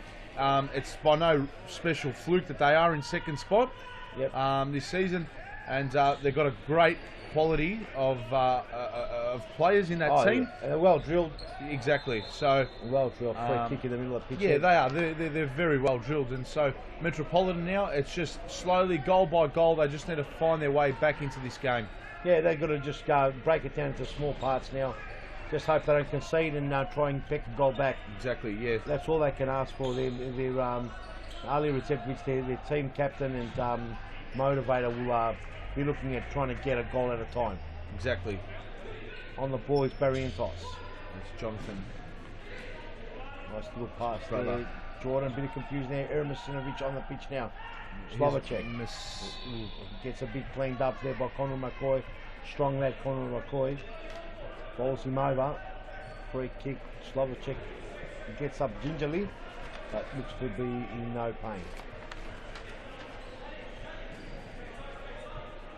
Receptovic looking to take this free kick. He doesn't mind having a ping here, Harry. Look at the angle. Great angle there. We're right behind the free kick. What will he do? Will he have a shot or will he play it on? He doesn't. It's Rogovski. No problem at all. If Rogovski wasn't there, they could have really had Pates in some big trouble, as he's made a routine save there. What's hard about those shots is that you're blindsided. So it's not the fact that the shot, if you've got no one in front of you, you'll save them every day of the week. Correct. But when you're blindsided, your reaction time is limited. So that's when you do concede those silly goals. And to the naked eye, if you haven't been a goalkeeper, you do see keepers cop goals from far, and you think to yourself, how do you cop that? Yeah. And it's the slow reaction time. The slow reaction time. And that might have happened to Digby Morale earlier on with Cooper's goal. You know, to us, it looks like he went through his hands, and he should have done better. But he might have been blindsided completely. Exactly. Someone could have been in his way and in his vision. So, yeah, it's very easy to blame the goalkeeper. Yep. I'm a goalkeeper myself. I've played here in the social leagues as a goalkeeper. You're always under pressure here, Peter. You're non-stop moving. You're non-stop thinking, when's the next attack coming from the striker? Half the time you're guessing where the shots are coming. But when you've got really good coaches and staff here at Futsal Oz, you know, you're not guessing half the time. You can read and follow up where the shot is. And yeah, I strongly recommend to any keepers out there, definitely come in and get some training, whether you're an outfield keeper or a futsal keeper as well. Pasco cross goal and a cut out there by young Slovacek. Conor McCoy coming off 10 men, and Slovacek gives balled over, no free kick given. Here Rogovski will come. Conor McCoy still got it. Could be a cross goal. 1-2. Here's a goal. Off the crossbar. Off the crossbar. Very unlucky. Unlucky there. But it wasn't 5-0. And we've got 5.5, just over 5.5 minutes to go in this first. Oh, that was a great save. The ball was out. But it was just out, yeah. He's warming up. Digby Morel is warming up. Ball's played 1-2, too long. Kieran Pace will clean it up. 4-0 the score with 5.5 minutes remaining on the clock.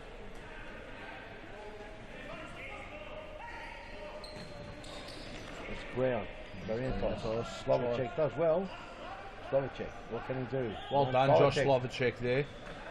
Well done. Got around Jonathan Barrientos. Very tricky. Yeah, Metropolitan just need a good shape. They just need someone to be able to advise them and shape them up. Just give them a couple of basic tactics that everyone will stick to. They've got the players. They've got quality players. They've got the Heartbreaker in there. The Zephrich brothers are fantastic. Aaron Masanovic is coming good. And the Slovaceks, they just give them all that run. Sali's not playing here today. He's another good player. They're missing him. They have, without doubt, they have got the nucleus of a good side.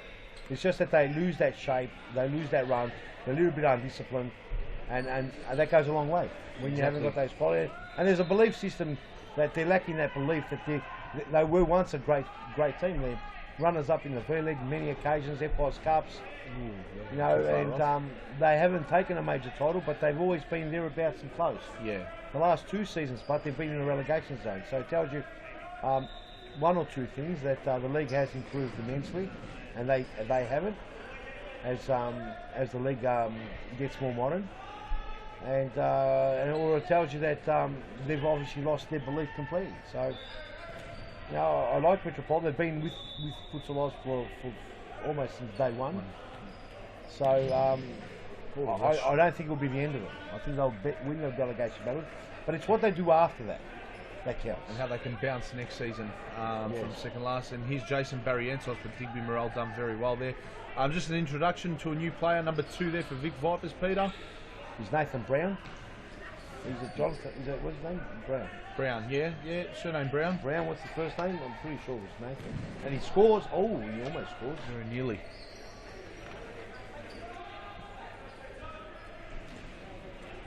It's Anthony Brown. Anthony Brown, sorry.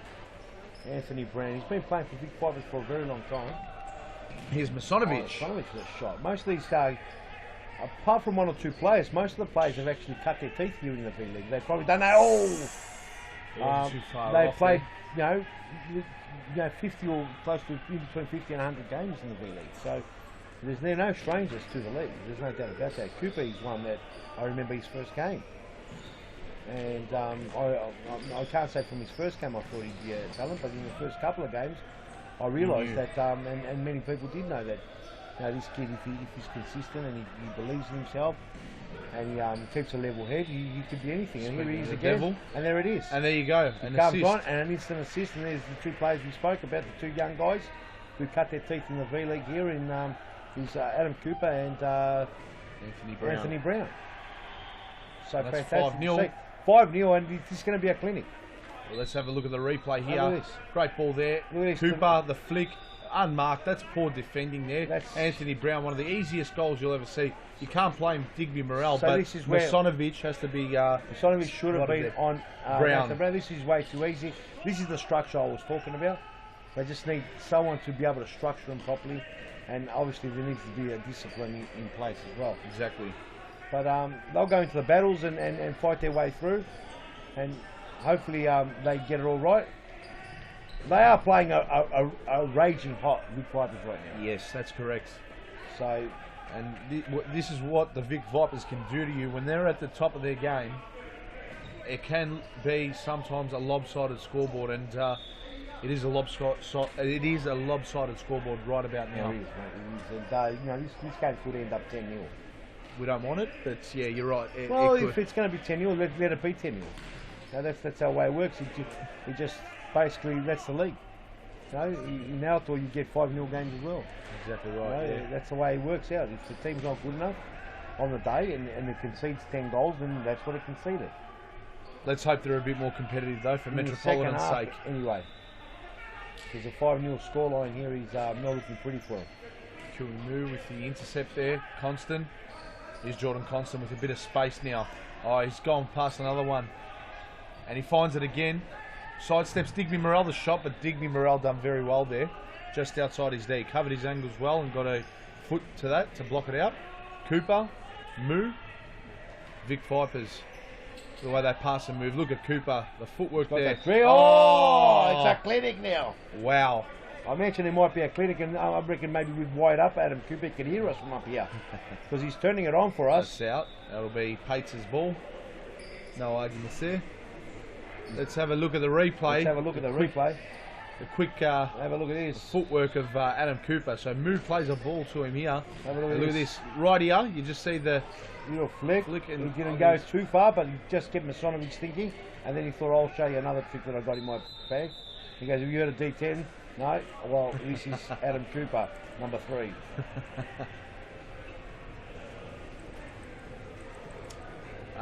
End of the first half. And that's all she wrote for the first half.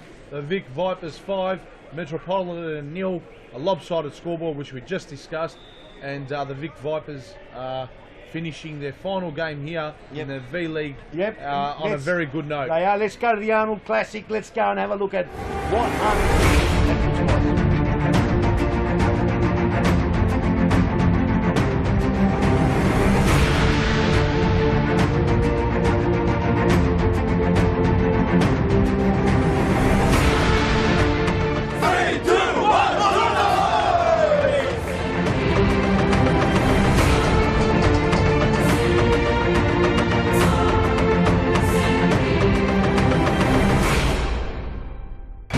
Yes, he is. He's outside. He is outside. You can see the Terminator from here. The moment we've been waiting for. The biggest moment in futsal history. The Terminator, he killed the Predator, was the governor of California. Ladies and gentlemen, a huge round of applause for Arnold Schwarzenegger!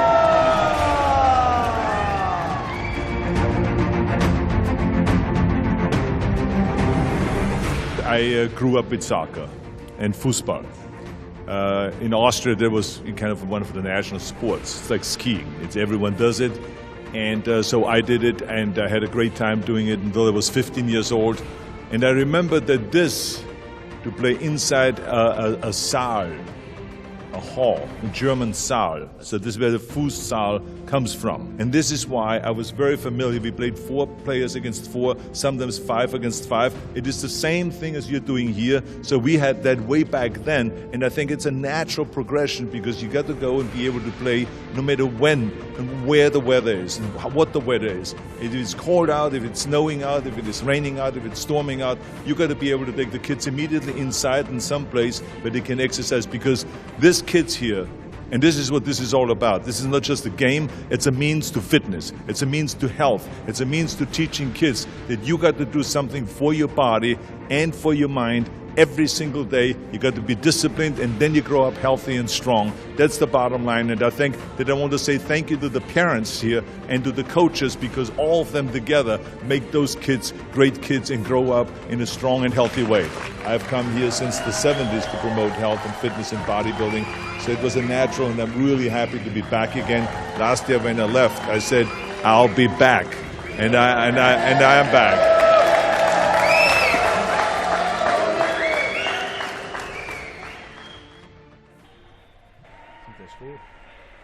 We're back live. Back live after that beautiful little video there of the Terminator, the kindergarten cop, the runner. He used to play. He played in another film called The Running Man. I actually enjoyed that film, The Running Man. Here's Alio Redzepovic. Good save, Kieran Pates. Kieran Pates not going to allow anything to go through. Still keeping his sheet clean at this point in time of the game. One-sided first half. Let's see what Metropolitan can do. Let's see if they can find a way back into this one, or rather Vic Vipers just going to keep piling on the goals.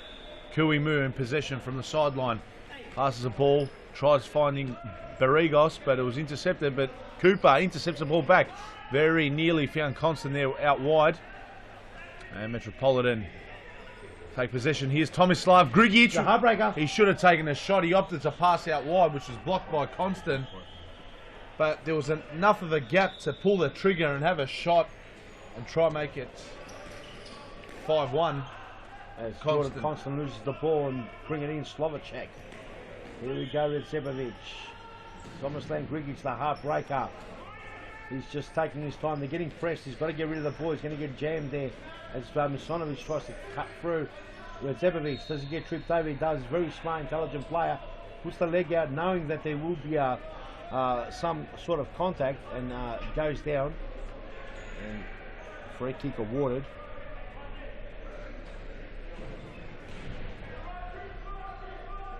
Misonovic. It'll be Misonovic to take the free kick. And here's Misonovic. Oh no! Is that a goal? It is a goal. Well There, taken. Misonovic in the top corner. I just didn't realise with their reaction. I thought it might have not went in. Well, we spoke Let's about have a a look at spark it. getting him back into the game, and here's Misonovic stepping up very confidently for the free kick, and there you see Pates was blindsided by his wall. Wow. And delayed reaction. Great finish by Misonovic, as we've seen in the replay. That's 5-1. Let's see if this can spark the Metropolitan team to make it now a ball game. They need a goal. They needed that goal, and at least we know it's not going to be 10-0. It could be still 10-1. So they needed that goal. Well done to Aaron Misonovic. Big goal. Not much Kieran Pates could have done that. That came like a bullet to him. As Vic Vipers now need to get back into that rhythm again. The rhythm they had in the first half. Yeah, they just seem to be a little bit rattled at this point in time, the Vipers. Well, look, I wouldn't say completely rattled. What I'll say is that, 5-0 up. They know they've got this game. Obviously, they don't want to get injuries. They've got some other competitions they're going to go and play in. They want to make sure they've got the team that's fit. Here's Radgovsky. Oh, snapshot coming up on Digby. Barrigos almost denied though by Liam Digby with a great save. And Barrigos just smacks it into Tomislav Grigic. Vipers ball again. Just over 19 minutes left in this Nike V-League Premiership season. And we'll recap. Oh, that would have been lovely if that ball met Jordan. It was a great play passage there, of nice play all round, getting the ball around, great movement. Right through, Redzepovic, here we go. He's trying to play Slovacek, but just too long for him. Cooper to Barrigos. Just a quick recap, Peter, for our viewers at home. Today, first game, Carlton versus Fitzroy.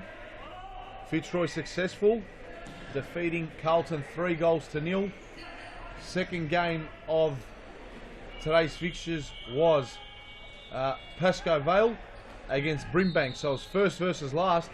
Believe it or not, ladies and gentlemen, Brimbank served it up to the champions Pasco Vale. They ended up drawing at 7 goals apiece. Game 3 was Hume against Bowen.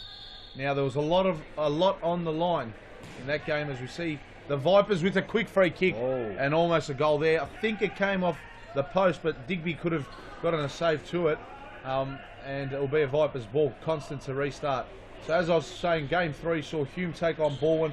A lot on the line for Hume. They needed to win to finish in 3rd spot. to obtain that final spot in the FAFL. And unfortunately for Nikos Ignatidis' Hume, they could only manage a 1-1 draw with Bowen, who were without big bad Mateo Roca. Yes. And that means that Hume will finish up 4th, unfortunately. Fitzroy go through in 3rd, and they get that last spot into the FAFL. And we have our last game here, and as you can see, 17 minutes left of our Nike V-League Premiership season. The last 17 minutes, the Vic Vipers as a club will be playing in the Premiership. And That they as want well. to go off at, well, when they go off with bells ringing, with flares flying out, they want to make sure that it's all done beautifully. And they would have almost another goal there. Another goal make it interesting, Harry. It will. It definitely will. Make it interesting. Pasco. Oh, Cooper didn't know much about that. He keeps it in play now. He'll flick it up. Yes, and hope that Jason Barrientos. Seen Barrientos. Jason kicked many of those goals. Don't worry about that. Just slightly missed. At one stage, he was just his trademark. Here's Masonovic getting harassed by Rogovski. Over the top, and Brown backs into great header. Into Cooper late Masonovic. challenge. Will be a foul. Now Cooper can hit him from this range. Hey,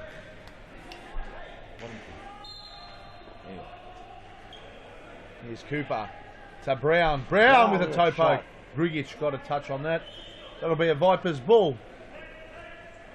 And they'll bring it back in. Nice Brown with play a there. back And a heel. shot and Barry, Jason that over was the top. Jason Barrientos. They're not too far away. So 5-1. Vucevic. Good to see Kobo. Metropolitan have actually outscored the Vipers in this second half. At least they can take something away from this game. Yeah, so far they keep it ends now. There's plenty of time in this second half. There is. Anything can still happen. It can be an absolute smacking, or it could be a very tight contest, or it could remain like this. You just never know. You just don't know. You're lucky in a big city as Cooper to Brown to Conor McCoy. The ball goes out. Sonovic gets it to Vucevic. Sonovic! Oh, how unlucky. Post. How unlucky is that? Lovely play then. Lovely little play. And you know what? That would have made it very interesting. That's the goal we probably would have thought about. Vipers have dropped the intensity in this half. No yeah, doubt they have. whatsoever. They have. They've dropped the intensity in this half. And maybe it is a word from the bench saying to them, do not go too hard. And I'll tell you one thing, the better has been Metropolitan in this half. Maybe the instructions were, don't get injured. I'm not sure, because they do take the V-League. They don't take the V-League too serious. And here's Adam. Oh, great save there. Great save there. Liam Digby made a save there off Conrad Machoy. And here's Kobo. Masonovic. Real battle in midfield there for possession. Alex Koba. Twisted and turned, but McCoy just knocked it out of play. It'll be Kieran Pates to restart here for the Vipers. He goes to Brown. Brown. Intercepted by Grigic. Grigic, great pass. Unlucky Alia Radzepovic. And a goal here will make it interesting. Very interesting. I mean, the door seems to be shut right now for the for Metropolitan, Peter, but a goal might just open that door back up again for them to get something out of this game. Yes, definitely. Metropolitan do need it for their own good to get a goal, to liven them up. But in this way, it will be good for them to get a goal, spark them up, get them starting to play again, and then a bit of a belief comes in. And it might come now, no? Oh, Alex Koba. Well, they've got their tails up, and looking forward to the last 13 minutes or so. Vic Vipers get another one, it will crush their hopes. And that's where Vic Vipers would want to get more comfortable. And here we go, we've got Slovacek. Back to Masonovic. Masonovic, who kicked the only goal that is registered, for Metropolitan. Great free kick as well, that was. Yes. Wrapped it around the wall, and the keeper, Kieran Pates, and just slotted it in. Very unlucky on another opportunity. He hit the post as well. They could have had a second, Metropolitan, and Masonovic could have had a second. And here he is in possession. Masonovic, a 1-2. Play there. It could be in on goal. Oh, great challenge there by Jonathan Barrientos. Very important. Denies Masonovic pulling the trigger. Alex Koba, he's almost run over the ball there. And wasn't put to him properly, but is that no penalty. Contact. But it could have been a snapshot then. Oh, this is Jason dangerous. Barrientos, great pass.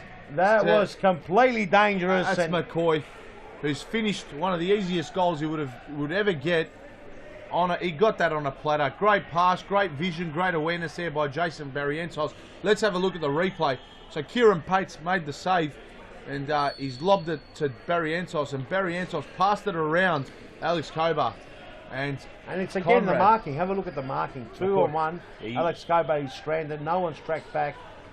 3 players walking back. I know they're pressing to get a goal, but unfortunately, you cannot leave Vic Vipers on their own. There is no way you can do that. Absolutely, and you just can't get away with that. You can't leave 2 Vic Viper players deep in their attacking half with one of your player. They will make you pay every day of the week, and that was a perfect example of it. And there's 3 on 2 There here. you go. It sparked them up. That was the again. goal they wanted before, and the Vipers have got their tails back up. Little magician Kui Mu has scored. They were a bit in limbo, worked it all out. They said, you know what, this is the way we score. Here it goes. Johnny Barrientos to Kui Mu. Kui Mu could have maybe thought about giving it to Conrad McCoy, but Conrad was far too back, and Kui Mu puts it past the cone in Digby Morel, and there you have it. And Metropolitan called the timeout. Ali Redzepovic letting them know, why are we manning up? Loose players everywhere. It's ridiculous that we're copping goals on the fly. You know, we were looking good in the first 10 minutes of this second half, but after that goal, I think there was pretty much no recovery here, Harry. Yeah, I don't think there is any recovery, and I mean, Metropolitan did start the second half, the better of the 2 sides. Understandable that Vic Vipers maybe took the foot off the pedal a little bit. They were 5-0 up at half time. Could have been 5-2 or 5-3. Yes. They got 1 goal. Great free kick there by Masonovic. But Metropolitan, twice, they left more Vic Vipers players in their attacking half than their own players in their defensive half. You know, you saw just then Barrientos linking up with Conrad McCoy. There was only 1 Metropolitan player there in between the 2 and the keeper. They're going to make you pay 9 times out of 10 in that situation. That happened. Then, straight after that, the Vipers were left in a 3-on-2 situation in their attacking half, and Kui Mu, the little magician, he was given it pretty much a goal on a platter. He still had to put it He finished it, quite competently. Yeah, and we restart play here. 11 minutes to go. The last 11 minutes of this V-League season. Last round, last 11 seconds, last game for the Vic Vipers for the league. They still got the F5 Cup and the FA to play. Redzepovic, oh, and they don't score. Corner. It's a corner kick, and what do they have to do? To score. I know. Feel a bit sorry for Metropolitan right now. Jonathan Barrientos there getting a touch on that and denying the ball going in. Oh!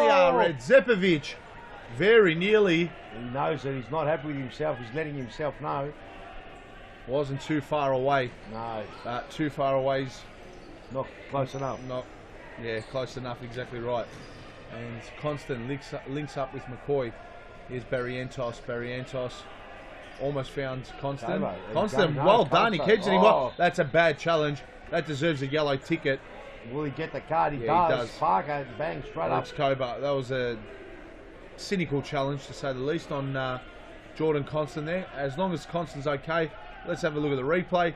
Look at how Jordan Constant uses his body, uses a forearm, keeps the ball on the line, flicks it, quick feet, does well. Gets around Alex Koba, and yeah, you can see there, he slid in, he's caught him late, caught his back leg as well. No complaints or arguments there. The hand was already in the pocket. Yeah, yellow ticket. Exactly right. So good to see Alex help Jordan Constant up, and they shook hands, and they get back to business. And that's the nature of this league in the V-League. Players are fierce on the ground. They compete like there's no tomorrow. But and a good save again, good shot and a good great save, Kieran Pace. Look at the flexibility in his legs there. I don't know if we could get a replay of that, but that was Yeah, let's have a look at the replay. Look at the flexibility. Alex Kobo, the shot. Great save. Great initial save. Here's Dino Redzepovic. And look at the shot here. Look at that. That would hurt most males. I can't do that, Peter. I don't think you can, to say the least. Kieran Pates, Mr. Flexible, just extends the leg. You'll be surprised what I can do, Harry. You will be surprised. That's no, it's a great amazing, bit of skill there by Kieran Pates. He almost he just sits underneath that 2 metre bar, the crossbar. So the man is quite big, very flexible, and he's a very good goalkeeper. And on his day, you can't get past him at all. Yeah, he got his leg literally in a 90-degree angle then. Yep. And, great save. Great save, absolutely. Jonathan Barrientos just lets that one run out. We're down to just over 8 minutes here. 8 minutes and a sub there. Conor McCoy comes off for Jason Barrientos. Here's Alex Kobo. Redzepovic.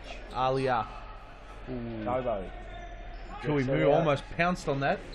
Jason Barrientos just makes it safe. Hits into the ceiling. Concedes the throw in, but that's in safe ground. As Slovacek with a big shot, and Jordan the block as well. Here's Kobo. Kobo sidestepping. Flicks it off to Slovacek. Slovacek couldn't get around Jordan Constant. Just they're playing the high press here, the Vic Vipers, not giving Metropolitan anything. Metropolitan good to get around it. Dino Redzepovic, brilliant there.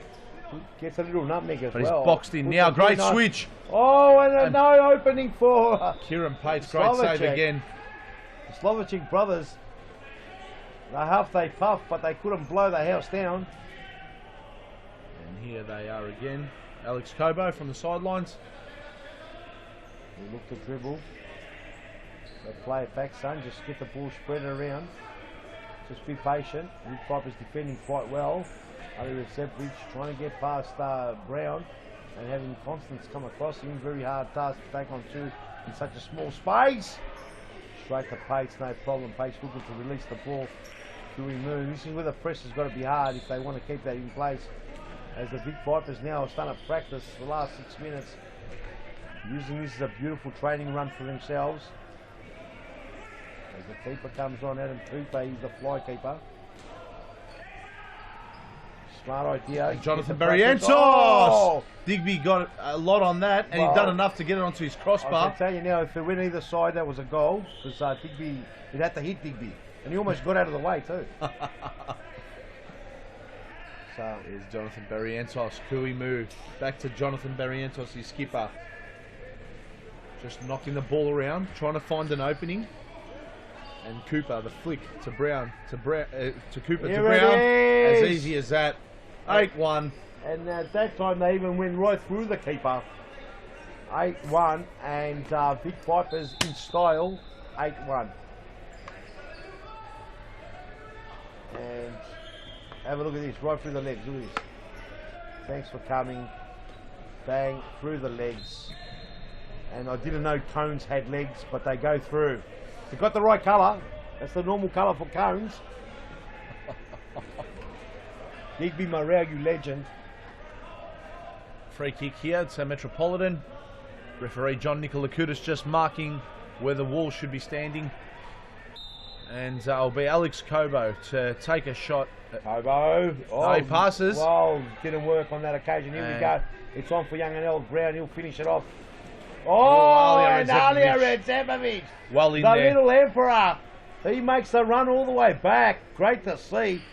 8-1, and he's doing the hard yards. He's saying to the rest of the team, if I can do it, why aren't you doing it? Barrientos. And that just goes out. Cooper's got to make a dash for the cash. And no one home does well to hold him up. Redzepovic got around two players there. Well done. And the ball comes all the way across. Cut off there by Barrientos. Leaves it behind. Huey moves, a little magician. Nathan Brown, the ponytail. Sorry, Anthony. There he is again, Anthony Brown. Barrientos to Mu. for Cooper. Oh, Open he net. just goes wide. I thought when he left his foot, it's going to go wide, and unfortunately, Dino, he huffed and puffed, but that one didn't go in, and it's a timeout here. As both teams now, I'm not sure what the timeout's called for. It obviously is a technical timeout called by Federico Falcone. He would be thinking to himself, let me fix structural problem. They are training to play in another tournament, so they'd be looking at getting their structure right. Just fine tweaking a few things up. Yep. So that was Conrad McCoy. Yes, with a good goal there. And Pates with a quick release to Jonathan Barrientos. Jonathan Barrientos, he went out wide to Hume. That's when Metropolitan were revealed and exposed at the back there. It was a 3-on-2 situation. Jonathan Barrientos had the left or the right hand side to pick. He elected to go on his left to Hume. Great finish. And look at this goal. Anthony Brown straight through the legs of Digby Morrell.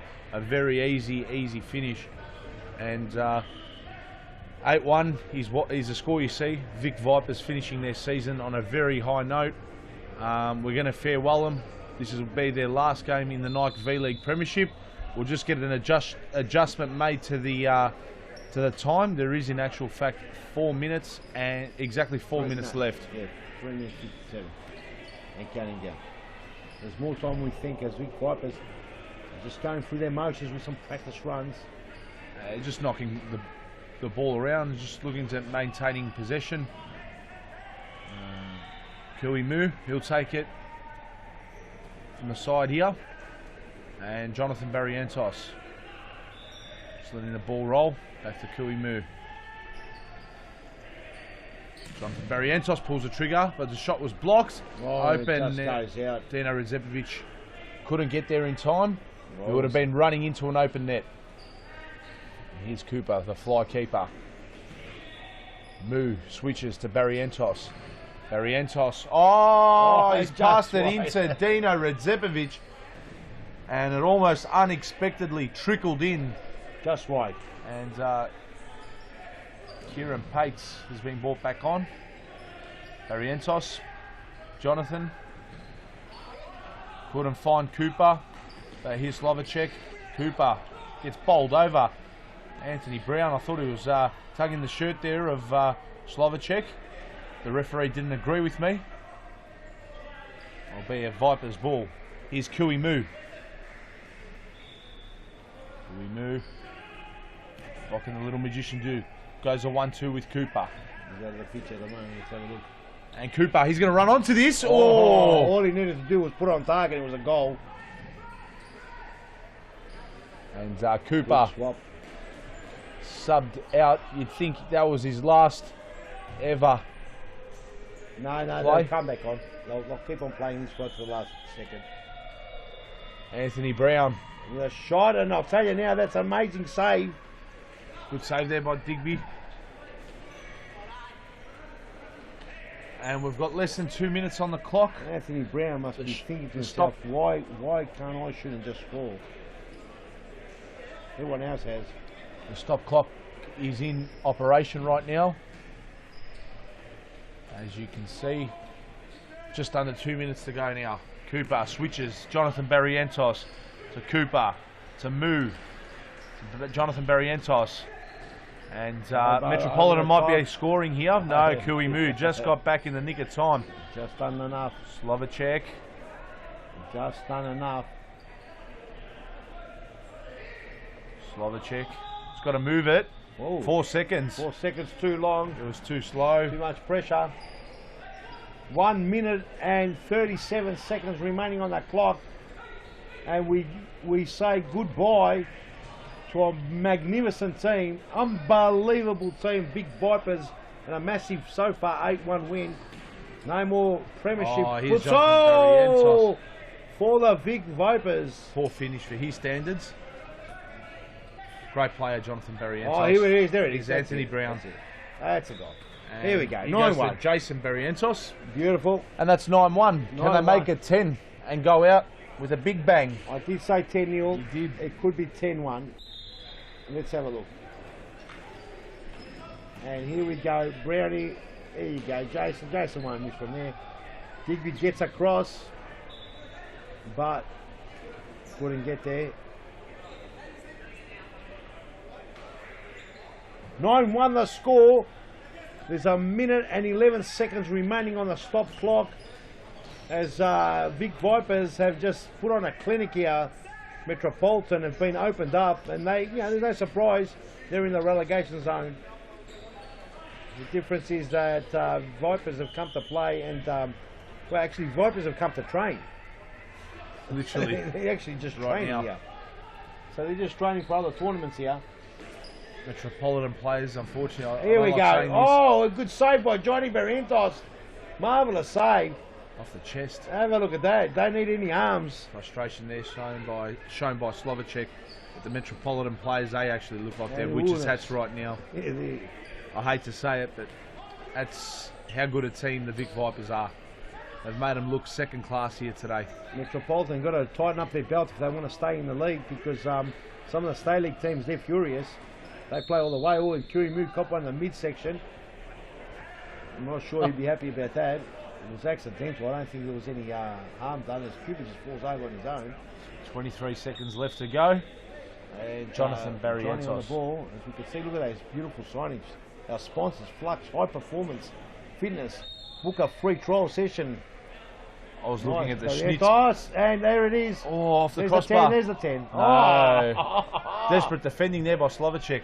I was looking at 20 the seconds remaining on the clock. that's their sponsorships there. Barclay Square. I'm as hungry as anything Yes, right now, that's Peter. got it. Oh, they got it! Oh, just you're wide. kidding. You've got to be kidding. They've had 3 chances. Haven't been able to score. No. And here's the last hooray, would you think? Can we move?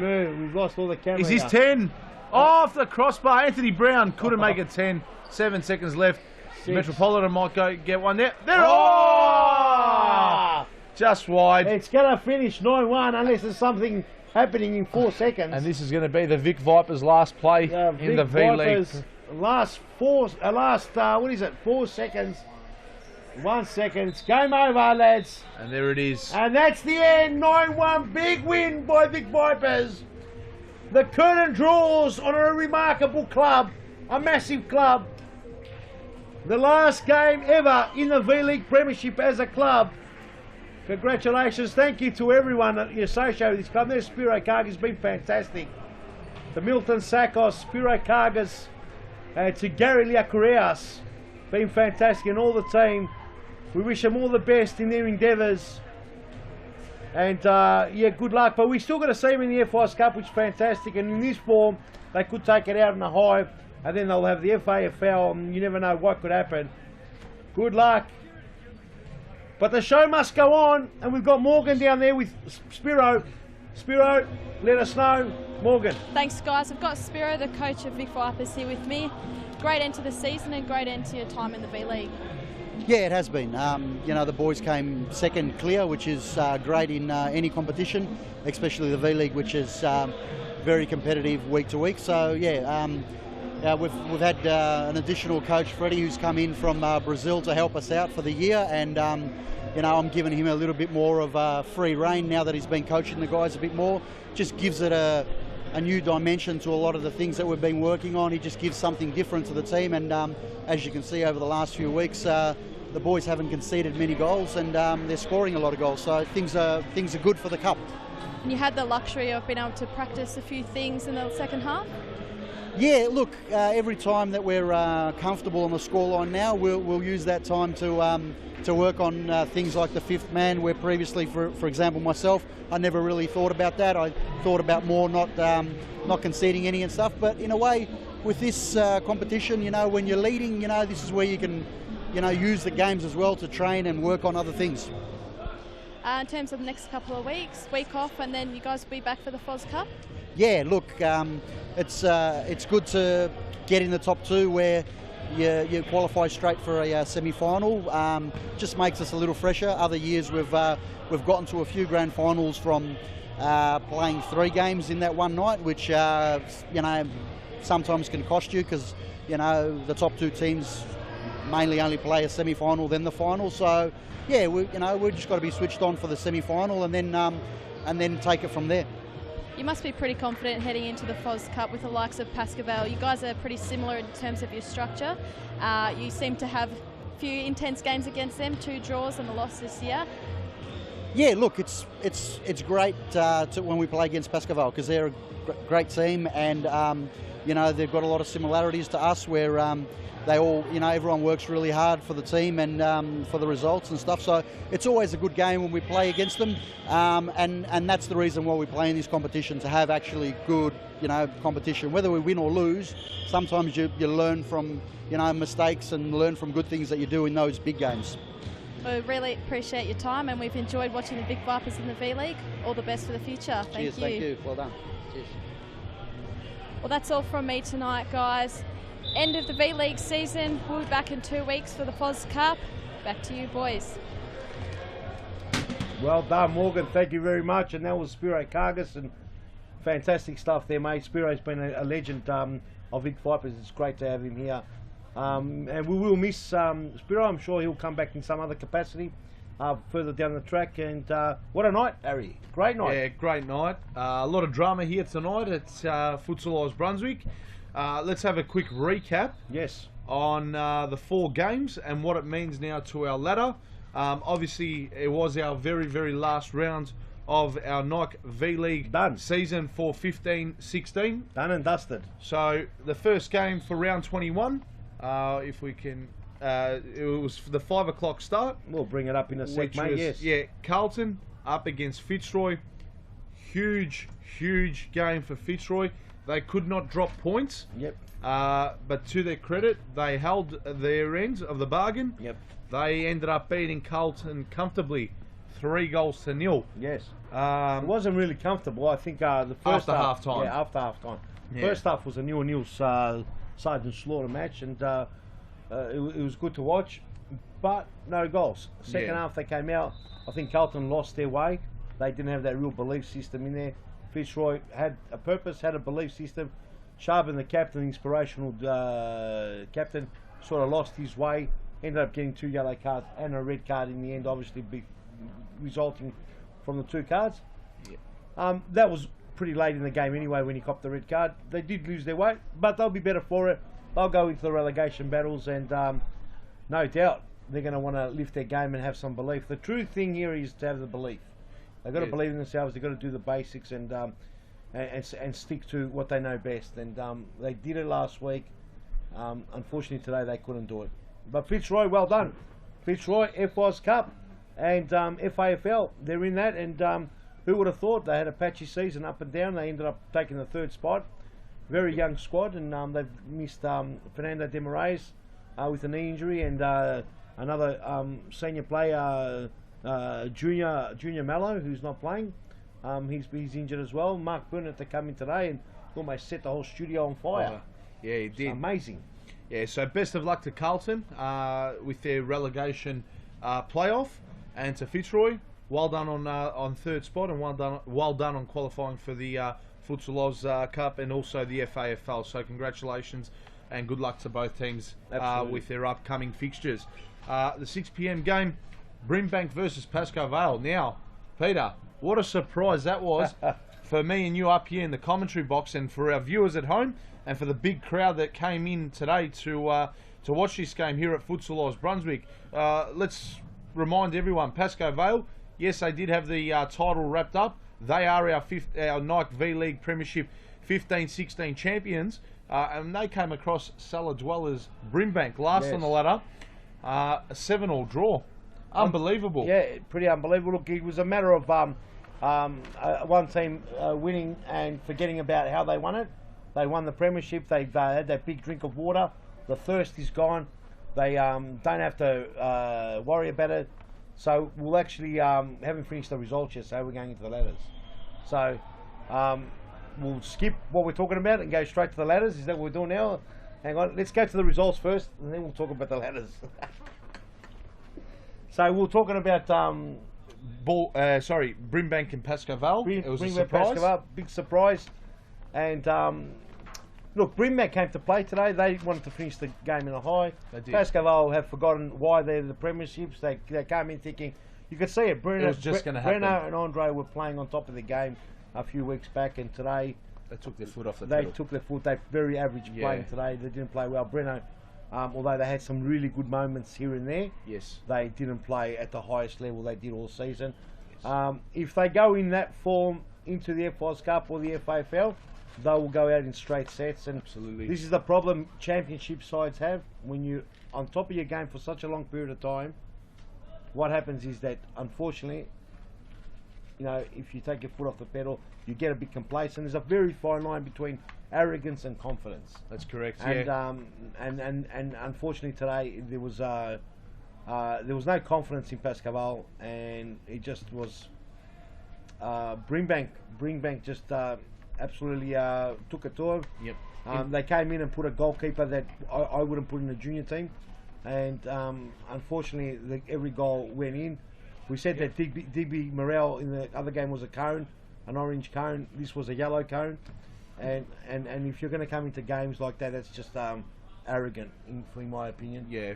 And that's not confidence. Yeah. So if they don't change their attitude, they'll be bowled out in straight sets, not only in the FIS Cup, but also in the FAFL.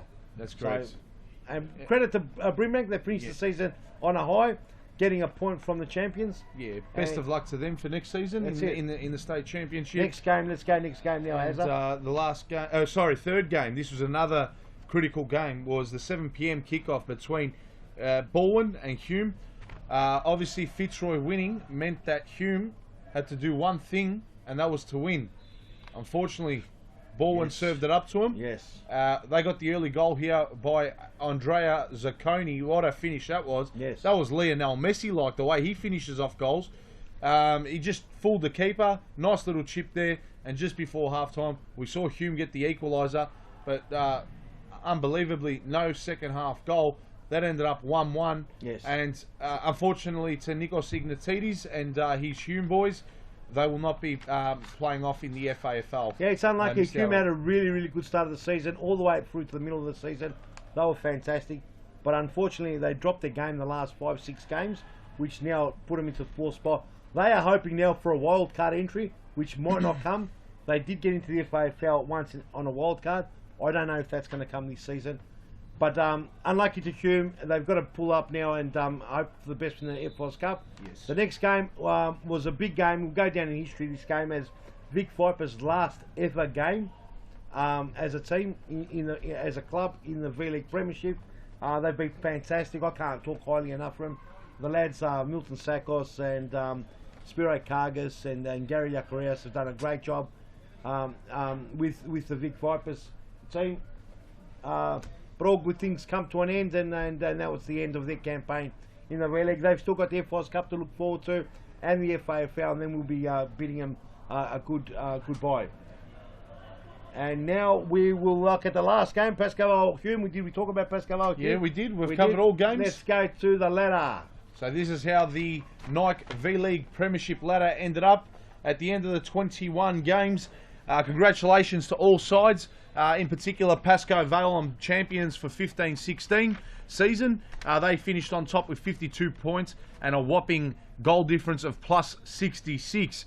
We look at the Vic Vipers. Well done to them, and best of luck on their future endeavours. They finished second with 44 points. Fitzroy, well, today they managed to pip 3rd spot off Hume. They finished with 35 points. Just a narrow 2 points ahead of Hume for 33. We then look at Bowen, finishing 5th spot. They won't face any relegation playoff battles. 24. 6th spot Carlton FC with 22 points. They'll go into a relegation playoff with Metropolitan in 7th spot, who ended up on 19 points.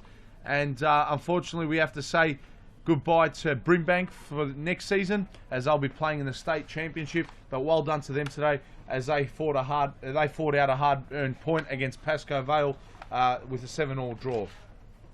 Well, that's pretty much all wrapped up, mate, for round 21. Yes. Really, really, really looking forward to the FIS Cup.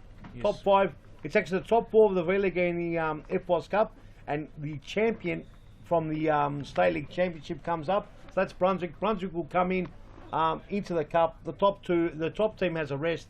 The rest play off. It's a fantastic format. It's great that the champions from the State League join this competition, and that's a big cup in 2 weeks' time.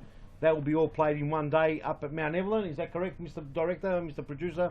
So that will be a massive evening. So there's heaps to look forward to, everyone. Harry, it's been a pleasure, mate. Thank you very much, Peter. And on behalf of myself and Peter Parthamos and everyone here at Futsal Oz, thank you for tuning in, and we'll see you next time. See you later. Thank you very much.